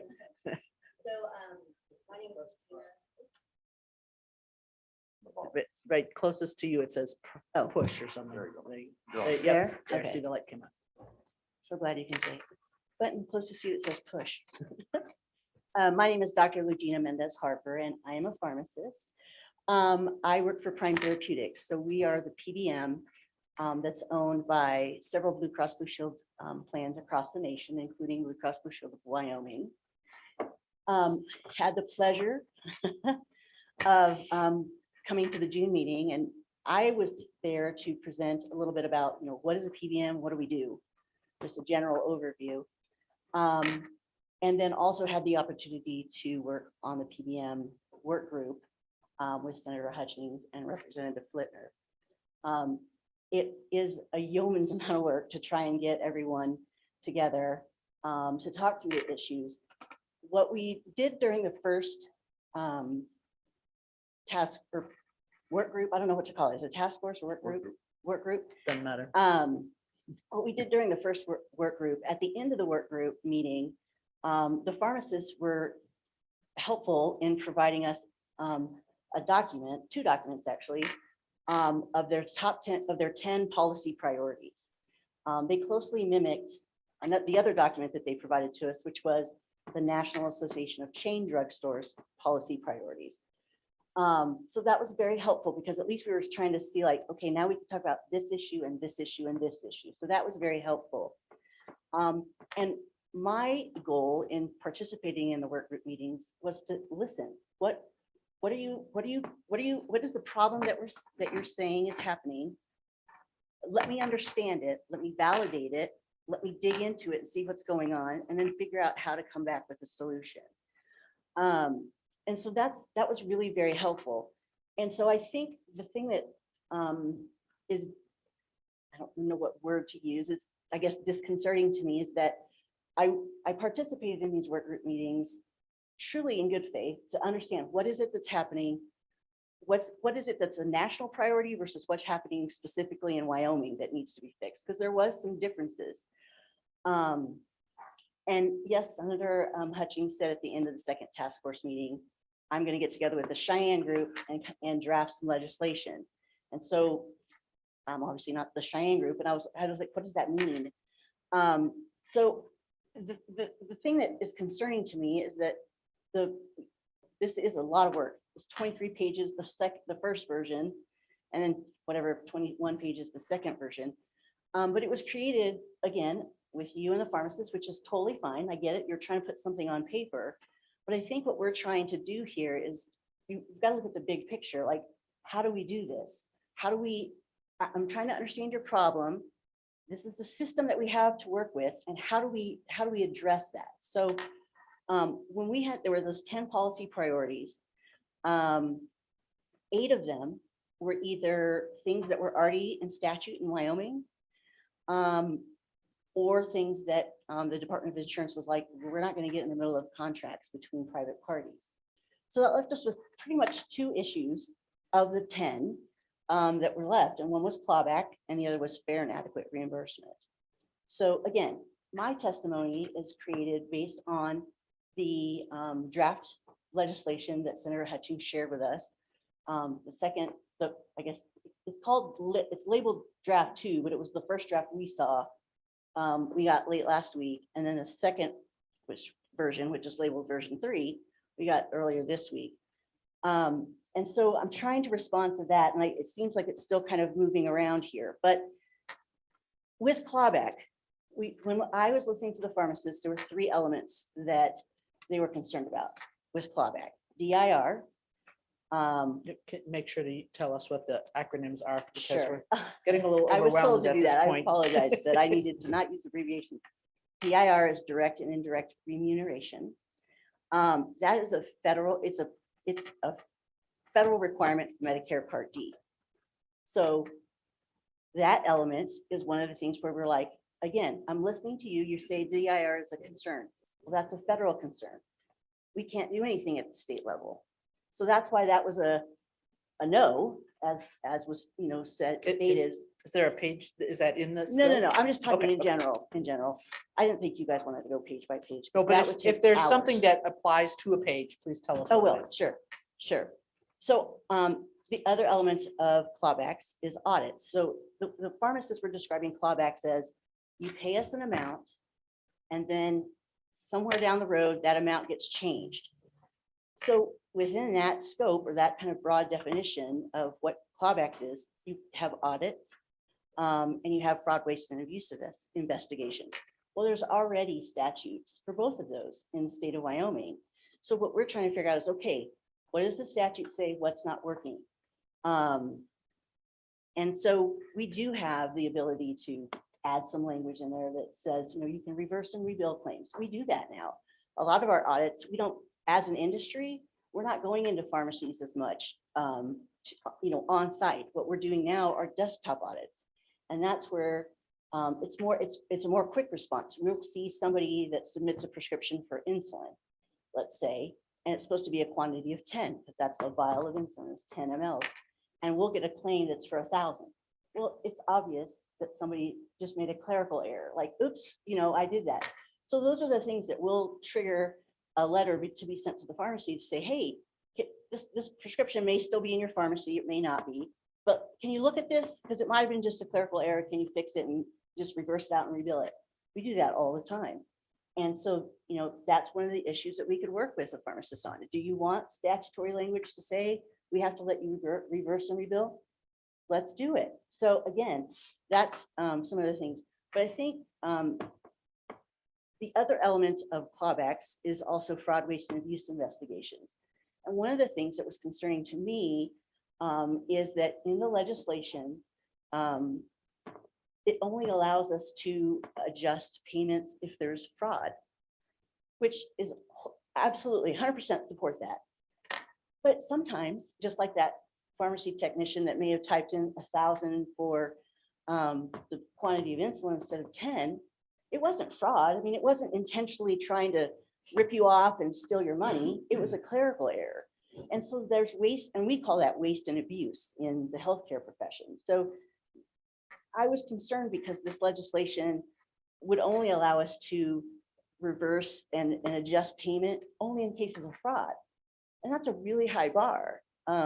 There's other instances where it's appropriate to make sure that we adjust that payment, that we're not paying you for 1,000 mL of insulin when you only dispense 10 cc's, because that's charging the healthcare system for that. So that was one of my concerns. The second thing that remained, that came off the list that we didn't have statutes in Wyoming, was fair and adequate reimbursement. I really think this is the crux of what the pharmacists are really wanting. And so again, it's listening to the pharmacist. Okay, what's the issue? How do we deal with this? And I was taken aback during the second work group because it was said, well, we're losing on 10% of our prescriptions. I'm like, 10%? That means you're making money on 90. Okay, all right, let me get my head around that. And so then it's like, okay, we want fair and adequate reimbursement. Okay, I understand that, I get that. But then the legislation that's drafted is we're gonna have to pay you acquisition costs. So Senator McEwen, your bananas. You get them from Dole, or you can get them from, I don't even know who another banana person is. Chiquita. Oh, thank you. I should know that. So it's the same banana. It's a banana, it's a banana, it's a banana. But Chiquita sells it for, I don't know, I'll say $20 a carton. I don't know. They come in cases. Anyway, it's the same banana, but you have two different distributors that are selling those, or companies that are selling them, and they set their own prices. And so what we want, the concern that I have with paying them their acquisition cost is that what we do now is we try and incentivize the pharmacists to buy smart. If we have to pay you your acquisition cost, you can buy that $15 Chiquita brand instead of the $7 Dole brand. We have to pay you for that $15. Like, that just doesn't seem intuitive and when we're trying to control healthcare costs. But that said, we did talk through some issues, and we were talking through about the primary wholesalers, and we talked about, okay, what access we as a PBM have to their data. We don't have access to the pharmacy's contracts. We don't know necessarily who their primary wholesaler is. We don't know what their contracts are and how much they're paying for each of their drugs. But there's a way through that appeal process that we can work that out. But again, we had to get to that. We're getting to those discussions. But my concern, again, is that this legislation is drafted as acquisition cost plus this $10.49 dispensing fee. And I will tell you, I know that you're taking it out, but that was like a 400% increase on nationally based on what dispensing fees are. And I will say, I know that you said you want to take the 1049 out and put something called a national dispensing fee average. I have never heard of that. But again, that's why it's helpful for us to talk. I'm like, what is that? Is that a standard? Is that something that all of us have access to? What is that? So, to continue those discussions would be very helpful.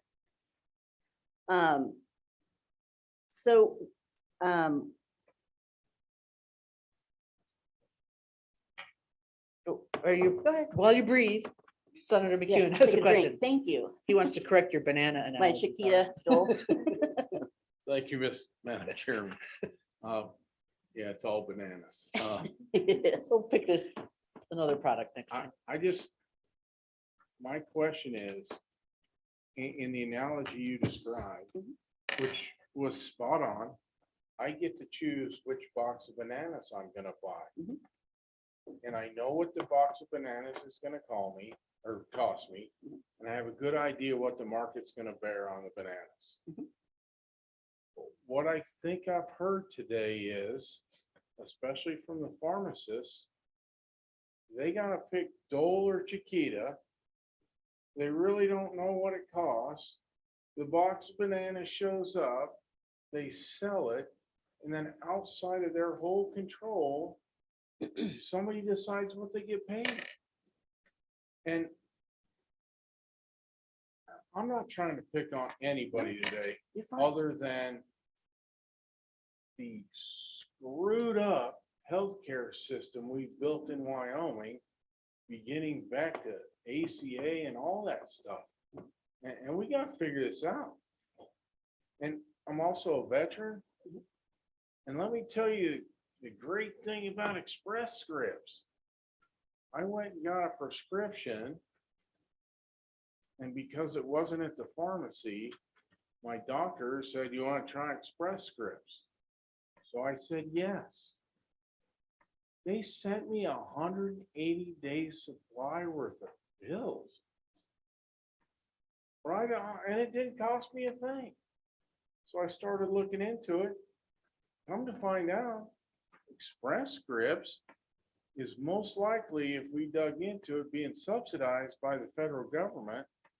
And this whole mess is just colliding, and there are people paying the price for it. And I'm telling you, 180 days for free, great. I still go back to my locally owned pharmacy after that, but that's a personal choice. But is that true?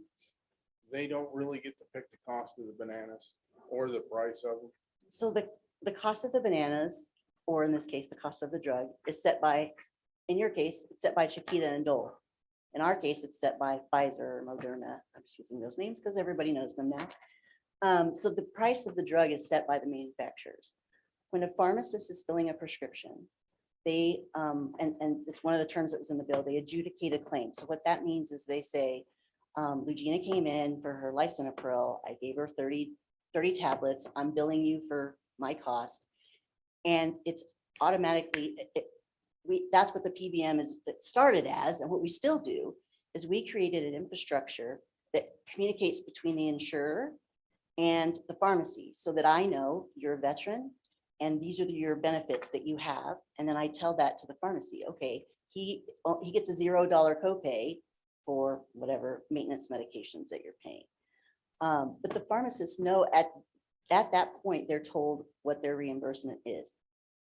Now, I will caveat that, again, because the pharmacists have been talking about, these retroactive clawbacks. And from what I can gather, it's DIR, which is the primary concern, which is for a federal program, which we can't deal with here. So there is some of that unknown stuff, but we can't deal with this at the state level, because it's not a state, it's a federal program. I'll be real quick. I'm sorry, Madam Chair. Go ahead. I heard a story of $1.17 versus $33 that got paid. I heard a story of $3,800 versus $1,900 that got paid. I hear, oh, we make money on 82% of our sales. I don't know the pharmacy business very well, but I'm going to share with you the margins in the grocery industry. We live on 3 to 5% a year. So if you told me I was going to make 82% money on 82% of what I sold, I have to shut the doors. That 18% is huge.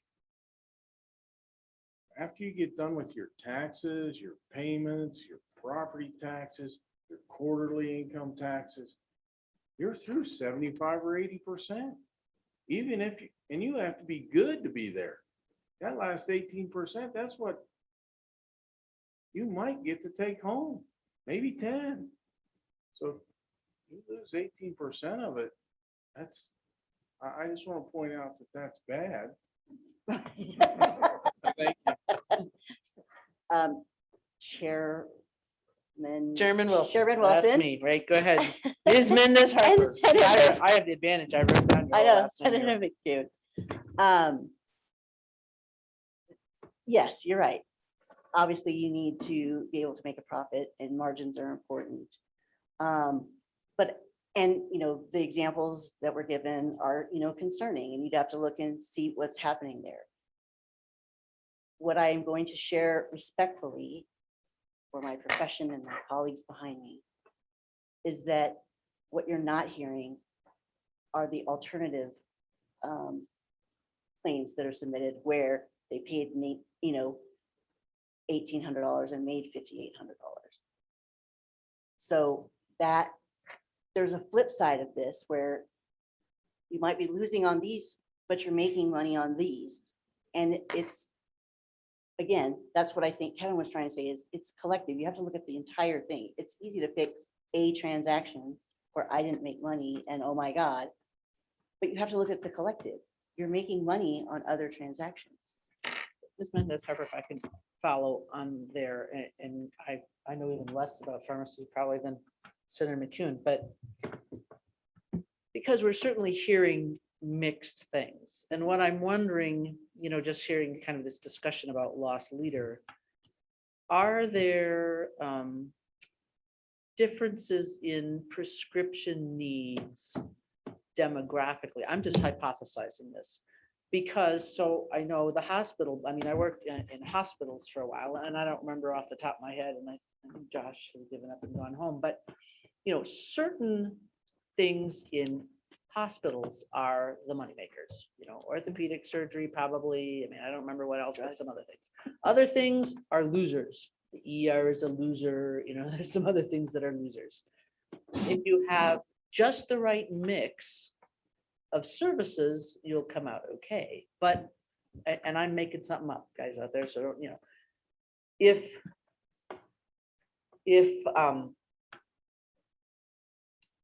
generic blood pressure and cholesterol meds are losers, and 98% of your patient base is old people on cholesterol and blood pressure meds, then your whole portfolio is a loser.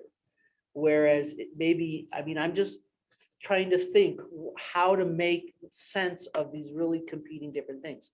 Whereas if you're in a big city and have a mix, maybe you've got some patients that have winners and some patients that have losers, and you do come out even, or, you know, at your 5% profit. I mean, and could that be, and maybe I can, I don't know, I can't solve that. I'm just trying to wonder because it hasn't made sense to me really since, and I appreciate everybody has different interests and sees different bits of the pie. I get that, but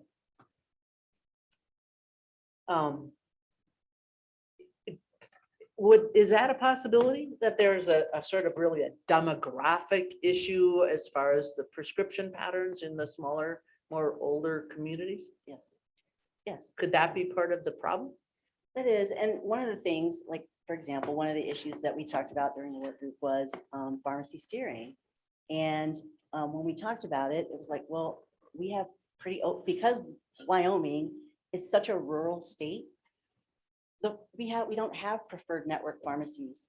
We don't have, because there's not enough of them. They're all in our network, as opposed to like a state like Texas, where we do have lots of preferred networks because it's a more populous state. There's big concentration of cities. So absolutely, there's differences based on the demographics. Okay, just like, so committee, I'm just throwing this out here. I wasn't part of the working group. Those of you that were there, I'm just wondering as we think further, because we want to do something that actually works rather than just makes it more confusing.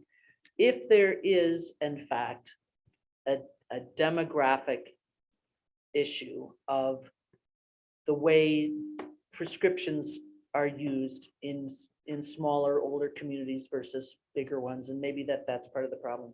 One of the things that would be totally different than this, but that we might think of, if you think of the mental health bill that we've been working on, and we've been talking about the importance of basically of some sort of a subsidizing of small community mental health centers to keep the doors and lights open in areas where they may not have a lot of those kind of patients. You get what I'm getting at?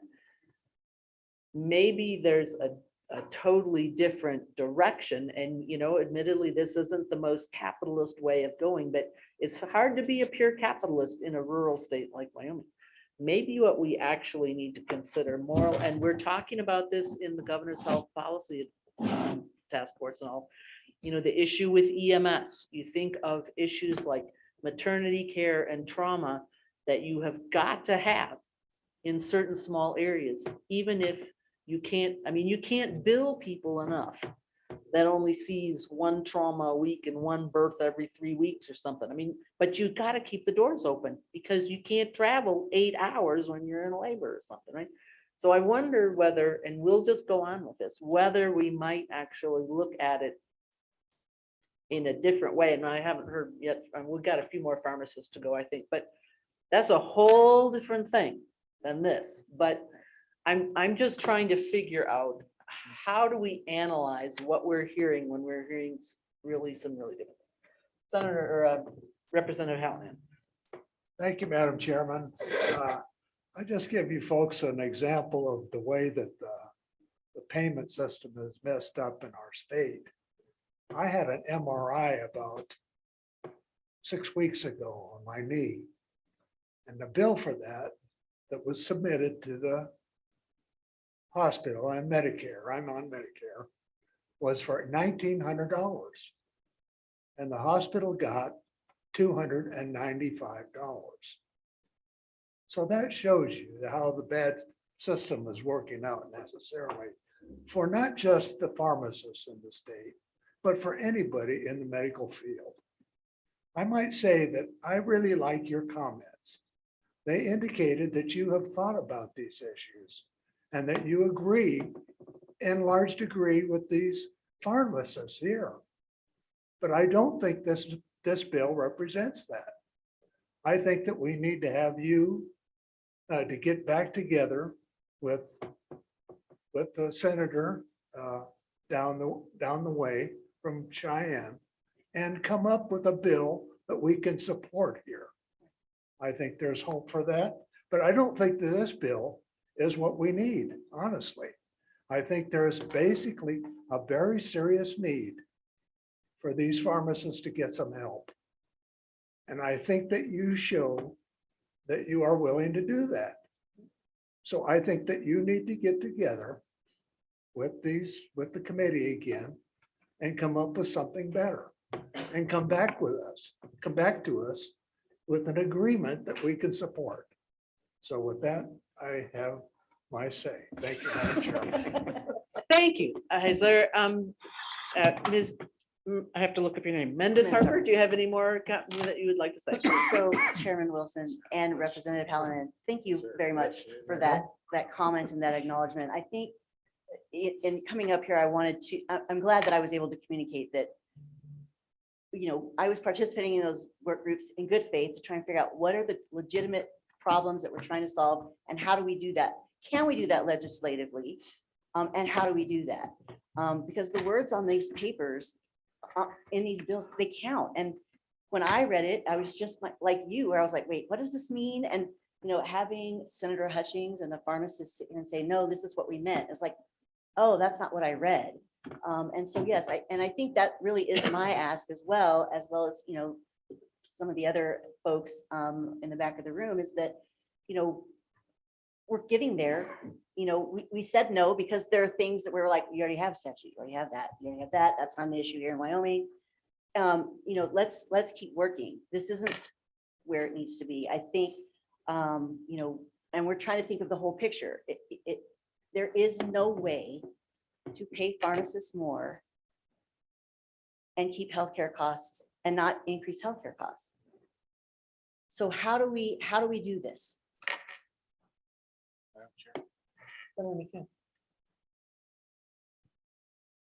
We're gonna leave bananas and we're gonna move on to ribeyes. Ooh. Oh, come on, no, it's nearly dinner. I was like, you're really getting us hungry.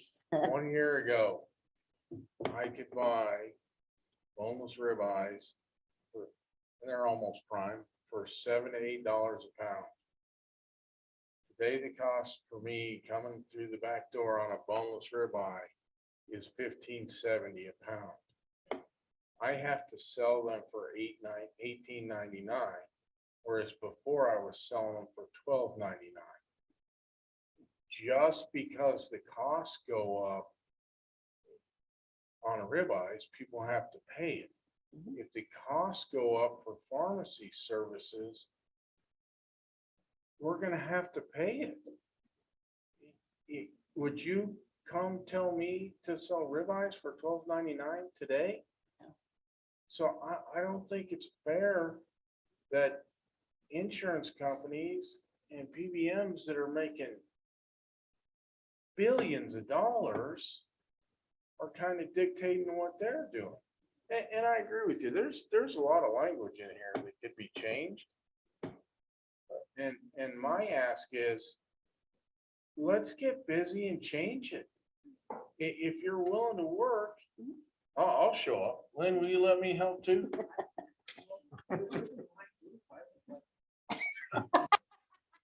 She just took the Cheyenne group on. I'd like to sit down with all the pharmacists and one of the PBM reps and just dig through it and say, what can we do? What kind of policies and procedures can we put into place? So when I do get paid $5,800 and get paid $1,900, how do we fix that? Hey, yeah, we're gonna pass the cost on. And yeah, I think the insurance companies and the PBMs are gonna take a little bit of hit if we really dig into this, into their profit margin. And if they show me they're living off 3 to 5% or 10%, I'll leave them alone. But I simply just can't believe that from everything I've heard. So I like the idea of reworking the bill. I'm willing to help. But at the end of the day, maybe we could come up with some model legislation that would fix MRIs and at the end of the day, I think. Let's not build everybody's hopes up just so much. Everybody who wants gets a free root Okay, canal after okay, this. moving on to the next person. Senator McEwen, after you fix that, would you mind coming and fixing the theater business? Okay, Ms. Mendez Harper, any further statements? No, I will. Thank you. Please, nobody else ask her any more questions. Okay, the lady there in the stripes and the colorful mask, would you like to talk? No, okay, guy in the blue shirt and the tie. Sorry to call you guys by such rude ways. I feel kind of bad about that, but some of you I know and some of you I don't, Thank you, Madam Chair. Just introduce yourself for the group if you would. My name is Eric Saul. I own a Medicap pharmacy here in Casper. We've been open for 2.5 years. I did put together a one sheet that I'd like to hand out and provide, or what's my proper protocol? Do I bring it up to you guys? Or? Yeah, give it to the gal over there that just stood up. Okay. She'll pass it out for us. I guess first thing I want to do is clarify so that we can wrap our heads around apparently 90% of my prescriptions that I'm making money on. I did a calculation through September 12th of this year, and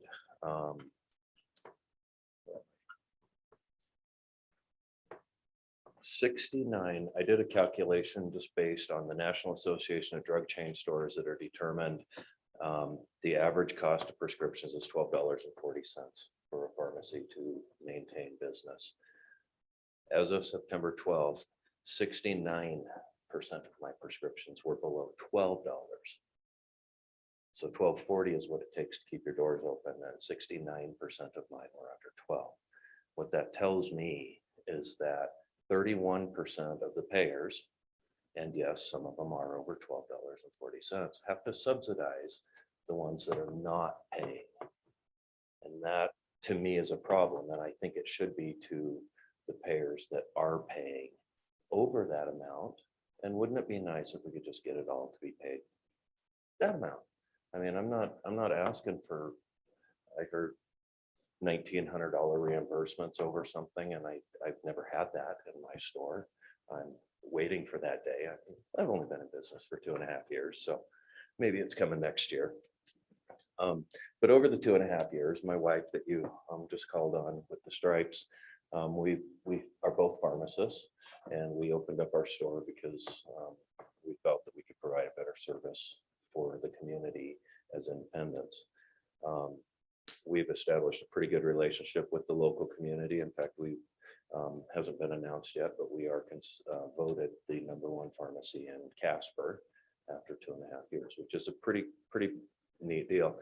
But I've been able in this short period of time to see how these payer relationships are structured, and they're not beneficial to the patients, and they're not beneficial to the providers. The people here in Wyoming, they're your constituents, they're your neighbors, and they're your friends. For me, they're my patients, they're my neighbors and my friends. But to these PBMs, they are simply just customers. And that is a big difference on how these people here in Wyoming are viewed by you guys, by us, and by these PBMs. I like the friends and neighbors part of it a whole lot, personally. Right now, these relationships are being severed by the steering of patients to the mail order. I actually have one patient who had said, I'm asking my doctor to change my prescription every 3 months because I can fill 3 times here and then I have to go to mail order. So if I get a different strength of prescription, I can keep coming here. Well, the patient shouldn't have to do that. I mean, that's silly, but that's an honest interaction that I had with people in my community that wanted to stay local and they didn't want to take their business to a mail order. Wyoming Medical Center was just purchased by another entity, and starting January 1st of next year, after 2 fills at a local pharmacy, it'll have to be mail order. That's 1,000 employees at Wyoming Medical Center that are going to have to go to mail order. And that is being dictated by a company that came in and said, we want to keep healthcare local here in Wyoming for everybody but their employees. Seems kind of contradictory in their statement that they're publicly stating to what is actually happening behind closed doors. We're providing more than medications to these patients. We actually had one patient who had been on a long-term medication that you should only be on for 5 days because of the risk of internal organ damage. We were able to visit with the patient when he was new to us because it had been continuously filled at another pharmacy. And we were able to find a replacement medication for that patient that worked fantastic. He has come in every time since to pick up his medications, thanking us for that. After 2 fills next year, he will be going to mail order. And I guarantee you that his interactions with his pharmacy will not be anything close to that. And that's a service that we do provide. And I believe that healthcare face-to-face is a whole lot more beneficial than waiting for the mail and waiting for, running to your doctor because your mail order isn't coming and having to get a 7-day prescription so that your local pharmacy can fill it for an 8-cent loss, so that they can get through until their mail order comes. And that doesn't keep, excuse me, that doesn't keep us in business. I understand that there's an argument that, well, we'll still be able to do the antibiotics and opioids. So that means that we get to become an opioid mill and an antibiotic mill for an 8-cent loss or 12-cent loss, or maybe $6 less than our cost. Those are definitely some of the benefits of the legislation as far as allowing the patient to choose who will be taking care of their prescription needs. Referencing back to another conversation that was earlier about, I believe that you had mentioned Senator McEwen about not knowing how much you're gonna get paid and not knowing how much you're paying. And when we opened this business, I actually said to my dad, I said, I've started the only business that somebody else tells me what I can sell, a doctor, and somebody else tells me what I can charge. And he literally looks at me and goes, why the did you do that, kid? So just kind of a funny deal in there. But we, as a business owner here, we do insure our employees through Blue Cross Blue Shield. My family alone is over $30,000 that we pay to them. I would like my reimbursements coming back from, and Blue Cross Blue Shield, they do okay on some, for sure. I mean, I don't want to knock that, but that's a lot of money to pay out to have my business be reimbursed lower than the cost of the product to get it inside my doors. I'm not counting the vial, the label, the lid, the computer, the heating, the staff, any of that. That's where that other $12.40 comes in. Pay me for what it costs for the meds. Medicaid is actually the best, in my opinion, the most fair payer that there is. They pay us as close as they can to the cost of acquisition costs, the NADAC, National Drug Acquisition Cost, and then they pay us, I think she said $10.60 dispensing fee.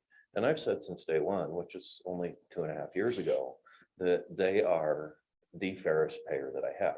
They don't pay way too much. They don't pay way too low. If we could model after that, I'd be plumb tickled. I really would. I think it would help keep the pharmacies here in Wyoming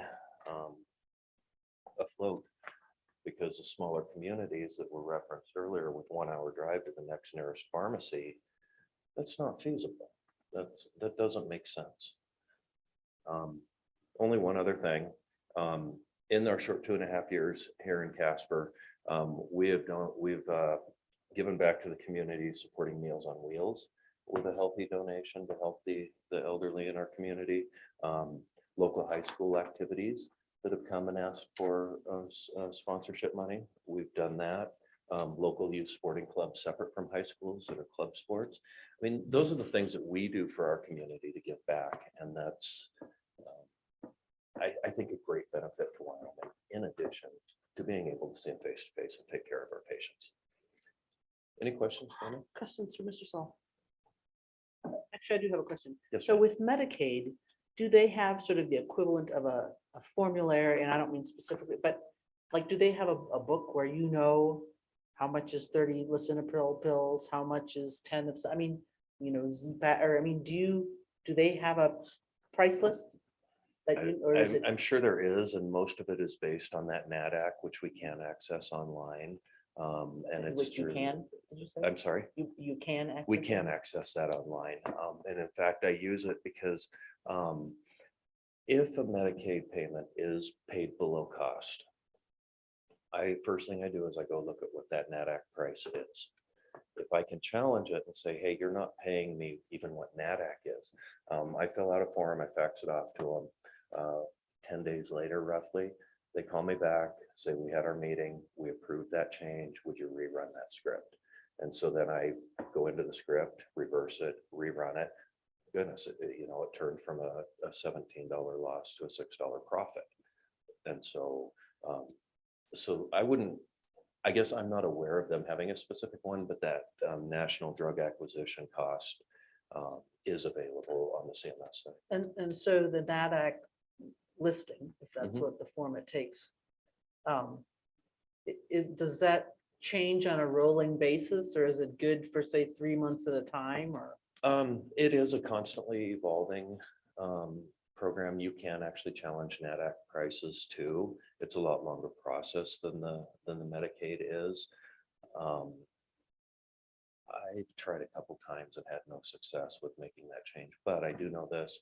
I received a request to provide to them my invoices so that they can look and see what the acquisition cost is. Now, I responded to the first one. I was told that if I didn't, then it wasn't going to be an ask. It was going to be, you were told to do it. But, I participated in giving them the opportunity to look at what my costs were. And of course, I cleared it through my wholesaler to make sure that that was within the rules and legit, because I'm new to the game. But yeah, So I guess, and I should have asked this, maybe I might call Regina back up or something, but you know, the disconcerting thing of not knowing what you're going to get paid, it seems is kind of, that would really be a problem. I mean, there are some other things I can say, well, that's just healthcare, but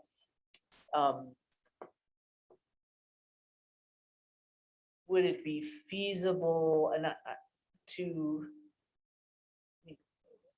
what if, and this is another kind of, you know, stepping in the middle of private businesses, but suppose, I'm just making things up.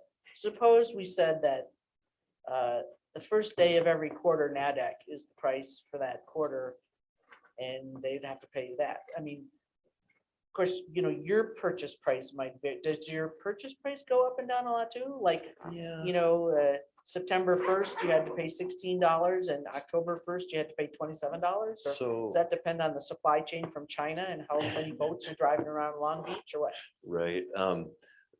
So I have witnessed, and I don't know what drives it, but I have witnessed our costs changing both up and down. I mean, not always in the increased cost category. And a lot of that I do believe is Cardinal getting contracts with certain suppliers. Now, that doesn't happen with brand drugs. That just happens with our generics. Brand drugs, it's defined how much that's going to cost. You know what that is. Right. But on the generic, we, you know, 1 month or for 6 months, we'll be running with our lowest cost product, which we always work to get from our supplier.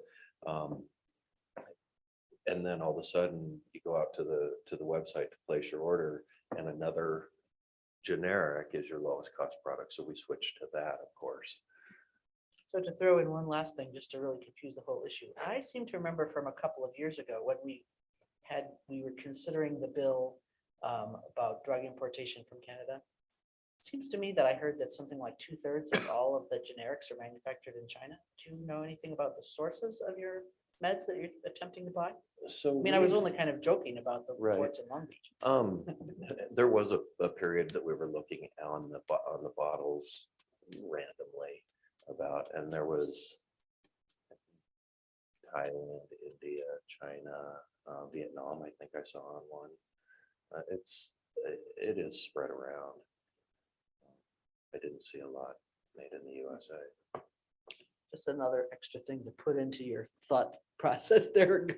As far as the supply chain is a different issue. Okay, And that's can all I- my question. Can I reference two more things real quick from other conversations where it was referenced about we don't know the history of the patient if they're always on mail order medications. I have an example of that could be deadly to a patient. If somebody who's on warfarin, a blood thinner, and then they go to Instacare and get prescribed Bactrim, which does not play well with warfarin. And the next thing you know, we don't know that they're on warfarin. We dispense some Bactrim, and the next thing you know, their blood is leaking out through their capillaries and the walls of their veins, and they're not surviving. That is critically important to maintain one provider and one, you know, we need to know the history so that we can know if there's interactions. So Any more questions for Mr. Saul? Thank you so much. And let's see. Back there with the best. Continuing of my weird descriptions.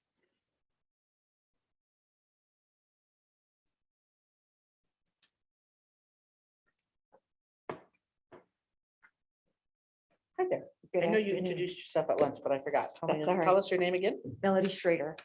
I'm Melody Schrader. I'm with the Pharmaceutical Care Management Association, which is the National Association for Pharmacy Benefit Managers, or PBMs. And PCMA is what we normally refer to our association. So I've got all the acronyms out of the way. And I want to compliment you all. You all hung in here and got quite an education on pharmacy and supply chains. But thank you all very much. I appreciate the opportunity to be your guest this afternoon. I had a long prepared speech, Madam Chairman, this morning. I mean, I really worked on it, but I'm going to cut it down to just responding to, I think, some of the things you've been talking We about. appreciate that. I knew you would. Sorry. You've really talked about a lot of things, but I think the thing that probably is most intriguing and probably needs to be fleshed out a little bit more is the bananas and steaks.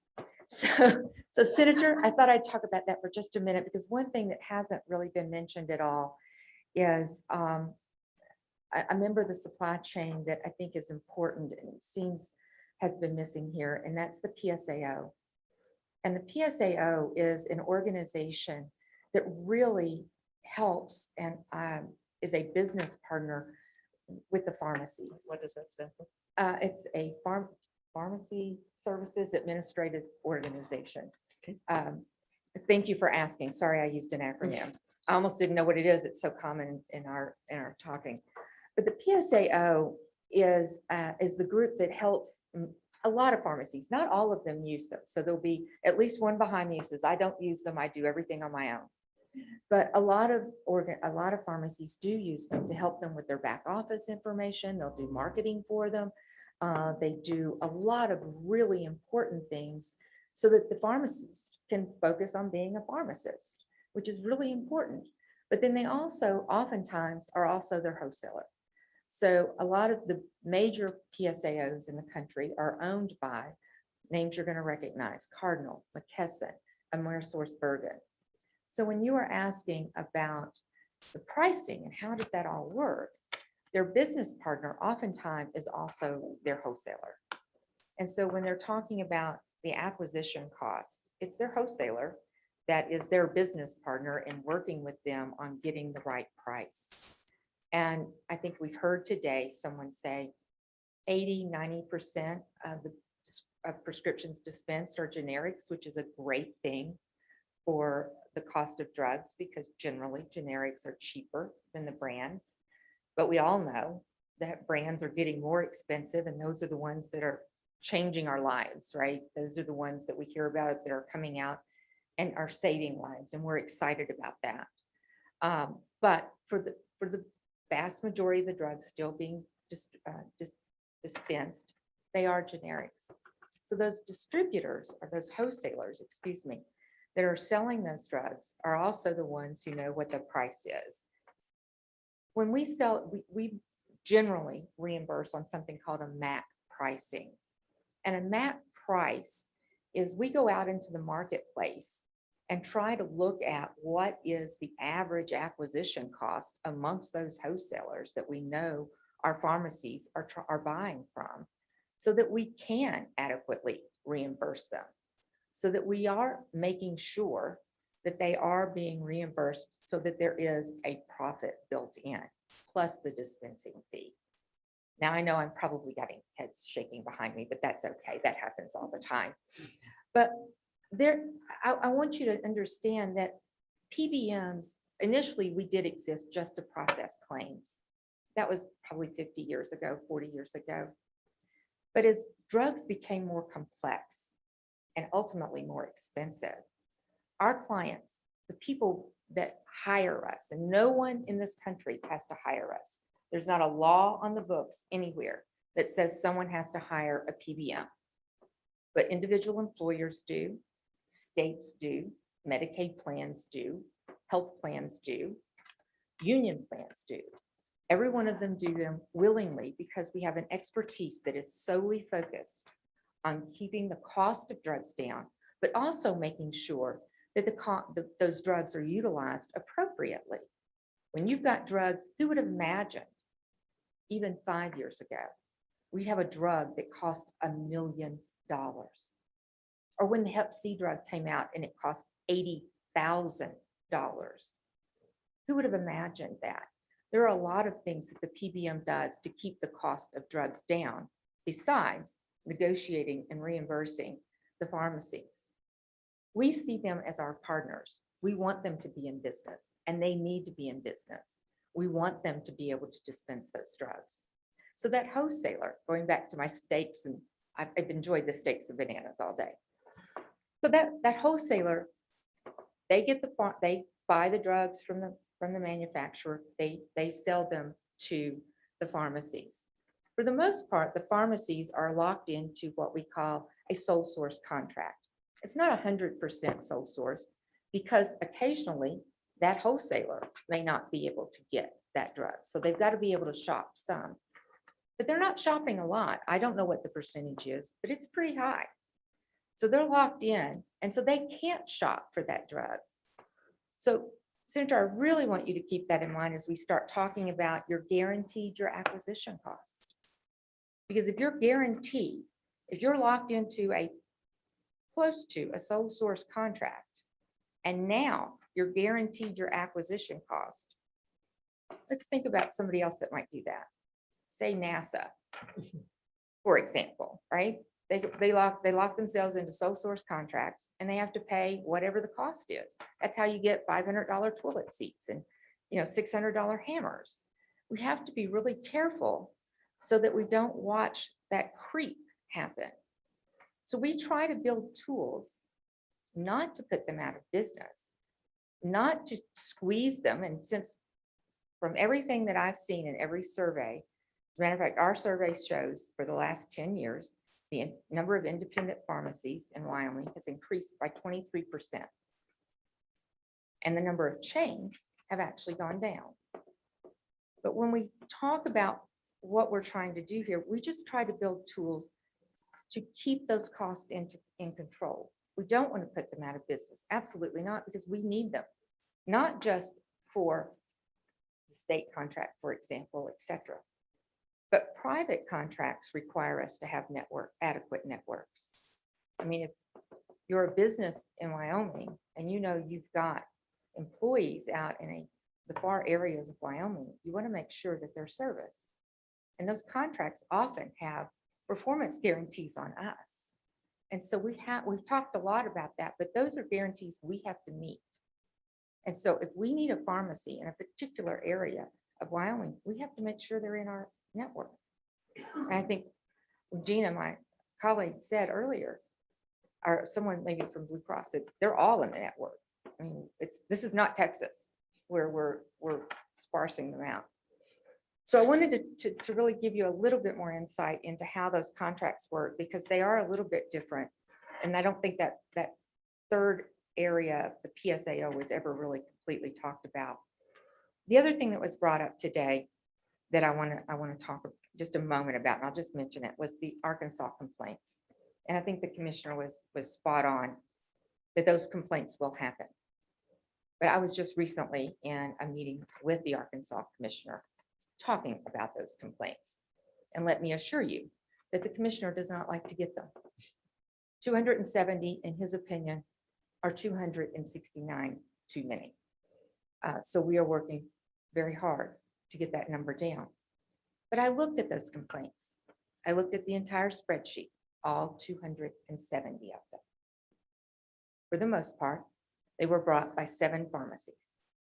And for the most part, every one of them were for claims less than $20. And their general counsel actually said, for the most part, we're talking about $9, Melody. I need this off my desk.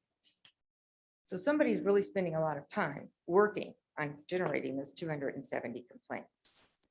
So 270 times $9 is not putting anybody out of business in Arkansas. We don't want one of them to happen. I've given my commissioner my word. We are working on making sure those get to 0.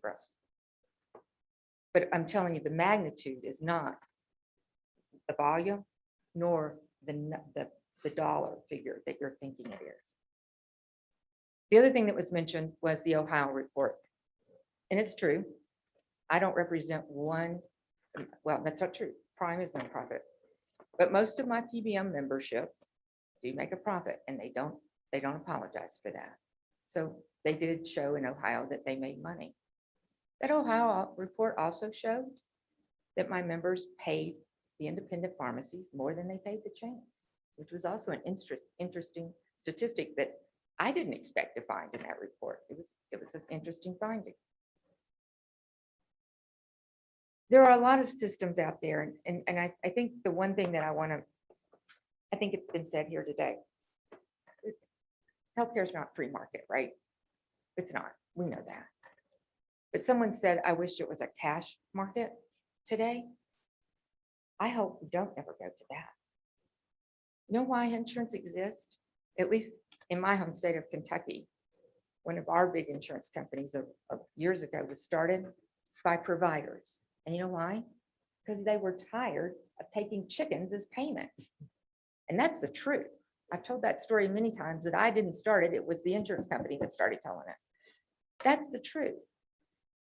Today they get paid in dollars, which is a much better system. But let me tell you one thing, and I know you'll know a neighbor, a friend, if that $1 million drug or just even a $50 vial of insulin, which may be out of reach of one of your neighbors, and they had to pay cash for it, I'm really glad insurance exists. And I won't apologize for that. I'm really glad it exists. And so I don't want us to go back to a cash market. I also don't want to go to a government run market. I bet neither of you do either. So we've got to work on compromises. And I think you heard from my colleague, Legina, that she's very willing to do that. And I know that each of you would not have spent your afternoon talking about this if you weren't sincerely interested in coming up with good public policy for the citizens in the state. And I appreciate that. I could go on and on with my really long presentation that I brought from this morning, but I do want to just mention a couple of things. The original bill, I don't know what this new thing is about this market, whatever that number was when they took out the $10.49. But we priced the original bill and it's going to increase cost per year about $28 million. That's pretty significant. So I don't know what this new term means. I don't.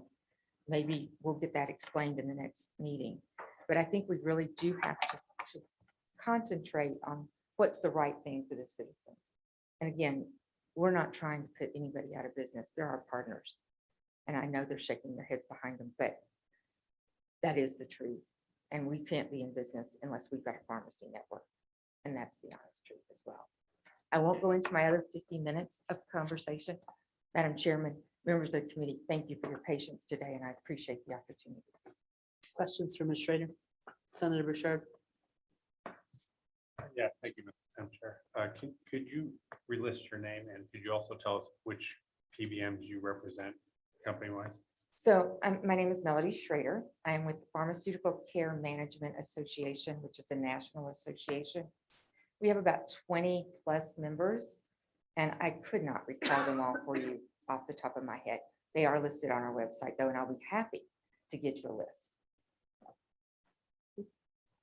Other questions for Ms. Schrader? Yes, but I'll be quiet. Oh, please. We thought of a third food product. No, now we're in the toilet paper aisle. Okay, Ms. Schrader.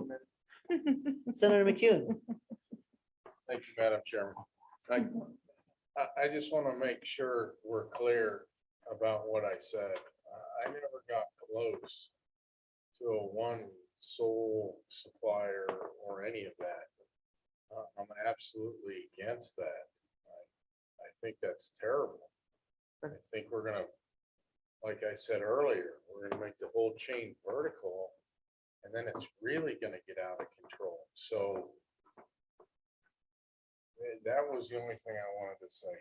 I was not even getting close to thinking that's a good idea. Thank you, ma'am. Madam Chairman, Ms. Schrader. I appreciate that, but that is really, for the most part, these wholesalers they're not sole source, but they are primary wholesalers for each one of the pharmacies. So it's sort of like Pepsi or Coke. You either got one or the other at your restaurant.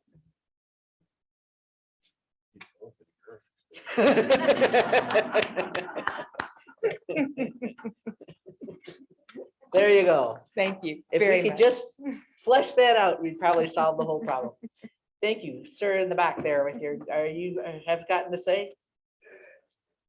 There you go.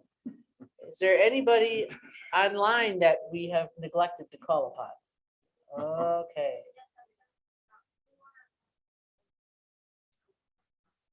Okay.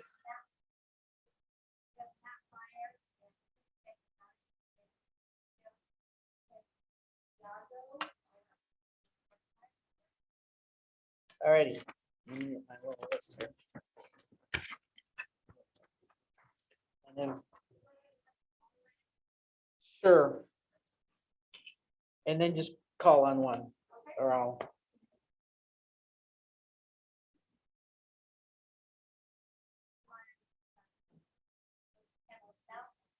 Okay.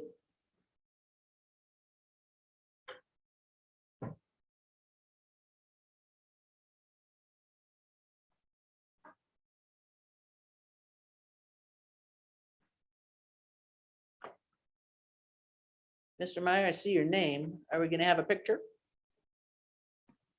Okay, let My me just say apologies, one thing Madam before you Chairman. talk. I am terrible with technology, but can you hear me and see me? We can you hear me? I can. Thank you Okay, very bef- much, Madam. Before you start But- talking, I just want to say one thing, but this seemed like a good time to say. I just want to commend the people here in person and hopefully the people who are online. I think people's presentation have remained quite civil and not suggesting other people's horrible, evil motives, and I really appreciate that. It makes it a lot better. Okay, go ahead, Mr. Meyer. Thank you very much, Madam Chairman and members of the committee for having me here today. I think there's not a whole lot that I can add tonight to that would that hasn't already been discussed before. There were some oversights, I think, initially talking about some of the things in the working group. But really focusing back on the bill, you know, I think that what we were all just trying to put together was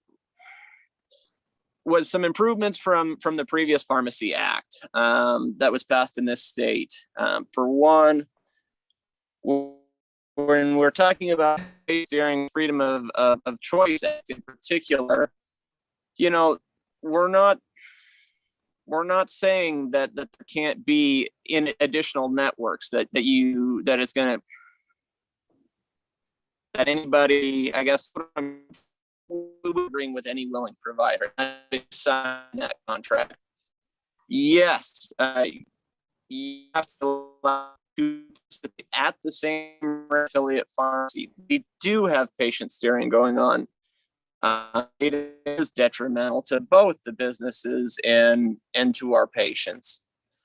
That does not mean that a pharmacy can choose not to contract, as Senator Bouchard had made mention of with the coupon programs with the state employee program.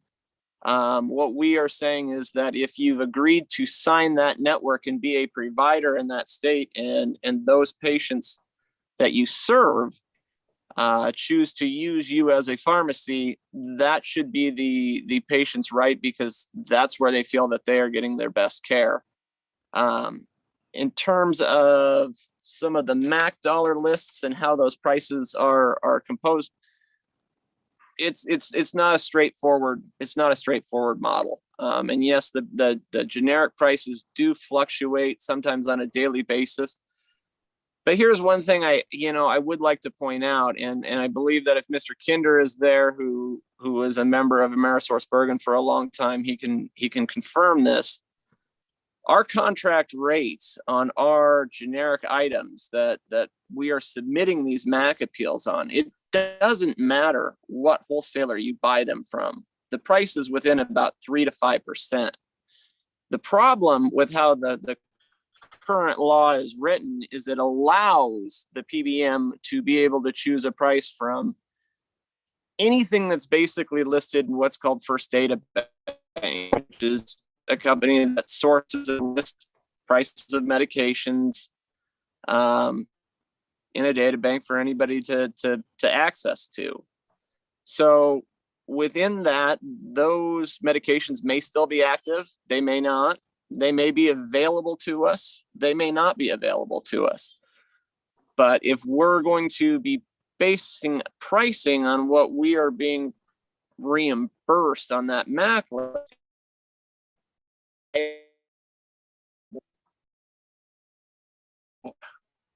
when we Meyer. took a look back in June at what, yes, ma'am. I was just gonna say, you've been cutting in and out, just so you know, we may not catch everything you say. Oh, I'm sorry. So when we're talking about the MAC list and pricing, it needs to be from a reasonable source. And when you take a look at 3 to 5% of your primary generic costs being equal from the wholesalers, within 3 to 5% of each other, And then you take a look at some of these losses that we're submitting on, and you take a look at a national average. When we were back in June, for Arete, which is one of the PSAOs that I sit on the board for, I think that we said it was 1.2% of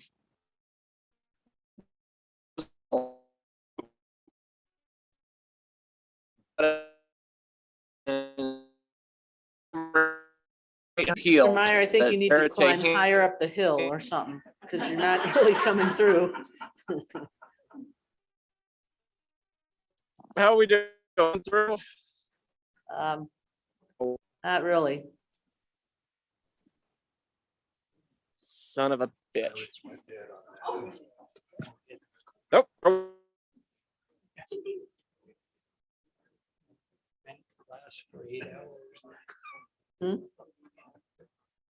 Yeah, Mr. Meyer, if we can kind of set, we've heard some good things, and I'm not sure that we're gonna hear more. We're gonna move on to the next person.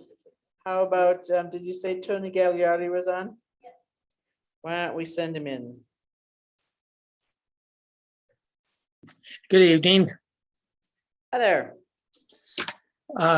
Thank you, Madam Chairman, for the ability and privilege of testifying tonight.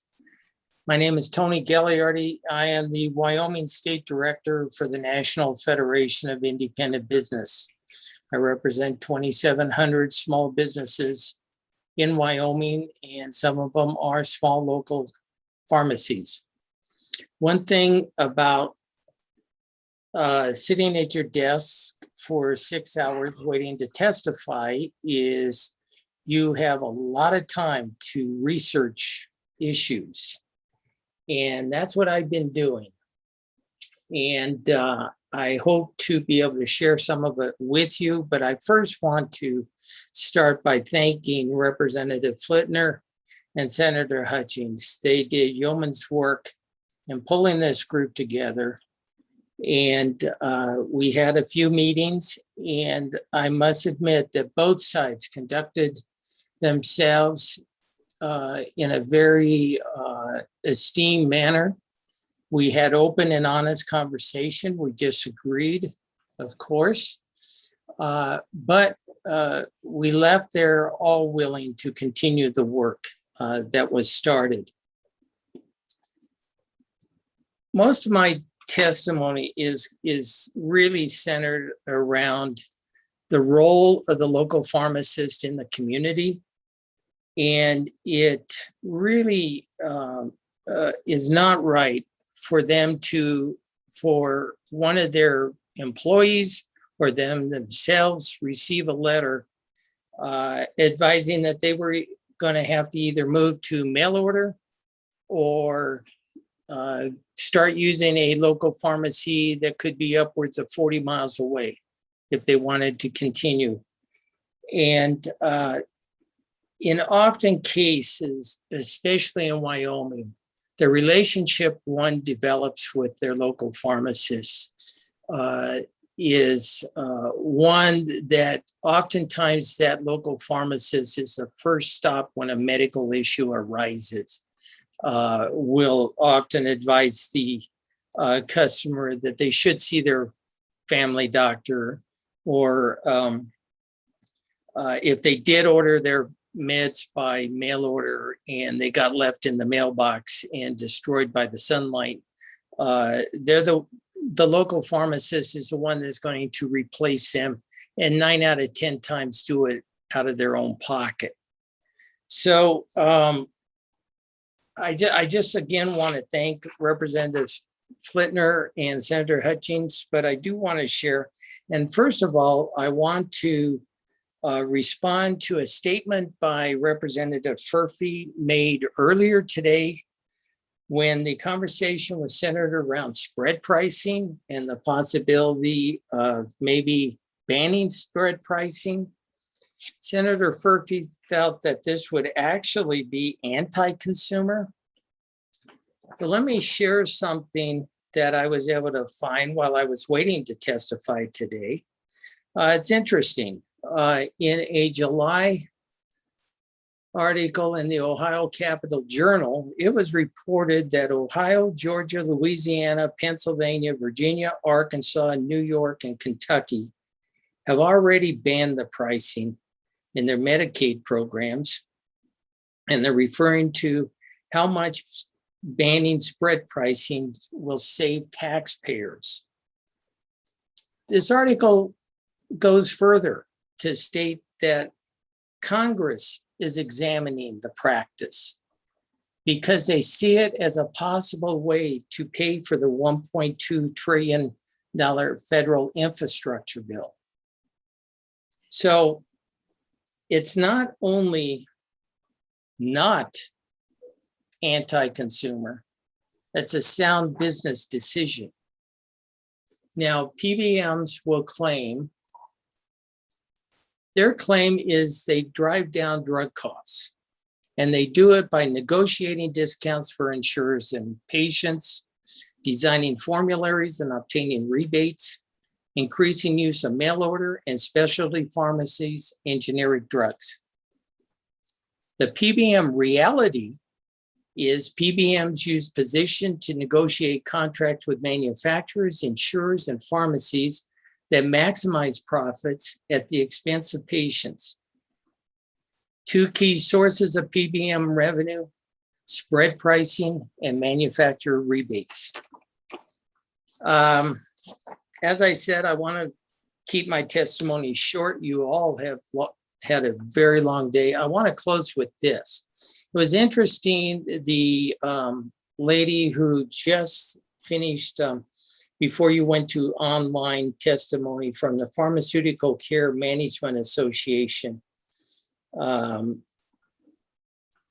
It's the industry association for PBMs.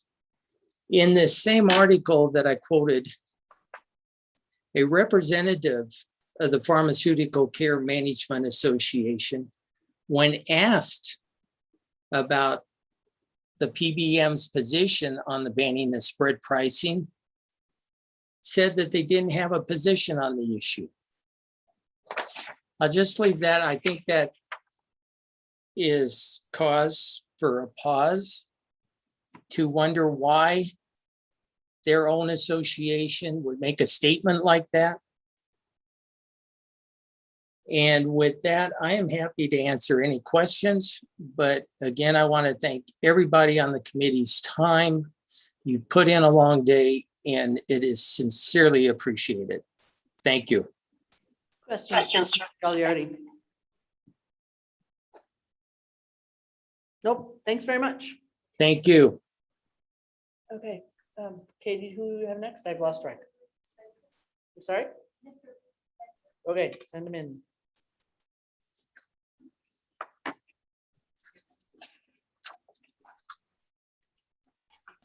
Mr. Spencer, we see your face up on the far side there. Can we get him another one too? Good afternoon, Madam Chair, members of the committee. Thank you very much for hanging in here.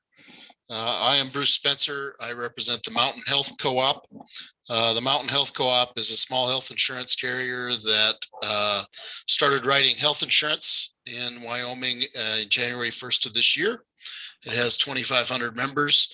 I give you that sort of generic information because I think it's important for you to understand that when the Mountain Health Co-op came in to write insurance in Wyoming, the average rates dropped 10%. So some competition is healthy and helps Wyoming consumers. But the Mountain Health Co-op is very concerned about this bill draft that you have in front of you. And we agree with the comments that you've heard from Blue Cross Blue Shield, Prime Therapeutics, and PCMA. They've handled these matters very well, and it's going to allow me to substantially shorten my testimony, which I know you'll all appreciate. You know, the freedom of consumer choice in pharmacy provisions of the bill, page 4 through 6, are typically described as an any willing pharmacy provision. Those have a substantial cost, and the cost is passed on to the health plan. It is not borne by the pharmacy benefit manager. Particularly the ban on requiring mail order. Now, my client, Mountain Health Co-op does not require their customers to use mail order, except in the area of specialty drugs. And in the area of specialty drugs, they have found that no one can compete on price better than mail order. And specialty drugs comprise the vast majority of the drug spend, and they are incredibly expensive. And if my small health plan is not permitted to use the tools through mail order on specialty, it's going to have a significant cost impact to Wyoming consumers. I noticed that the bill prohibits PBMs from deriving any income from a pharmacy. Well, a PBM, like any other business, is going to make its margin, and it's going to make its margin, if you can't do that, from the health plans. That again is passed on, unfortunately, to the Wyoming consumer. The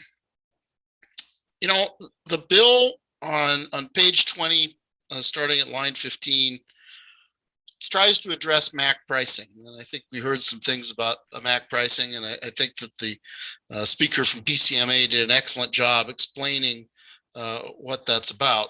But basically, a PBM is saying on MAC pricing, which is generic drugs, hey, we want you to find the lowest costs on this drug. And we're going to look nationally and we're going to find the lowest cost, and we expect you to buy it at that price, and we're not going to pay you any more than that. And what this bill says is, no, we don't have to find the lowest price. We get it from our PSAO that we may have a bad deal with, and you, health plan, have to pay the freight. We don't have to match the lowest price. That too is going to result in significant costs to the consumer of Wyoming. Now, that of course is your policy conundrum. I'm from Montana. We're a small state. We have a lot of community pharmacists. They're my friends and neighbors too. So I get it. And nobody wants to see community pharmacists go away. They provide an absolutely vital service that certainly the Mountain Health Co-op appreciates and wants to keep. But this particular bill has provisions in it that cost a lot of money. And that's your policy conundrum. Do you cost the consumers of Wyoming money? Or maybe we go to work and change some things in the bill that continue to help community pharmacists, but don't cost quite as much money to the consumers of Wyoming. So my small company would encourage you to do the latter. Go back to the table, revise the bill, remove the provisions that cost a lot of money, but help the community pharmacists with some of their other concerns, and see if we can compromise on a better bill that everyone can live with. Thank you, Mr. Spencer. Questions for Mr. Spencer? I think people are wearing out, Mr. Spencer. I hope you will provide your contact information to LSO in case we'd like to, and welcome very much to Wyoming. I'm more than happy to. I've been married to a Wyoming girl for 24 years. She's been training me for that long, so There you I will go. get it to them. Thanks so much. Katie, do we have someone else? Okay.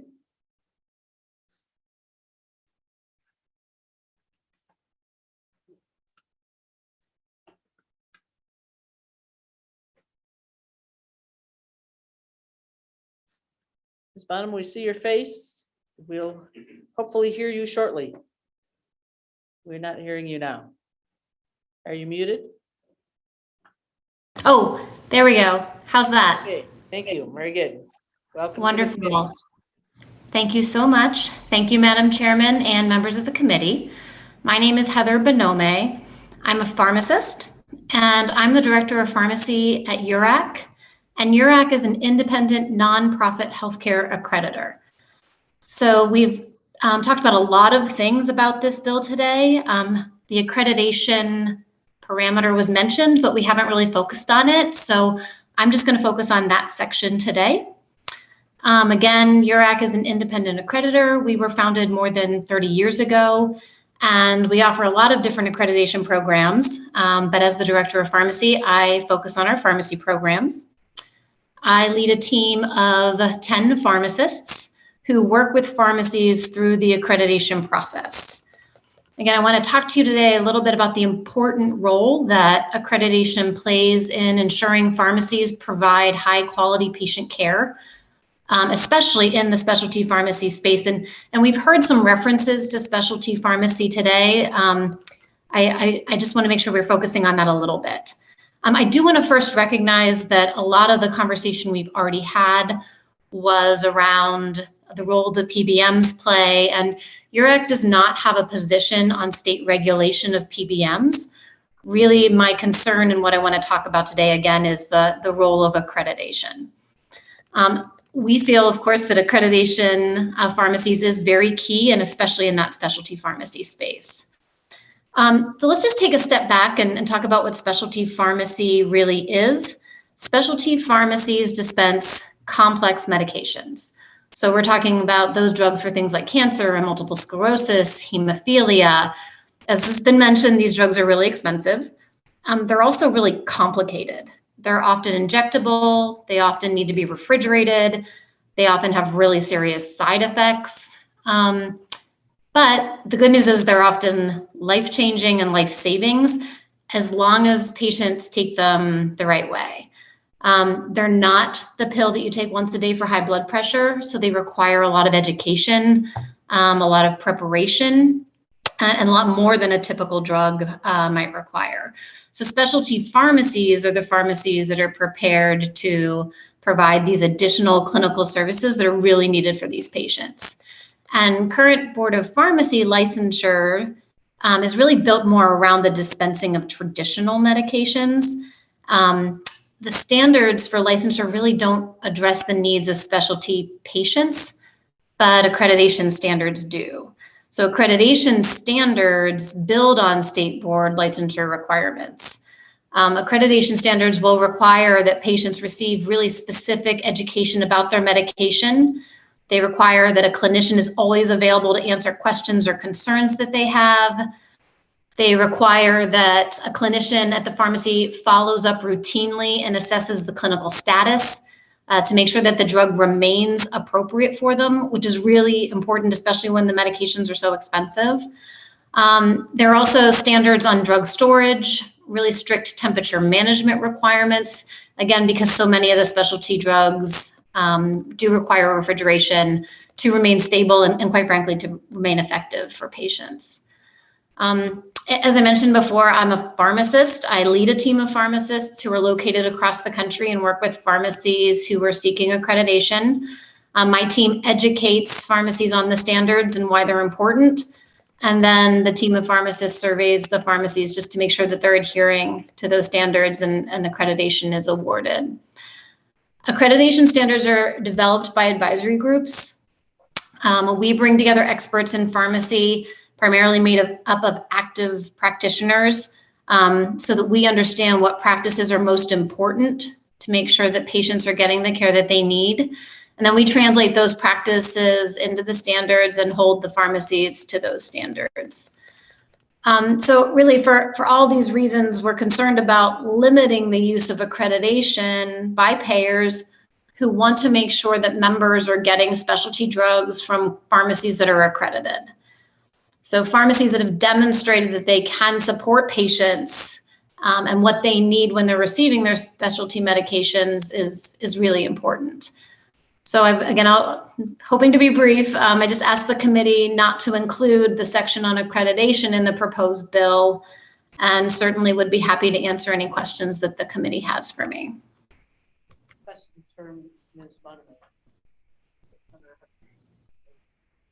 You know, Madam Chair, no question, but I can make a comment. One of the things I think is going to be important is maybe everybody go home after this, breathe, sleep, whatever, read a good book, and then come back to the bill. I keep hearing things that people are saying are in the bill, banning mail order, that's not in there. The accreditation portion is in there, but you have to read the whole paragraph, not just one sentence in a paragraph to digest everything. So, yeah, a lot of things are being said that aren't a part of the bill that I think if people go back home, read it again, they'll see something different. And that's about it, Madam Chair.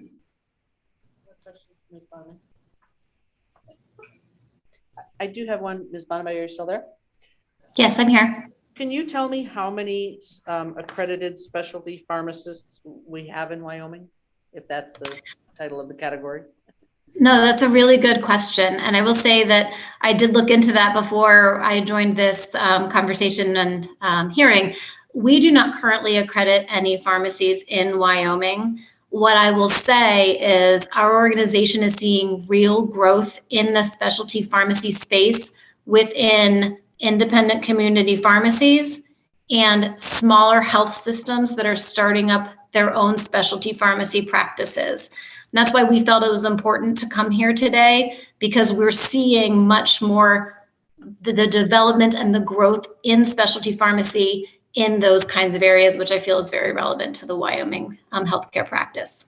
So are there other accrediting bodies that would have a similar accreditation for specialty pharmacies? Or are you basically saying that if you need a specialty pharmaceutical, you have no pharmacist to provide that in Wyoming? There are other organizations that also do accreditation, including specialty accreditation. One of the things that was mentioned before is that a lot of the specialty pharmacies do ship medications directly to the patients. So that is a rather common practice in specialty pharmacy rather than an open door pharmacy. Although again, the growth that we're seeing is in a lot of community practices that open door, meaning the patient comes and picks up the medication themselves. We're seeing a lot of growth there. So actually that one last question then. So I guess I'm a little confused. If a specialty medication really requires pharmacy oversight and maybe specialized administration and temperature control, how is it that they can ship them directly to the pharmacist where they maybe sit in a warm mailbox and the patient sits on the kitchen counter with the cat food and then does whatever to it? I mean, it doesn't, the two things, perhaps it's getting late, but I'm not quite getting the meshing of the two things. Yeah, so that is what, so a couple of things there. First of all, our standards require strict temperature management. So within each medication that is dispensed, what is the temperature range that is appropriate based on the manufacturer recommendations and their testing? And then they need to prove to us that their shipping mechanism maintains compliance within that temperature range for whatever period of time they're shipping it. And usually they're shipped overnight or 2 days with signature required. There's a lot of control over that process and a lot of testing, again, that accreditation requires, but boards of pharmacy don't generally have requirements that are anywhere close to that strict around making sure that the medications are remaining within that temperature range, not only through that process, but also through storage and all of that.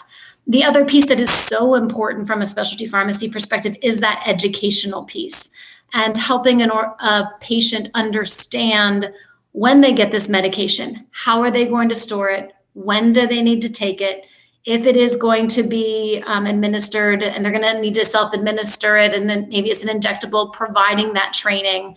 All of that comes into play and is really key when providing these medications and all part of our standards.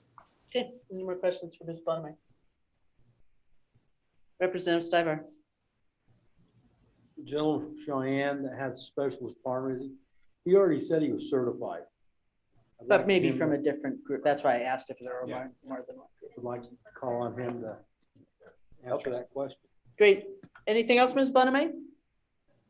No, thank you so much for your time. I appreciate the opportunity. Thanks very much. Any more?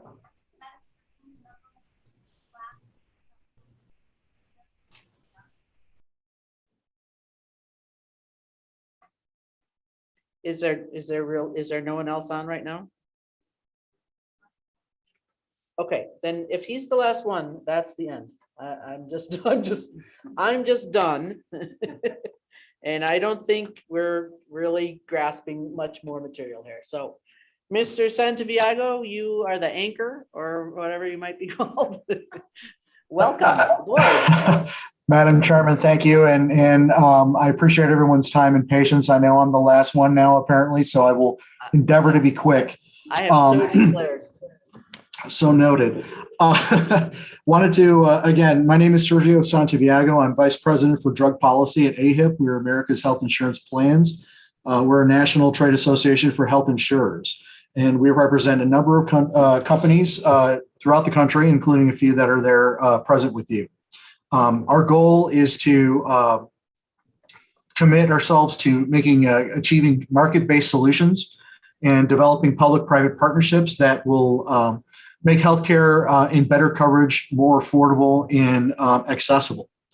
I echo the concerns that were on the proposed legislation that were raised by some of the other groups that were here today representing payers, including insurers and the PBMs. And I won't belabor everyone's time on that point. You'll forgive me too that I had to revise and rewrite my notes 100 times because of all the wonderful testimony we've heard this afternoon and evening. So forgive me for that rustle. But I do want to note that I do want to emphasize that the role that PBMs play in helping insurers keep prices down for prescription drugs. The reality is, I know there was discussion made about how large some of those PBM organizations are, and that, yes, some of them are in fact owned by some of the insurers, others are not. But the reason some of these organizations, especially the PBMs, are so big is because pharma is so big. The pharma industry is enormous, and I'm not going to sit here and say that the insurance industry is not an enormous industry as well. But there are some important things to keep in mind. The reason PBMs are generally as big as they are is because that's the only way they can leverage their purchasing power, which is what we hire them as insurers to do, leverage all of our patients to get better prices from prescription drug manufacturers. So the bigger they are, generally speaking, they're going to get better prices because they can leverage our purchasing power to do that.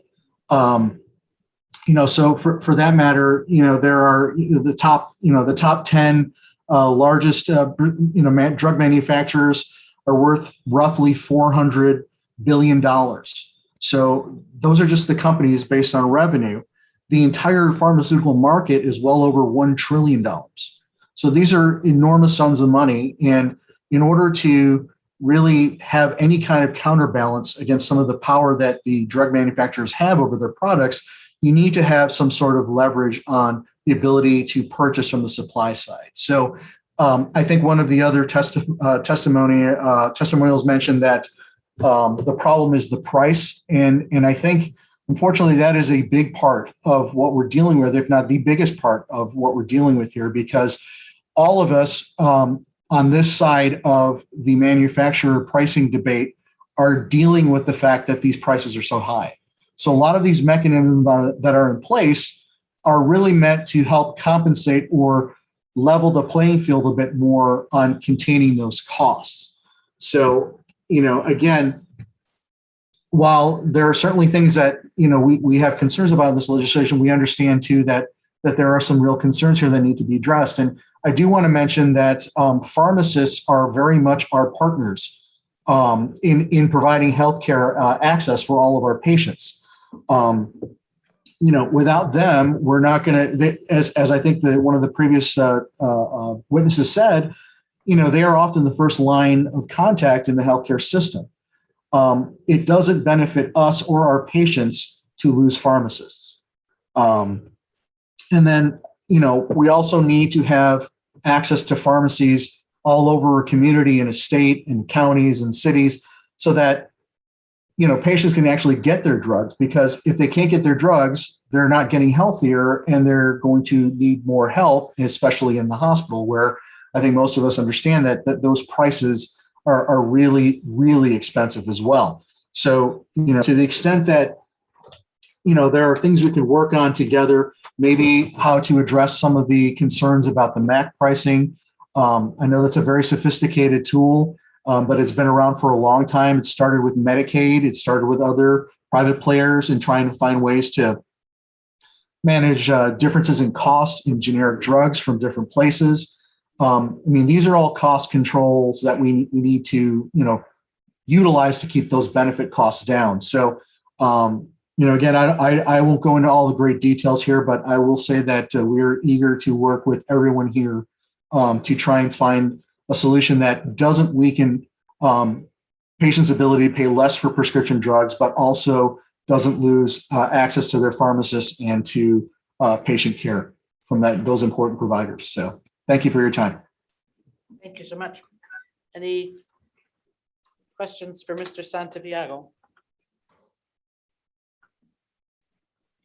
Okay, thank you. Then public testimony is closed. Committee, what's your pleasure? Madam Chair. Senator Hutchins. You go. I don't know if you noticed, you didn't give Ms. Carroll can. Carol a chance. I know she helped with the bill, but I don't think she had a chance to speak, and I don't know if she had anything to offer, but I'll leave it at that. If she doesn't want to, it's just. Do you have any last minute comments? Really brief last minute comments? Trust me, I have to direct Du Bois tonight, so yes, very brief comments. I just wanted to thank the committee and the co-chairs for hearing this. This very important piece of legislation, it truly is a story of David versus Goliath. A multi-billion-dollar industry, and as we heard, so is pharma. Pharma produces a product, last I checked. So I just really wanted to thank them. Sorry if I have seemed adversarial at points to people.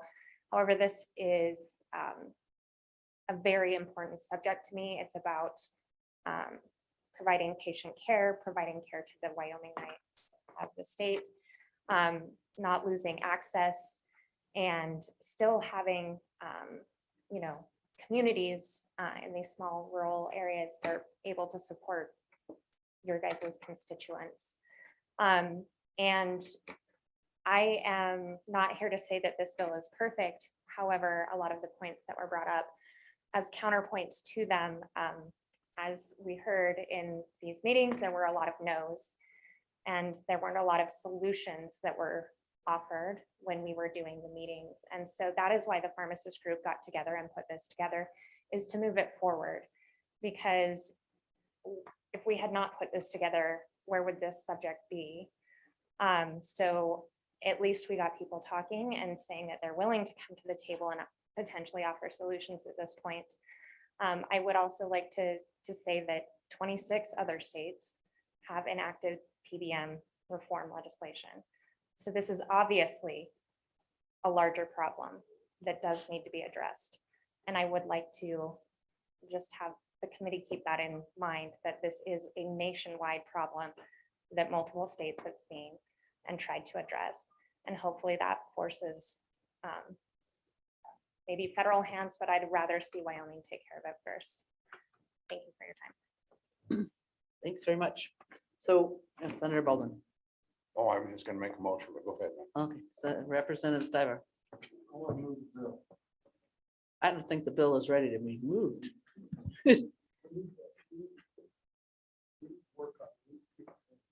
Right, but that, it doesn't have to be moved for that. I mean, I think it needs to be, I think it needs to be worked on some more, but I don't know that moving it as a bill is quite, it's quite ready for that, but Senator Baldwin, what was your motion? My motion is very slow at this time of day, Madam Chairman. And I think I have phlebitis Oh. now. It's below At this from the point- waist down. At this point, I won't arrive home today.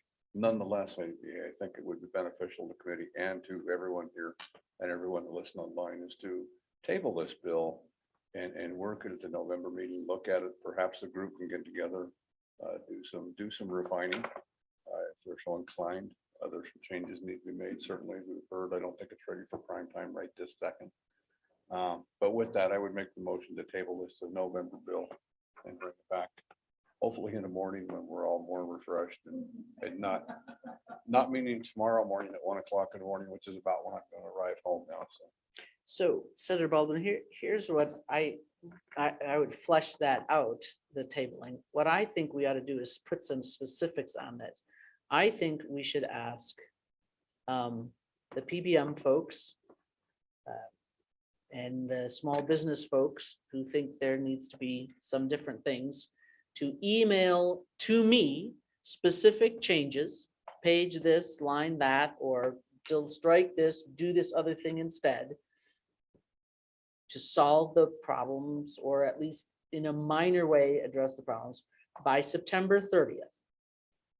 And then having those, I can put them all together, and then we could ask if the poor, long-suffering small group could maybe pick up Senator McEwen, who seems to be willing, and a couple of PBM type folks, along with the people, that the pharmacy people, and at least one or two business groups, and look at the suggestions along with the proposal, so that we can have it to consider again in November. What do you think of that, Senator Hutchins? Madam Chair, I think that's perfect. I think that's a good idea. Get those to you as soon as possible. Get the group together again in Cheyenne preferably. And they know I'll work all day and all night with them. Well, and I think LSO could help you set up a Zoom meeting or something if you needed to, I mean, if there were people that couldn't drive down there, whatever. But Jamie, you think that's a good idea? Senator McEwen, with that? You do? We're Okay. good. We're So- good. No, he's I'll bringing go. bananas. I don't want to go for We bananas. won't talk So- about bananas. instead. So I Sir, think Lloyd. the, to make sure that we've got, and I won't pick them, but make sure those of you that were online or in the audience, make sure LSO has your contact information. Because I think it's really key, because as certainly as Mr. Mosier said, if we produce something that's going to end up with 410 small business people banging on our desks in February, that's not a good use of our time. But I think if I set September 30th as the deadline, you can see and just look online, sue.wilson@wyoledge.gov. Just, I'll just send them to me, and then we can, because I think it's a fair thought that just to say no is not good enough. We're gonna have to have some better input. Gina, sorry, Mendez Harper, no, is that it? You said you had the list of like the top 10, maybe send that as well, so we all know what the top 10 issues were, that the pharmacy has them, but I mean, you have them, it sounds like you've got them. So that, I think that will be the plan. Is everybody okay with that as far as a plan? Excellent. Okay. LSO, any last minute things? Are you awake? Okay, look out for each other driving home. If you see people wobbling left and right on I-25 or 90 or whatever way you're going, stop and see if it's one of your fellow legislators or pharmacist people or something like that. And the meeting is adjourned.